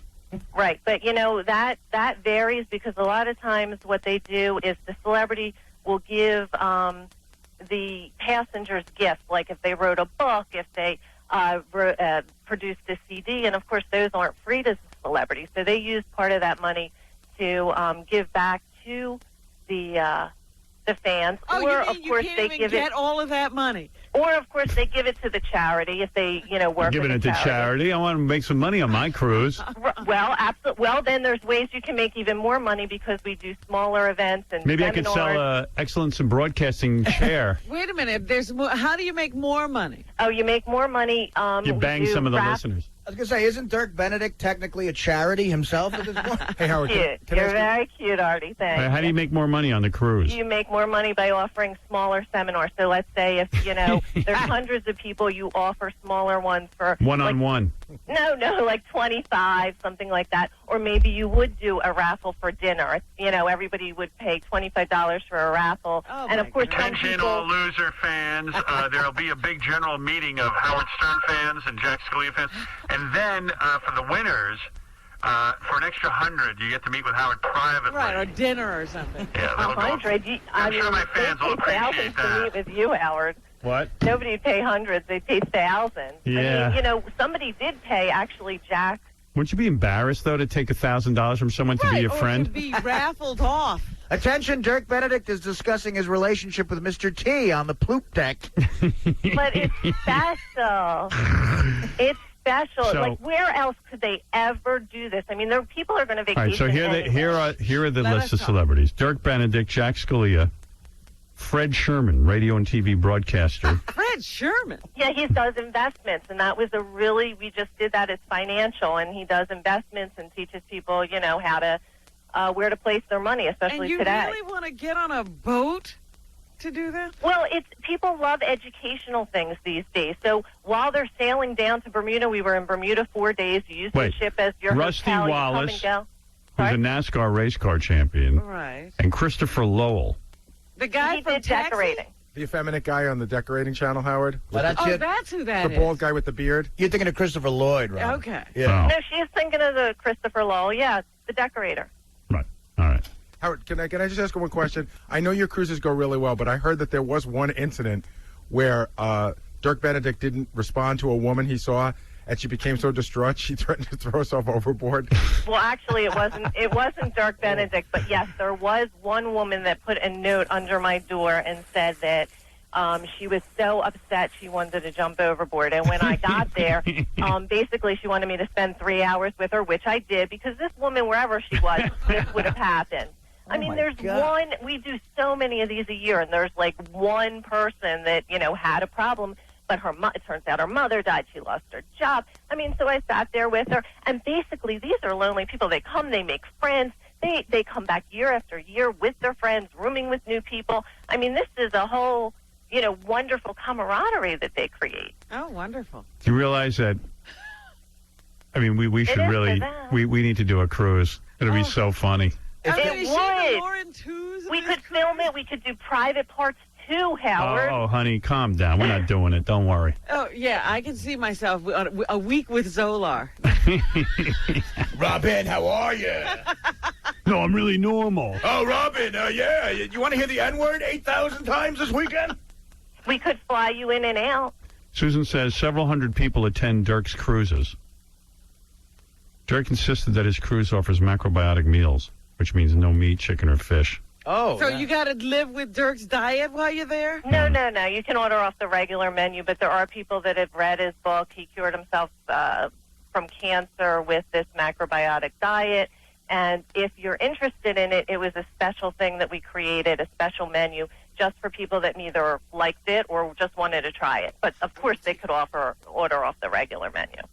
I will take a chubby pickle.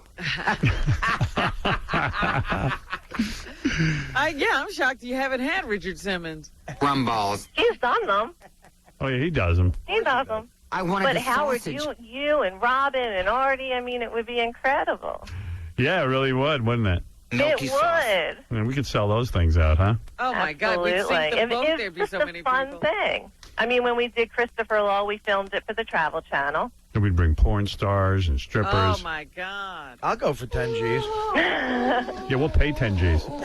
There'd be a scores on the boat. Yeah, Actually, Lonnie. that would be pretty wild. What? They're talking in the office. Apparently, one of our staff members is considering doing one of these cruises. Who's that? Scott Salem. For who?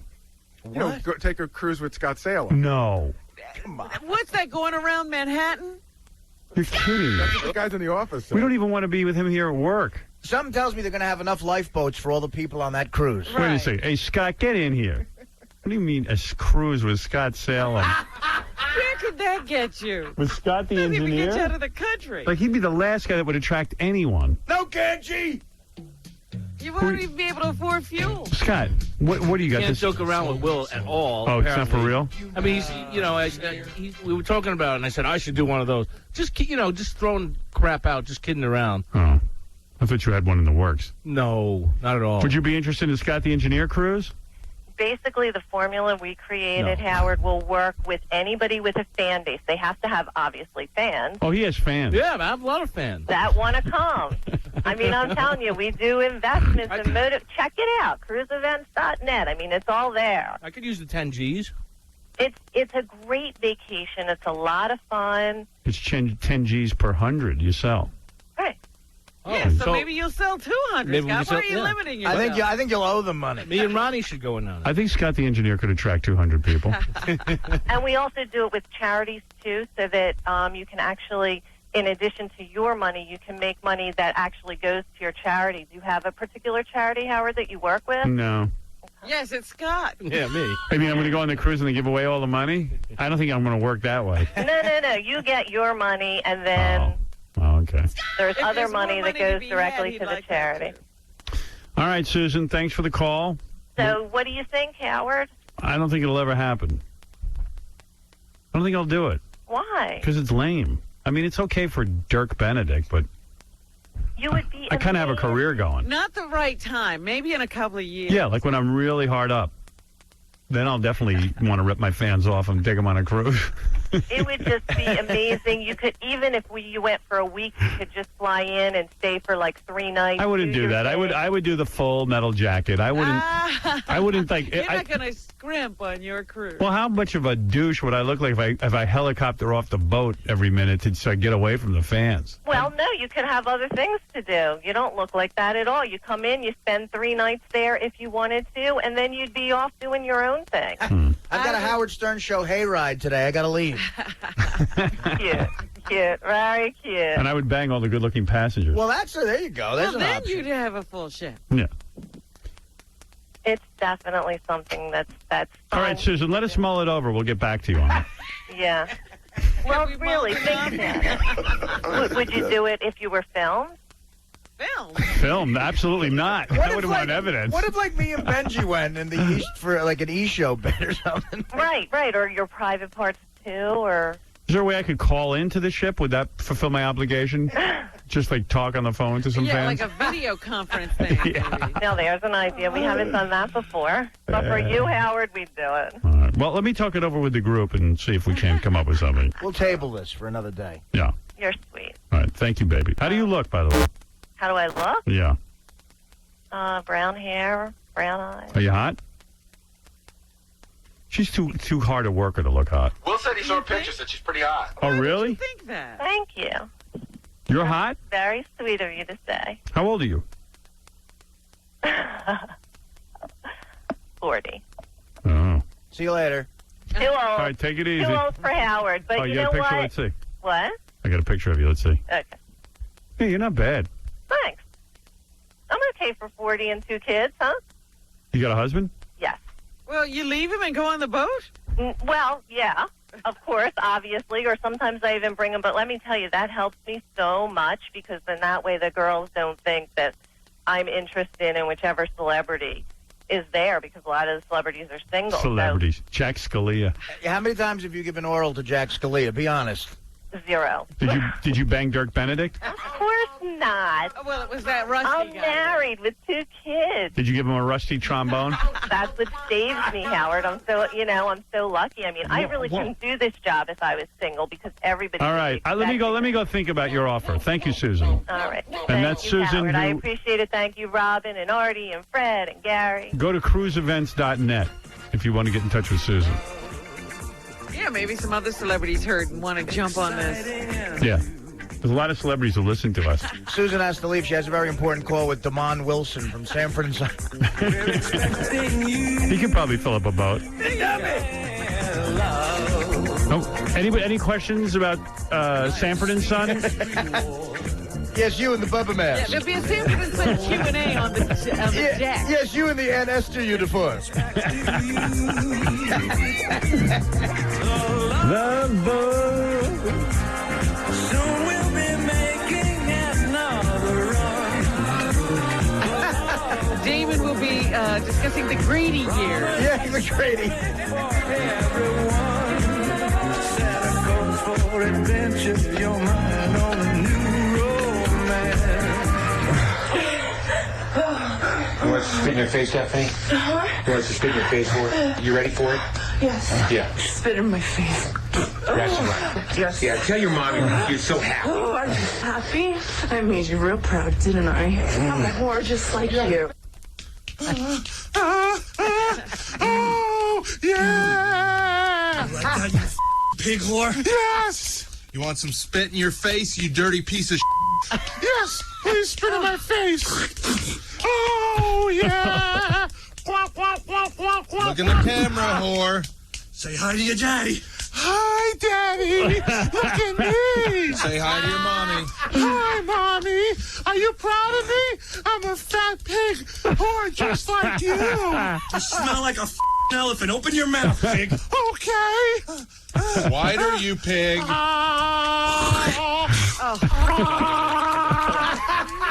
at the camera. I love spit in my mouth. Look at the camera and tell us what you are. I'm a messy little spit-covered dirty pig. That's great. Boy, that high pitch is something. He's hot. He's a dirty, filthy whore. Hi, Daddy. That's got to be the most frightening sound I've ever heard. Oh. Hi, Daddy. Hi, Daddy. I like when he does that, like the questions, like in the other call when he goes, "Who's high pitch?" I'm Kelly Clarkson. Oh, yeah. Oh, that's the best. Hi, Daddy's really frightening to his real father. Yeah. Hi, Daddy. Uh-oh, I got to support this fat slob. Oh, man. His real father hears that. Hi, Daddy. I'm a fat pig whore just like you. I was happy to see my girlfriend sent me this. She's a member of AFTRA as well. Our union is sending emails to all AFTRA members saying, send a letter to the Federal Communications Commission and Congress and state legislators telling them not to authorize this bill that would charge individual broadcasters up to $500,000 per offense. Yeah, but I mean, what can they do now? They've already passed it. Yeah, well, this president is the only one left who has to sign it, and then we're off the radio. Yeah, so what good does a letter to Congress do? I got a letter from Will. We can no longer refer to the segment as It's Just Wrong. Why not? I don't know. What are we calling it then? What's what? I think Milky sauce. I think on that one, Howard, E won't air. It's just wrong. I think that's an E issue. Well, that was when Mindy was here. Now you got a new guy in there, Ted Harbert. Why won't they air What's wrong with It's Just Wrong? It must really be wrong. Yeah, it's a perfect name. They don't mind the segment, they mind the title? Yeah. How about It's Not Right? Okay. The new name is It's Not Right. I wanted the sausage. That's not right. Richard, do you want some sausage? I wanted the sausage. Here's Richard Simmons to tell us what he wants. Sausage. I will take a chubby pickle. What else do you want? Rum balls. Rum balls? Rum balls. Yeah. How about a pickle? I will take a chubby pickle. How come you don't like mangina? I will take a chubby pickle. Milky sauce. What is it, Gary? There was confusion. He doesn't have a problem with the name. It's just wrong. Just the concept, the whole concept. Oh, it's the concept. Because In other words, why would you have a problem with the name? the name is fine, but they won't air like any family things going on. Why? Because You mean a father and dressing a daughter? They won't air that. or a mother and a daughter. That's or indecent. A mother and a son. I gotta get away from them. They're bugging me. They're not understanding my genius. All right, fine. I'll just put it on howardstern.com. Have you had a conversation with Ted Herbert? No, I think he's coming into town next week. I think it's this Friday. Yeah, he's going to be talking to my agent. I don't want any direct conversations with anyone. All right. He's not stopping by here to say hello? I probably will. I'll introduce you. It's hard for me to take him seriously as the new head of E because I went to college with him, and he was a year younger than me, and he worked at the college radio station. All right. I think I've actually met him once. Yeah, you probably have.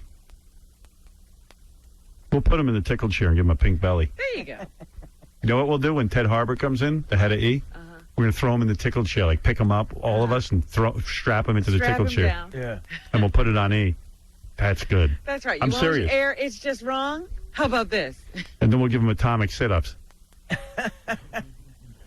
Where he has to smell his own balls. Who's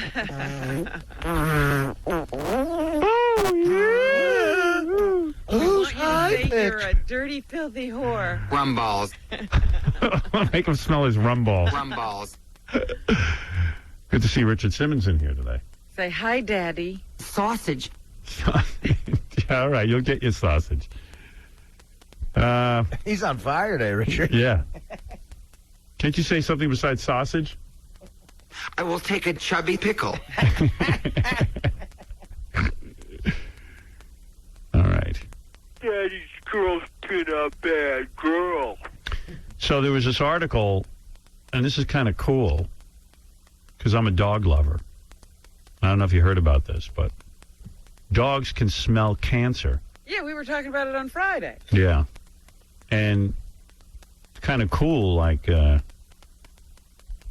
this one, they figured it out because this one dog was licking his owner's leg over and over again, just this one spot.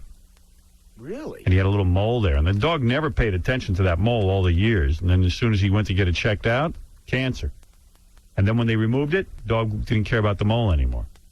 And then they have endless other examples of dogs smelling cancer. Then did a study, and they said, I don't know, 3 out of 5 times the dogs are right.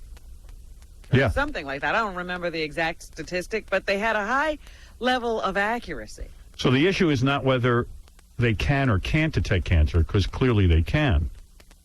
But the question is, how do you set up a system whereby you can communicate with the dogs to tell you someone has cancer? So that's what they're working on. Right. They said they don't know that it'll be practically applicable for a number of years. Yeah. They can smell your pee and know if you have cancer, too. Well, that's what the test was. They gave them Pee. urine samples. Yeah, it's great being a dog. Here's a fun task. Stick your nose in this. Smell my pee. Tell me if I have some cancer. No, Now check my poo. no, but you clearly, you clearly have had asparagus. Yeah. Yeah. Pretty cool. Out of her leg because her dog would constantly sniff at it. Yeah, but you know what I read this week? This is the sad thing for dogs who are so good to human beings, that in Florida, where everybody evacuated because of the new hurricane that hit there this weekend, that they now have to go around and collect a bunch of animals because everybody abandoned their animals. Wow. Not everybody, but a lot of people. They couldn't pick up the dog and take the dog with them? Yeah, they ran out of the house and left the dog or the cat. Hey, anybody besides me think that chick from Sex and the City, now that she's gay, is hotter? Really? That raised her in your estimation? Yeah. 'Cause you didn't like her. She was never my favorite on the show, but, I mean, I kind of like Sarah Jessica Parker or that uptight brunette chick. But ever since this woman admitted she's a lesbian, Cynthia Nixon, she seems hotter to me. That's hot. I bet she's the dude, though, in the relationship. I don't know, but I'm not turned on by her as a straight chick. But as a lesbian, she's pretty hot. Right. And she always seemed like she was almost a lesbian on the show, too. I bet she's getting a hot chick in real life. I don't know. I haven't seen this chick they say she's with. Yeah, I like to see that. Everybody's trying to get that picture, I'm sure. That's why I told Jason Alexander, the guy from Seinfeld has a new show. I told him, man, you ought to start dating Harvey Firestein. A lot of people tune in. Yeah. Yeah. They'll start to think he's hot? Yep. All right, we got a lot of email. Oh, it's 30 minutes. I'll read you the email when we get back. We have a whole bunch of show for you today, and we have a whole bunch of shows this week that are packed with celebrities and wacky ideas. Because we're wacky. We'll be back right after these words. And now, a message from Kirk Douglas's speech coach. On behalf of Howard, many people are stopping in Russia, and all you do is to celebrate. When people crash on an airplane, all you think you can do is to drink and make merriment. I condemn you. Howard condemns you. Good evening. This is our grace and Bubba Booey to all of you. You're listening to someone who might offend you, but at least you'll understand every word. Howard Stern. Wow. So, thank you, Ozzy. I'm insulted via her reaction to me. A stutter retort. Drop dead, bitch. Finally had Drop dead, you effing C. Tom's upset. Because Sal and Richard did a whole bunch of bits this weekend, including the David Lee Roth singing about Tom, and I guess they called him a douchebag in the song, and now Tom's upset. Oh. Because he said he's not a douchebag. That was David Lee Roth. Yeah. Right, exactly. I get it, though. You can't control what David Lee's saying. Tom doesn't want to be called a douchebag. He said he might even be one, but he doesn't want to be called it. Tom didn't say I might be. Oh, you didn't say? Oh, someone told me you said that. I misquoted you then. That would have been funny. That would have been But no, good. Tom That might have actually had a sense of humor. You're right. Tom has a real good sense of humor, but Tom's not going to sit quietly by where somebody keeps writing that line, and I think I know who that line is written by. Sal, probably, right? Yeah. So he thinks he can now do it through some alter egos? No. Right. You're wise to him, in other words.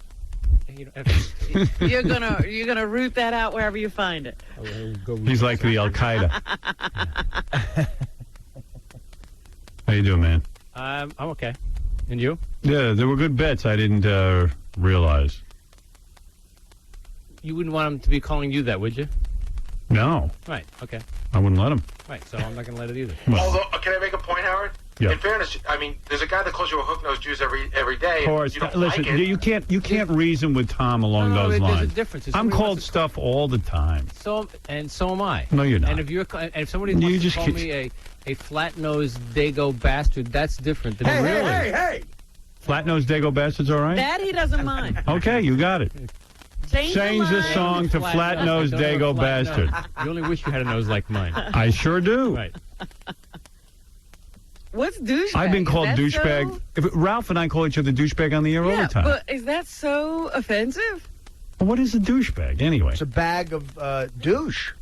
Tom just can't. I don't know. Don't give me that Tom can't. I've been called a douchebag every day on this show. It's just a funny You have term. not. Of course I You have. have not. Douchebag? I've been called a douchebag a million times. I'll play you tapes. Yeah, I'd love to hear him.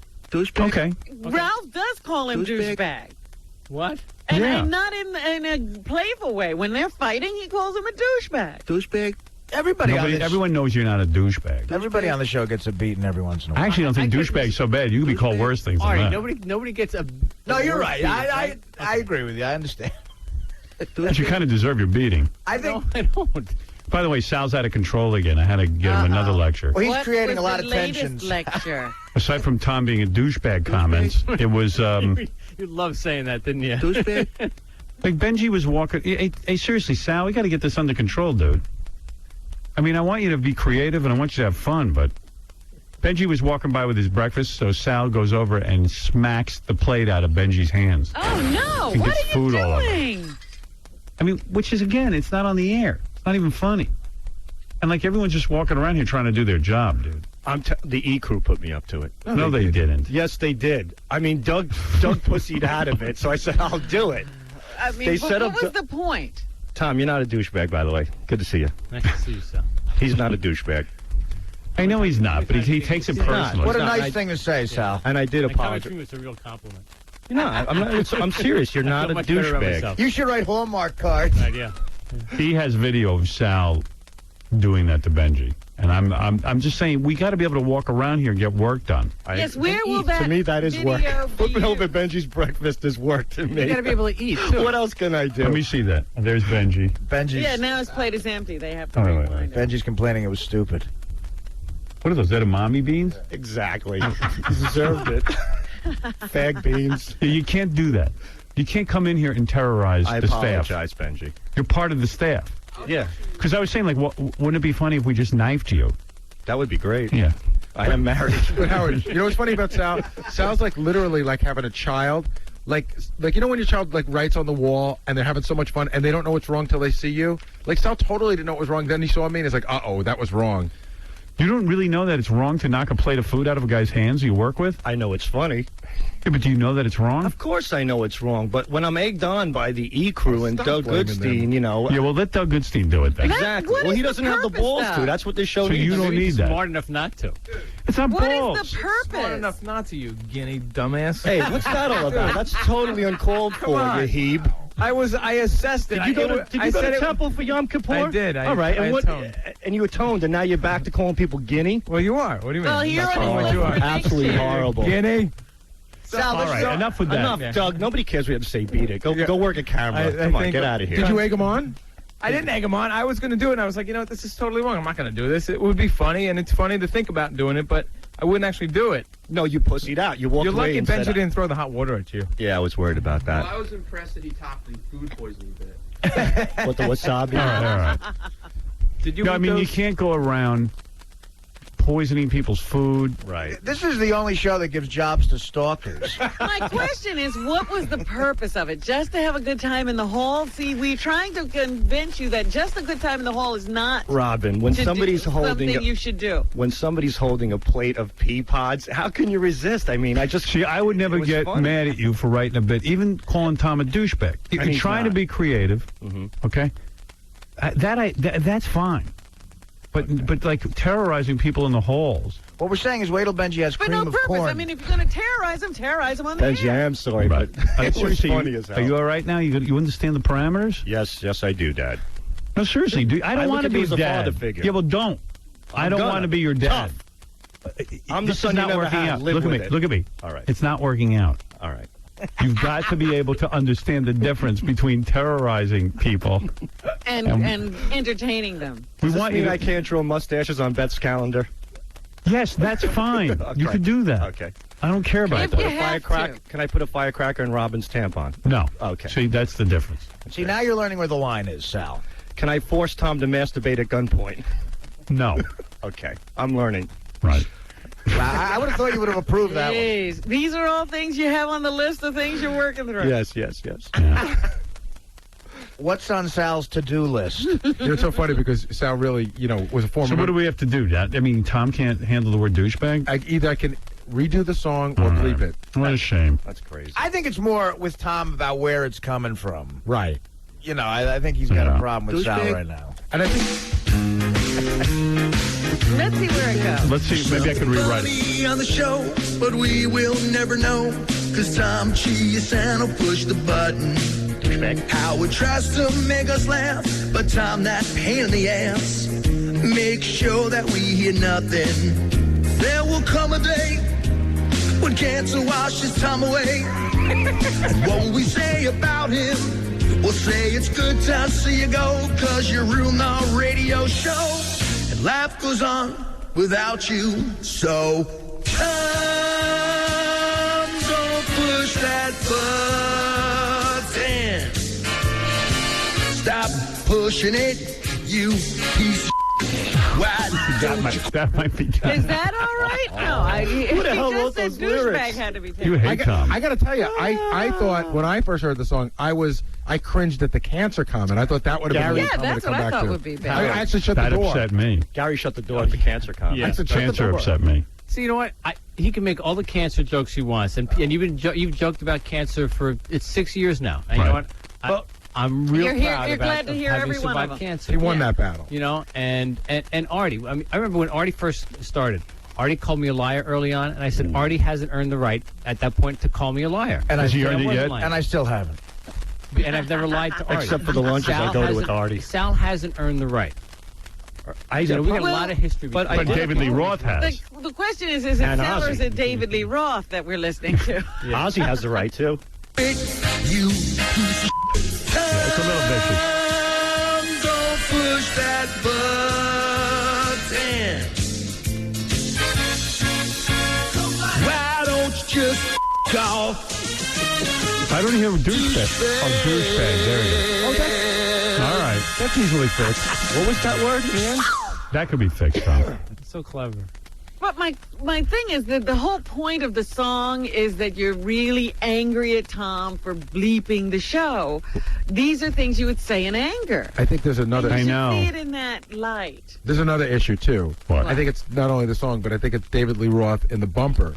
Does it again? He does. He does. He does it Let in the me hear bumper. that. I don't know. I don't remember. Hey, this is Diamond David Lee Roth right here, and I'm here to say that the only person who's a bigger douchebag than Eddie Van Halen is Tom Chiasano, baby. What a prick. Why, that's funny. Come on. And then someone else called him a douchebag, too. I think it was Ozzy. Ozzy. It was Ozzy. I'm sorry. This is Ozzy Osbourne here, and I can't stand that robotic-sounding douchebag. It's Tom Chiasano. I mean, lay off the button. It's ridiculous. We'll be gone soon anyway. Tom, no more Ozzy. I won't allow him in the studio anymore. All right, Tom, I'll take care of it. Yeah, we got You know it, what? Tom. Just so don't. I think we have tape. I think we have tape of Sam Kinison calling Tom a douchebag. Mike, you're on the air. Hey, good morning, Howard. You hooked those douchebags. There you go. All right. See? And I don't take any offense Now, that guy's been whatsoever. around a long time. He earned the right. He earned the right. Right. Thank you, Mike. I think that's all he had to say. Hey, now. Yes, Howard. Another Howard. Yes, Howard. Hey, gotta cut the cord on this guy. I was once told if you don't think it's going to work, it probably won't. Get rid of him. Get rid of Sal. You got it. Right. No, Tom. Oh. Let's go to Robert. Robert, you're on the air. yes, Robert. Yes. Yes, Robert. Robert, go ahead. Who would you like to call a douchebag? The indecency bill that the Senate passed. Yes. It took out the individual broadcasters part of it. But the individual broadcasters part of it is in the House version, isn't it? Yeah, but they'll have to go to committee once it, I imagine they're probably already in committee. The individual broadcaster fines sitting on the president's desk. Yeah. Hasn't been taken out of anything. It's part Is of that right? It's part of a military appropriations bill. No, what he's saying is once the bills, there was a version passed by the House and a version passed by the Senate.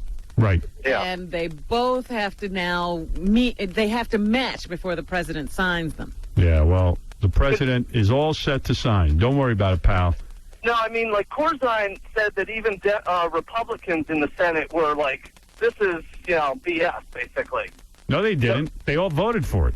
They voted for it, but the vote that they took was without the 500,000 or whatever for you already. So they want it both ways. They want to vote for it, but then say it's BS. Oh, I sure. see. They always straddle the line. All right. So the point is the bill is exists. that why AFTRA is encouraging people to write to their congresspeople? Yeah, because it doesn't exist. All right. You don't know what you're talking about. You're a nice guy, but you don't know what you're talking about. Another douchebag. There you go. Well, don't say another douchebag. Right. There's Oh, the yes. first There's douchebag. only one I was douchebag, and that's the guy who was just on the phone. I was referring to David Lee Roth for calling Tom a douchebag. I don't think Tom's buying the David Lee Roth. I love Tom. He doesn't love you. He hates you. I don't hate him. I'm trying to figure out what his redeeming quality is. He is filling John's shoes in a way. You hated John, and now you hate him. Somehow, you're right. I didn't hate John. I had to find someone that John, you hated. I understand. We need that thanks. dynamic. I The feel show like a needs million- that dynamic. Yeah, the show needs that. All right. Thank you, Sal. Thank you, Howard. Go have another. Sal, go smoke another cigarette. I don't If you smoke. hiss in your death. I saw you downstairs smoking. Don't say you don't That smoke. wasn't me. Yeah, right.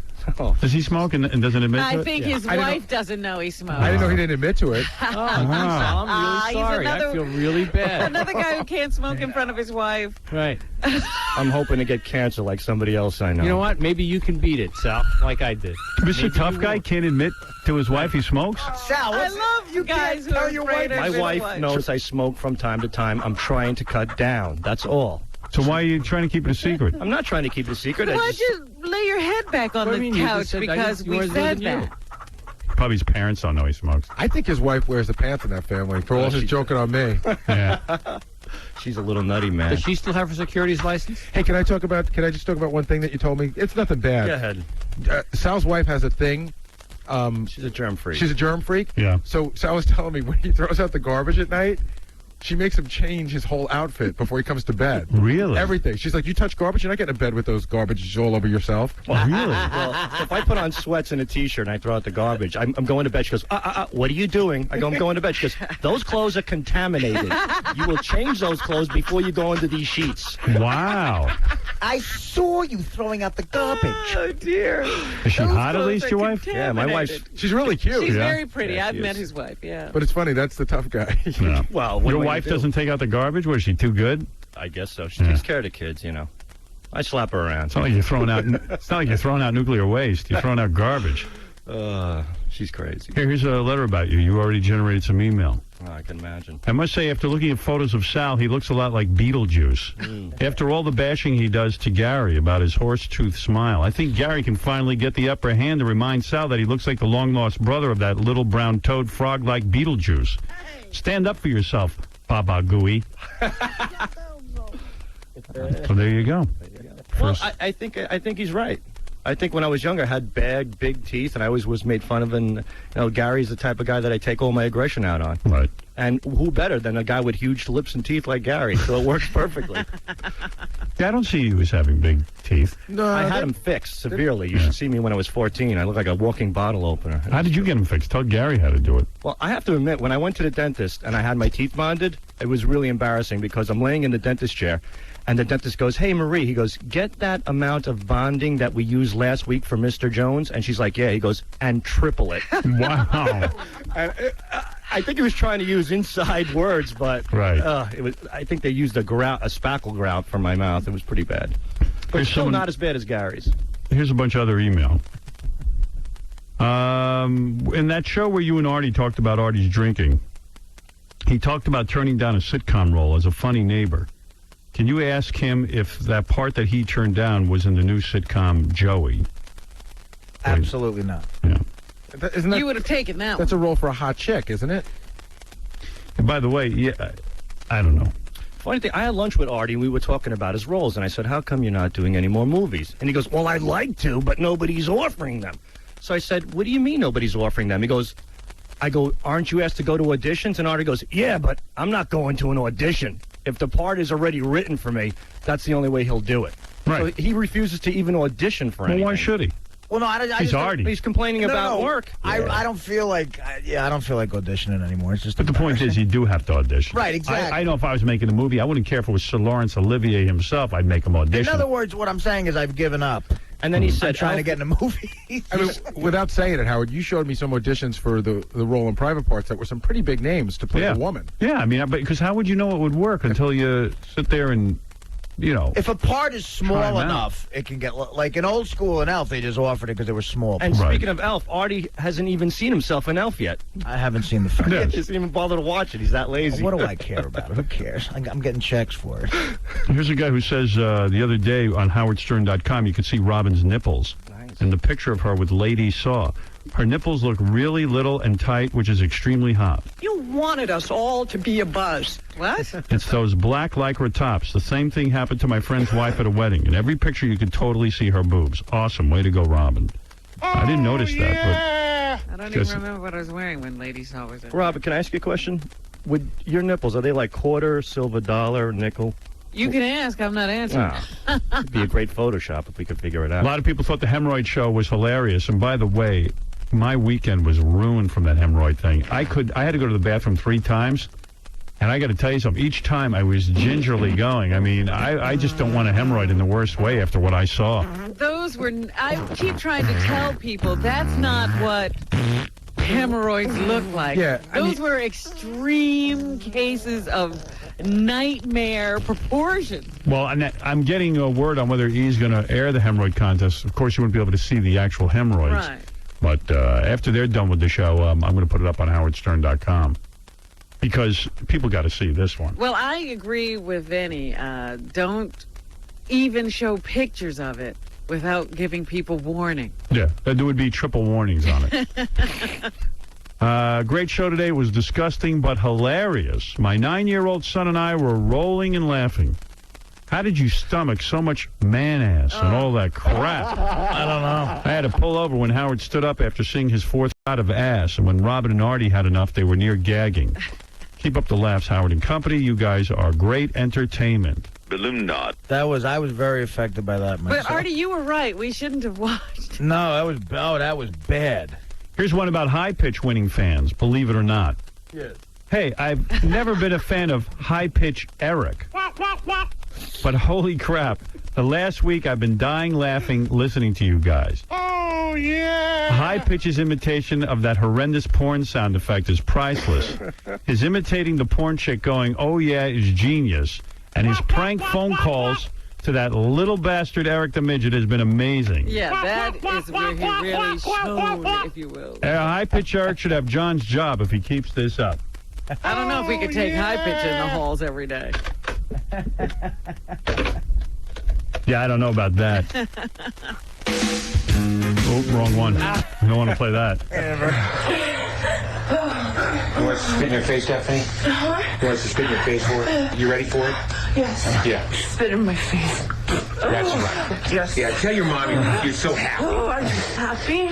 I made you real proud, didn't I? I'm a whore just like you. Oh, yeah! You like that, you pig whore? Yes! You want some spit in your face, you dirty piece of Yes! Please spit in my face! Oh, yeah! Look in the camera, whore. Say hi to your daddy. Hi, Daddy. Look at me. Say hi to your mommy. Hi, Mommy. Are you proud of me? I'm a fat pig whore just like you. You smell like an elephant. Open your mouth, pig. Okay. Wider, you pig. Look at the camera. I love spit in my mouth. Look at the camera and tell us what you are. I'm a messy little spit-covered dirty pig. Wow. Oh, yeah. Hi, Daddy. That's creepy. Hi, Daddy part. You know, High Pitch met a girl on the internet and she dropped off her children after 2 Did you weeks. hear about this? No, what is this? Was this on the bulletin board? No. He told us this on Friday in the office. Oh, all right. Well, High Pitch was on the internet, and he picks up girls on the internet, which is okay because they can't see him. Right. Once they see him, they run for the hills. It's like Herman Munster. Yeah, see or hear him. But this girl dropped off her children Well, at his apartment. Sal, you're killing the story. Oh, I'm pal. sorry. She did. Yeah, but you got to build. Just fire me already. Get it over. Yeah, really. I got Fire to get me you now. out of here. Fire me now. I'm fired. You go sit in the office. Sal, you're fired. Go, All right, thanks, go Howard. in the office. I'm Go out of ahead. here. All right. Seriously. You're not a storyteller. You got plenty of You breaks. got a break. That's how you got into this place. You got your break. You got a break, yeah. He goes out, he tries to figure out how much trouble he's in, whether he's fired, his wife's going to yell at him for the cigarettes, or telling the story about her having, germ phobia. What kind of guy can't smoke a cigarette around his wife? Some fag. I know. That is bad.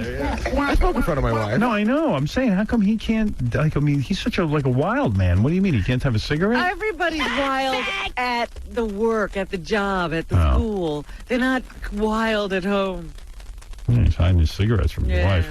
Very. Like I said, even mob guys, their wives are the only ones who are not afraid of them. Yeah, they're afraid of broads. Yeah, I mean, I'm known as a wild man and pretty much built a career doing anything. And then I went to get an earring, and my mom yelled at me, and I took it out. Yeah. You and Sam Kinison, who was wilder than him? Cocaine, whores, you name it. Then he went to get an earring. His mother wouldn't let him. Or a tattoo. Oh, I was on the table to get a tattoo, and I was afraid my mom would yell at me. And here you are, like a drug addict. Yeah. You'd go to jail for coke. Absolutely. You went to jail for bank robbery. Right. But you won't get a tattoo. I don't understand. I was on a table in New Orleans, and I said, you know what? I'm not getting this. She's going to yell at me for the rest of my life. Yeah, I got over that. I think I was around 40 when that kicked in. Yeah, it was up there. Yeah, it was a little too late, but I did get over it. Because you made a couple of attempts before you could actually do it. That's right.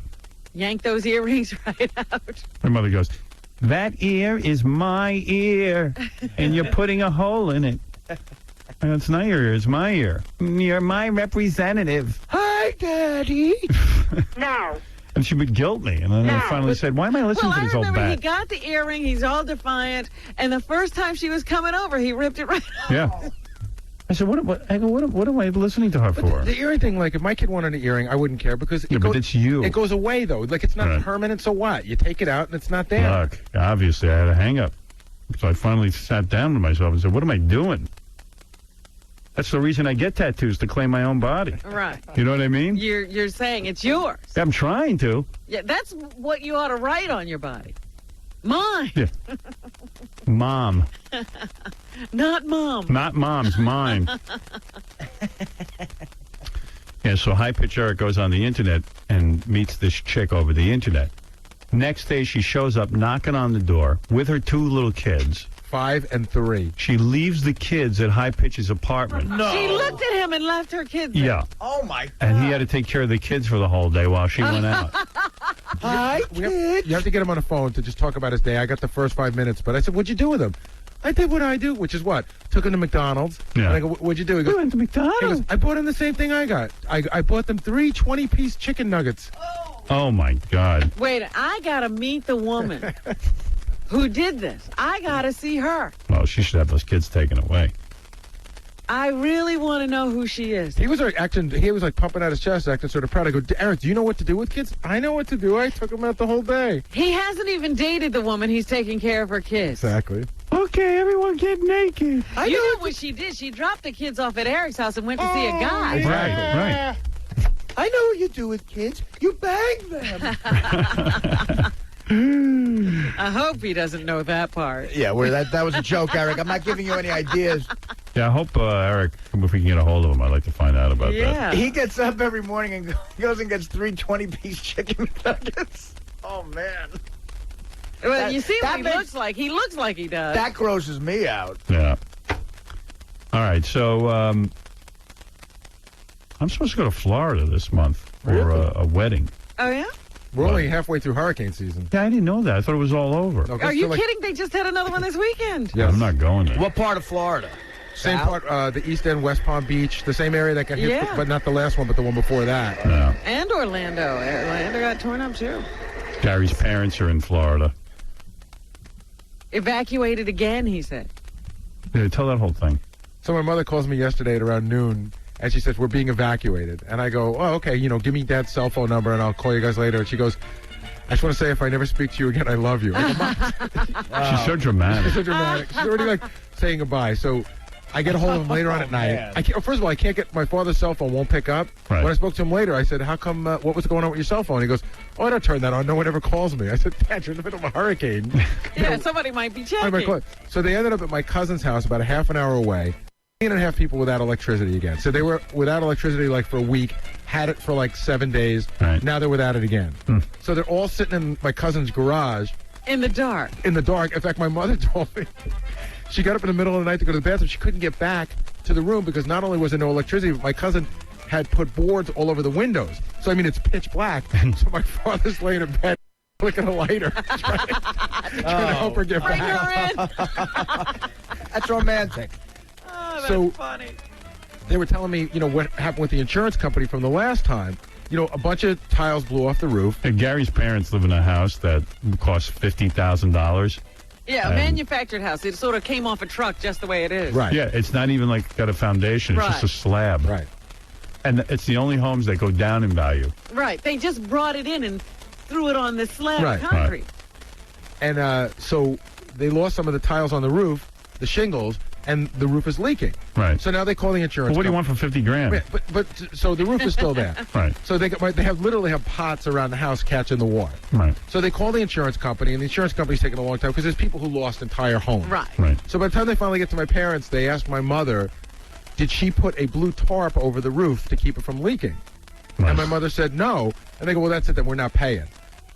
So my mother's like, what? So my brother called the insurance company, and he said, you know, they're 80-year-old people. They can't really get on the roof. Yeah, make tarps. Yeah, did they know they had to tarp the roof in a hurricane? And then they were asking if anybody came to fix it. My father said he'd been calling every day. You can't find anybody to fix anything down there because there's homes being rebuilt. Nobody wants to fix a roof. Right. So now the second round of rain came yesterday. More water in the house. Of course. No electricity. So the What big a thing mess. was the that big was a good idea, getting that manufactured well, home. well, it's not just a manufactured house. It's all houses are having this. But the big thing yesterday Yeah, but was a regular house, they don't tell you to climb up there and put on a tarp. A tarp, They don't have any money. That's fun. So they both told me separately yesterday that this is it. They're moving back to New York. Are you kidding?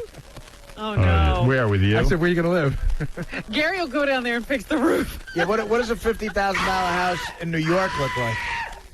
That's what I told my mother yesterday. Where are you going to find a house for that amount of money in New She's York? thinking of moving in with you, dude. Nah, she knows that. Yeah, that ain't going to happen. But how are they going to sell that house? They're not. That house is a walk away. Like homeless people reject that house. Oh, my goodness. And so, you know what? I have to say, it's actually pretty nice. When I saw it from the outside for the first time, I was horrified. Why don't they just pick it up and bring it to New York, There that you house? go. And just plunk it down somewhere. It's 2 bedrooms, 2 bathrooms, a living room with a fireplace. Not bad. And a nice kitchen and, Right. and a family room. It just leaks. Well, when it rains, It just has no roof. they're not the only one having roof troubles down there. Why don't you just plunk that house down in Central Park? You know what? It's like Dorothy's house. It flies wherever Yeah. you want You should just put it on wheels. A house with a good roof is $60,000. They lost the shutters. The shutters blew off in the first one. They're just Right. gone. Right. A lot of the roof tiles blew off, and they have a little outside, I guess like a screened-in porch. But Howard, I tell you, it's got to be, I don't know, 5 by 5, Right. Yeah. 6 by 6. You know, That's all they need. and it's got a screen door on it. That blew off. That's Oh, gone. yeah. Hey, Marianne from Brooklyn, you're on the air. Howard, it's absolutely true. Last year, he tells me he meets a woman on the internet, and the next thing I hear are 2 kids screaming in his apartment. He takes them to Burger King. He buys them toys. He fixes the woman's car. It goes on for a couple of weeks, and I go, Eric, this doesn't sound kosher. You can't take somebody's kids. They might say you're going to do something, and sure enough, she drops him, and that's it. And here he goes again. He just met another woman a few days ago.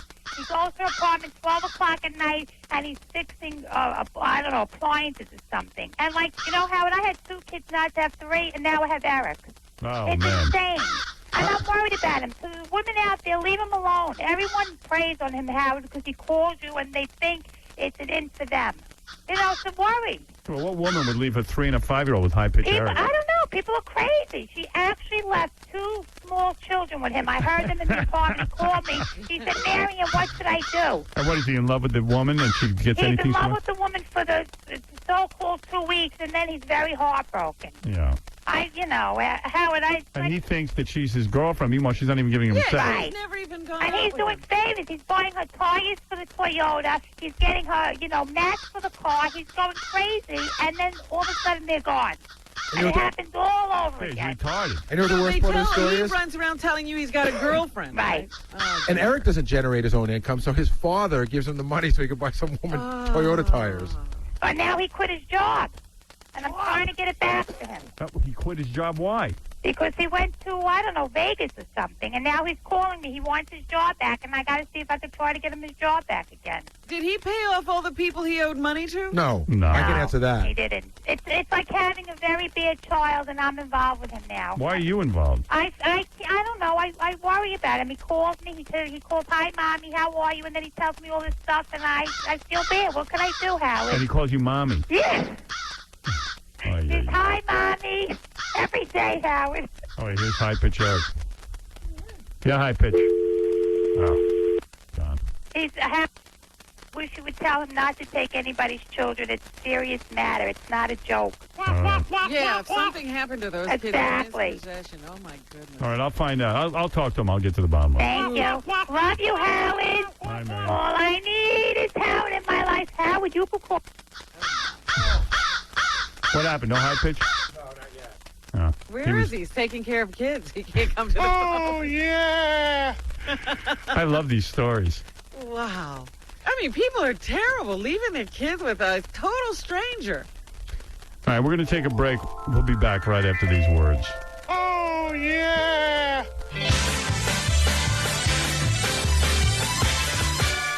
Phone calls. We get your phone calls. We get your phone calls every day.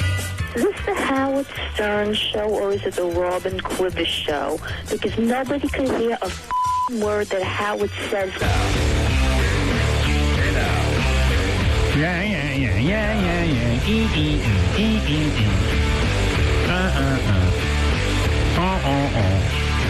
Wow.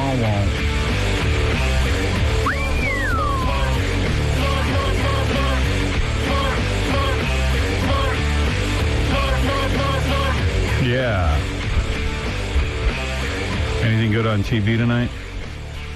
It's Monday. I guess you'll have CSI Miami. Yeah, I got to watch that.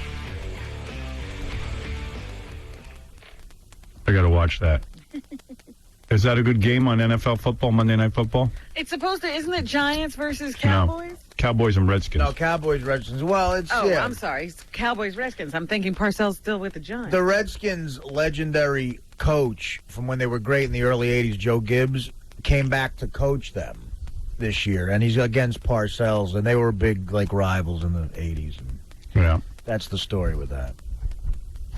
And the benefactor's on. Yeah. Trump said it's not doing that good. And, he would say that, though. He also said that The Apprentice is absolutely fantastic. I watched some of The Apprentice. It was fantastic. No, but it was good. I'm not a reality show guy, and I got to admit, Dana got me into that. Really? Are you watching it? Well, last season I did. The last couple shows, I was into what happened. I haven't seen the new one that much, though. Ernie Anastas, the local anchorman on CBS, just switched to the local Fox affiliate here in New York. He's getting $10 million for 5 years. Wow. What? I thought he got more than that. I thought he was like some big deal because he... $2 million a year? Well, because he's like the guy everyone watches for some reason, Ernie Anastas. And I don't know why. I mean, why him? What? I thought he was like one of these $15, $16 million guys. Well, it's a local show, so you're a little jaded, I guess. See, I think these guys are just working in one market. No, the local guys make more than the... in fact, they make more than the network anchorman. They make more than Rather. No yeah, way. No absolutely. way. Why is that? That is not Want to true. know why? Yeah, I do. Yeah. Okay, I'll explain it to you. But it's not true. It is true. The local... You think that Dan Rather doesn't make $2 million a year? You're crazy. I'm just telling you, what I know is that the local guys... Right. You see, you got to understand something. CBS is allowed to have 5 O&Os. Those are called owned and operated stations. They're allowed to have more now, Howard. They have 20. No, I'm going back to the old days. Oh. All right. Whatever the number is now, I don't know. But let's say they got 20, as Robin says. Mm-hmm. So when you put a guy on the network, you got to split all that revenue with all kind of people. Because they don't own those stations that it goes out on, right. The advertising dollars. And the O&O thing is limited to prevent, obviously, a monopoly and stuff like that, right? Right. And that's all changing anyway because Powell loves big business. Yeah, it's getting out of control. So what I'm saying is that a Chuck Scarborough, a local guy here, he could have been an anchorman for the network but never wanted it because he makes more money because the local stations, listen to this, the local stations can keep every penny of their local news. On the network, they can't. Right. So they own it. So the O&Os make more money with the local guys than they do with their network guys. And then but still, the network guys bring in a lot of money. Mm. I don't know anything about that, but $2 million a year to me, that sounds high for Ernie Anastas, but I don't know. To me too, but he generates a lot of money. I'll bet you he's now the top guy. I bet you Scarborough doesn't make that. Yeah, I think you're right. That's what I'm saying. Because evidently wherever he goes, people watch Yeah. for some bizarre I don't know reason. why that is. He seems like a big dummy to me. Talking head. But he's getting $10 million. Hey, speaking of this stuff, Jillian Barbery's supposed to be on the phone. Can you guys arrange for that? Yeah, we're going to wait another 3 minutes because we called her on the cell and it was really bad. Okay. Hey, Howard, I was thinking. I thought she had lost that job. Yeah, I'll interview her. I was thinking of you. My flight to Phoenix Friday, the movie was 13 going on 30. How was it? Did you watch it Friday? Because you said you were No, going to my have that kid, night. my kid brought over a friend, and she didn't want to have 13 going on 30 night. Oh, okay. How was it? You know what? I got to admit, I kind of got into it on a plane. See, I told you, it's not a horrible movie. No, it was. I bet. You know what? I'm predicting you'll like it, Howard. He'll love it. Yeah, it's like one of those high school. It was well done. You know. Yeah. But What happens? A little kid turns into Jennifer Garner? It's a complete like fairy tale thing. It's No. but it's like No, it really happened. but didn't worse than not. It's even. That's the one part I didn't love about it was it's even hokier than Big. It's Right. just like fairy dust sprinkles on her head and she's an adult all of a sudden. Right, and she discovers that she's, well, you have to watch Yeah, the you should- movie. I don't you want should- Yeah, you don't want to ruin it for me. Yeah, it has a happy ending. But is Jennifer Garner hot in it? Yeah, I think she's sexy. Does she wear as hell. mini skirts and stuff? Yeah, and absolutely. She wears Lots of revealing outfits. like, teddies, Really? like teddies, like Really? Victoria's Secret type stuff. Oh, cool. In the beginning, but you get the idea that she's acting like a dumb kid, and in real life, when I've heard her interviewed, it sounds like she wasn't really acting. Yeah. Like, I mean, She's Robin's played interviews of her, and she really sounds Retarded. like a kid. Yeah, Well, that's what I'm saying. She does a very good job. yeah, she's good in it. Wasn't she dating some guy off the internet and ended up watching his kids? She's good at playing a kid. Oh, yeah. In a grown-up's body, yeah. She pulls that off. Bob Dylan wrote a book, and he says that Yeah, apparently he's upset with fame. he can't handle it. He wanted to kill some of his fans for, like, camping out at his house. Which is funny, because he was Mr. Peace and Love. He wanted to shoot the people on his Yeah, exactly. Nah. The one thing he does say is that, all of a sudden he became like a magnet for every freeloader, and they were camping out and they wanted to party. They thought it'd be, just a free-for-all there. And then he discovered that, at first he was all right with it, and then lawyers were telling them, if people fall, if people get hurt, it's going to be your fault, and you'll be responsible for them. I'm wearing I didn't these. appreciate that so much. I'm wearing these tighter, sexier jeans, but I don't know whether my balls get sweaty in them or what. But I've got bat wings going major league, and now I want to put powder. It's the worst. I want to put talc on my balls, but You're afraid of the. I'm afraid of cancer. Yeah. I know there's some sort of powder like cornstarch you can use for your balls. Right. So in other words, like Johnson & Johnson baby powder that has talc in it. I don't know. Some maniac put in my head that talc causes cancer. Talc what I is use. supposed to be bad for you. It does have, Asbestos. yeah. It has traces of asbestos. Well, because in the summer, I'm in bad shape. Because in the summer, I've been doing that for years, man. But wouldn't there be more warning about your balls getting full of cancer from talc if that was true? Like, wouldn't you read that more often? I think that'd be in the paper every day. I don't know that a lot of people are talcing down there because, they did put out the warnings big time for a while that talc was bad for you. Especially when I was working construction when I was younger. My buddy Mike Martin used to call it powdering the pin. Scratching my balls. We used to do it all the time. All I know is, man, I'm uncomfortable all the time. Like, I'm constantly trying to get my bat wings off my leg. That's Plum the balls. worst feeling ever, man. Plum balls. I have that all the time. I get it a lot, too. You need a lift. You think? Yeah, I think Why? you've I like got my too much skin. I like my mature balls. You have too much skin. Looks like you have more going on down there. Yeah. Don't take that away from us, Rob. Right, OJ? Oh. Maybe you ought to get a little trim, Nah. a little nip tuck. That's okay. No one's nipping and tucking down there. No kidding. No way. Yeah. I don't know, but it's real annoying. Even like when I'm watching TV with Beth, I'm constantly spreading my legs so I can. You're not going to get cancer. If you just do it. Well, there are powders without talc. Well, what can you use? I think Gold Bond doesn't have talc. I'm not sure, though. Or cornstarch. Yeah, get some cornstarch. Gary, get me some cornstarch for my balls. Immediately. But I heard you talking this morning when I landed about Scratching my balls. Ba, ba, ba, ba, boo. Ba, ba, boo. That's hard to get out of here. Ba, ba. I was humming it everywhere. I do that, too. Ba, ba, ba, ba, ba, boo. Ba, ba, ba, ba, boo. Ba,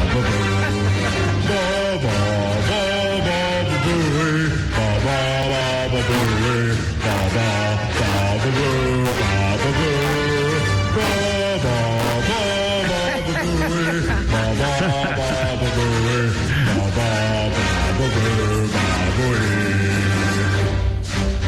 Thank you.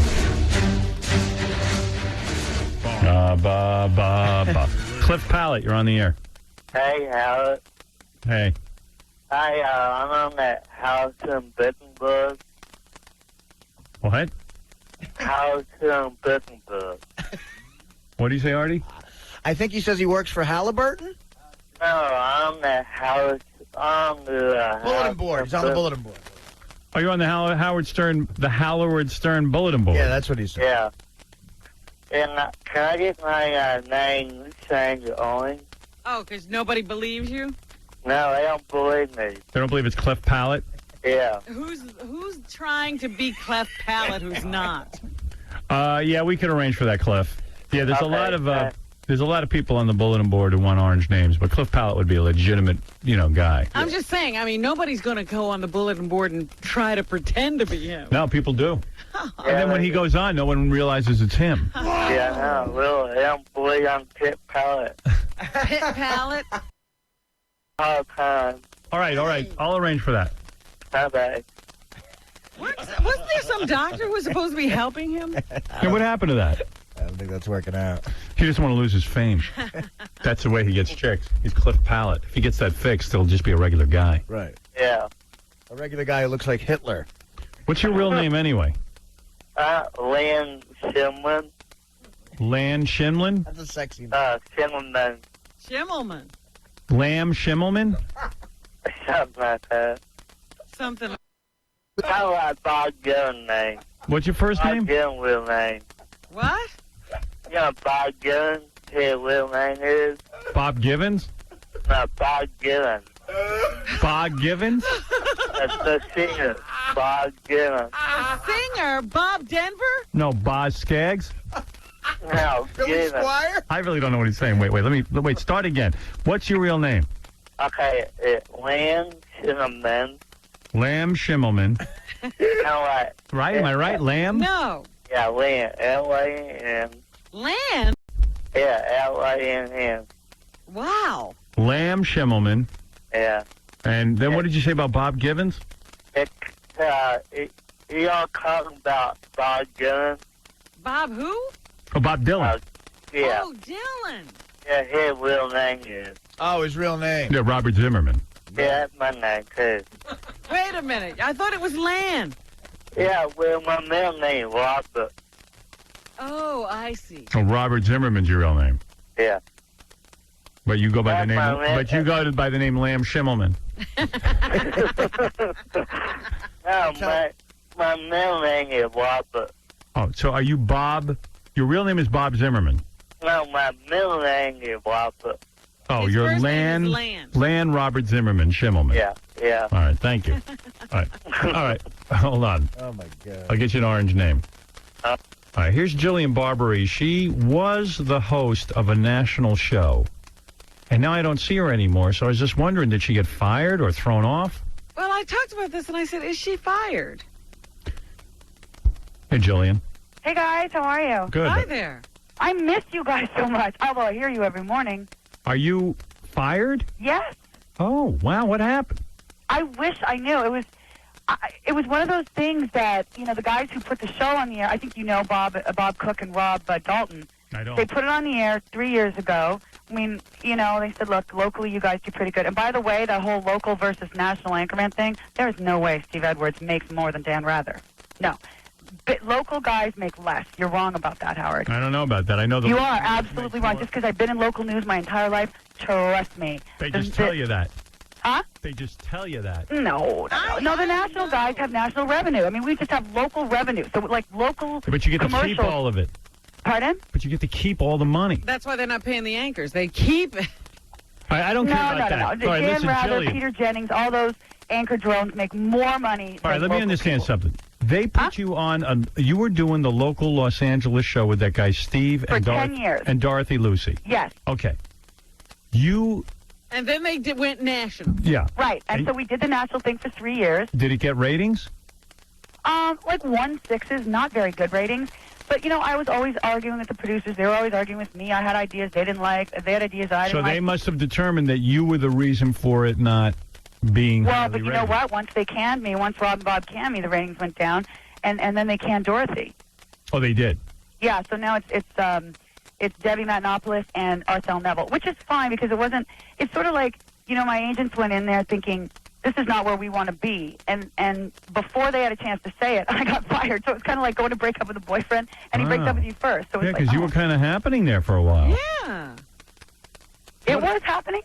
I mean, it was kind of happening for you. I thought like you were some kind of big star all of a sudden. And Oh, God, I wish. I worked so hard, but you know how this business is, and I don't think that show wasn't going to be the one for me. I mean, it's like that show, they want to make it about somebody else. It's not about me. It's about Steve. It's more like Steve's show. They were his producers, and so it was different. It wasn't going to be ever my kind of...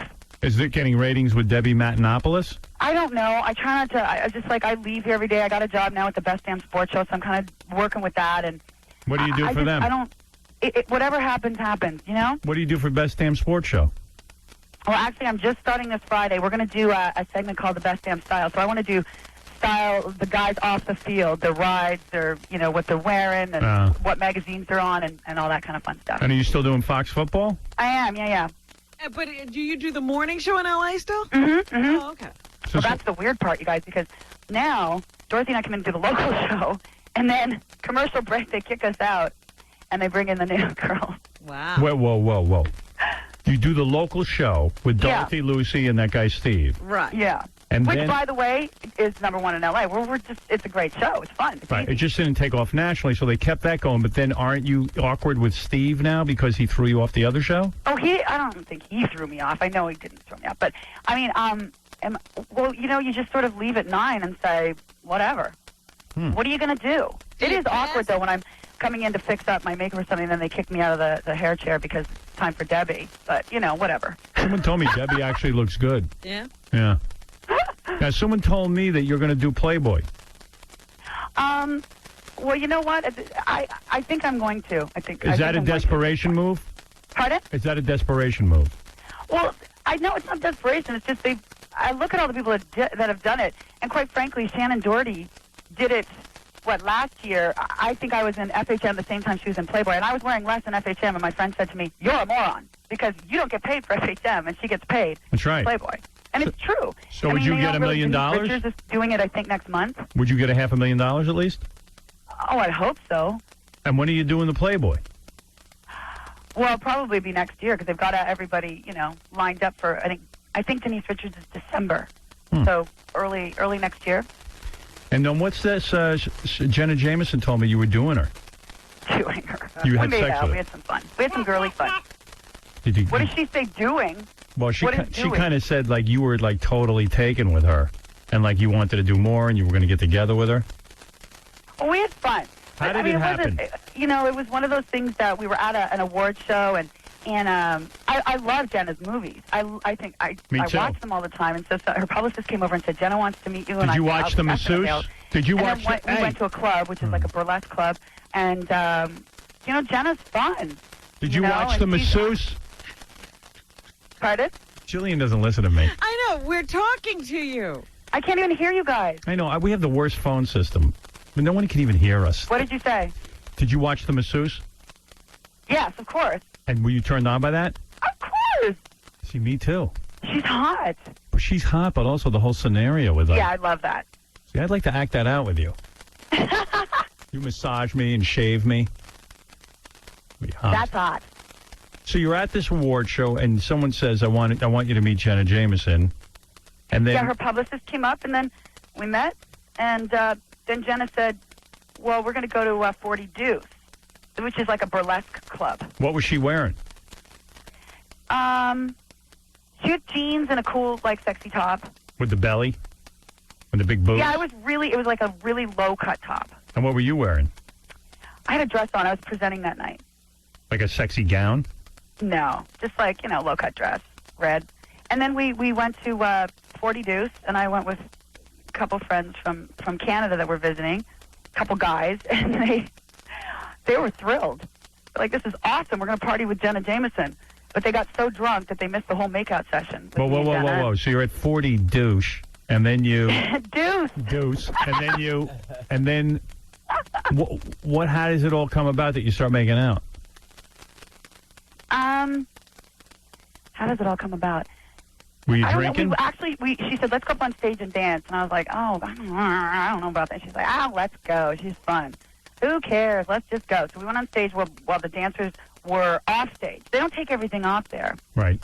And it was like Owen Wilson's girlfriend dances there, so he was there with Vince Vaughn. It was like a whole big scene, whatever. And then... Well, what do you mean? You got up on stage and you danced... Yeah, but we didn't, we were just having fun dancing. Did you take anything off? No, good God, no. Did Jenna take anything off? No. You just start, like, rubbing against each other and stuff? Yeah, having some girl fun. And then we went back down, and they have little leather chairs, and it was so crammed in this section that Jenna and I sat in the same chair. And then she stood up at one point. Whose idea was over that? Me and started kissing, and that was it. We were kind of in our own fun for a while. Wait a second. Whose idea was it to sit in the same chair? Well, we had no choice. It was like the VIP section was cramped. People were sitting on each other's laps, on the arm of the chair. Just that's the way it Believe went. me, if it was a gross guy, you'd find somewhere else to sit. Oh, yeah, I would. So you and her were sitting in this chair. And then she stood up and faced me. Yeah. And then started kissing me. And she just came over and started kissing you on your mouth. Like leaned down and started kissing me. And you liked it? Oh, yeah. And then you tongued? Yeah. Did you feel her boobs? Mm-hmm. And she felt yours? Uh-huh. Did she touch you below? No. Tell the truth. I think Jenna told you we didn't do that. Yeah, but I don't believe her. No, it's true. Oh, why would she not? Why would she lie about that? She's I honest don't about know. everything else. Maybe she didn't want to embarrass you. Huh? Maybe she didn't want to embarrass you. Well, like the other stuff isn't embarrassing. Like, I don't know. I'm open to that stuff, but I don't know that I was ready to take it to the next level, because she did call me after she was on your show, and she said, I hope you don't mind. I said, I don't care. It's all good.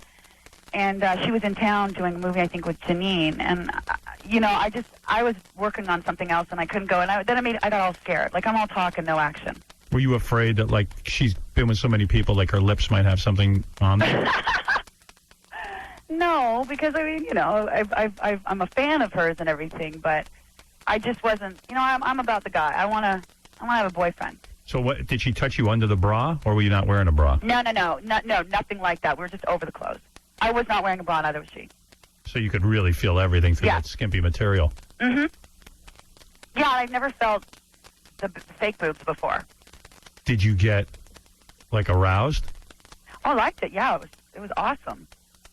So why But, not? I mean, how aroused can you get in a public place like that? I know some people get off on that, but it was kind of surreal in the sense that... Was your underwear wrecked? That's what I'm driving at. Was your underwear wrecked? I don't think they were wrecked, no. But there was something going on. We did not do any of that. She did Kinda not hot. touch me down there. No, I didn't say she her. touched you, but just her touching your chest and kissing you might it have was wrecked your great. underwear. Yeah, it was really fun. It was fun, girly fun. Yeah, that's hot. Well, you missed that good party. While you two fool around with each other. Nice. That'd be hot. I want to know how Jillian stopped talking long enough to make out with someone. Artie.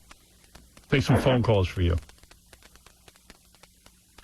Jim, go ahead. You're on with Jillian Barbary on the best damn sports show, period, every Friday night at 8:30 on Fox Sports Net. Hey, Howard, how's it going? Hey. Hey, man, get her off the air, man. She is so annoying. She Why? never shuts up. I think she's got hot. No talent. She's hot, but she is so annoying. Please, spare us. Well, I don't know, man. I think she's hot, and she's being honest about getting fired. It's pretty She's interesting. just annoying. She just never shuts up. Hmm. Well, that might have been why you got the 1.6 rating nationally. All right. I like her. I like Jill. For the record, I like her when she does sports stuff too, and I'm a big sports guy. I mean, if Jillian wasn't hot, I don't think I'd like all that talking. But she's hot, so I'll put up with it. You know what I mean? Yeah, I don't like when ugly people talk a lot. Me neither. Unless they're real smart. Like us. Right. Imagine me going out with Jillian. We'd battle each other for airtime in our private life. That's why I don't think it would really work.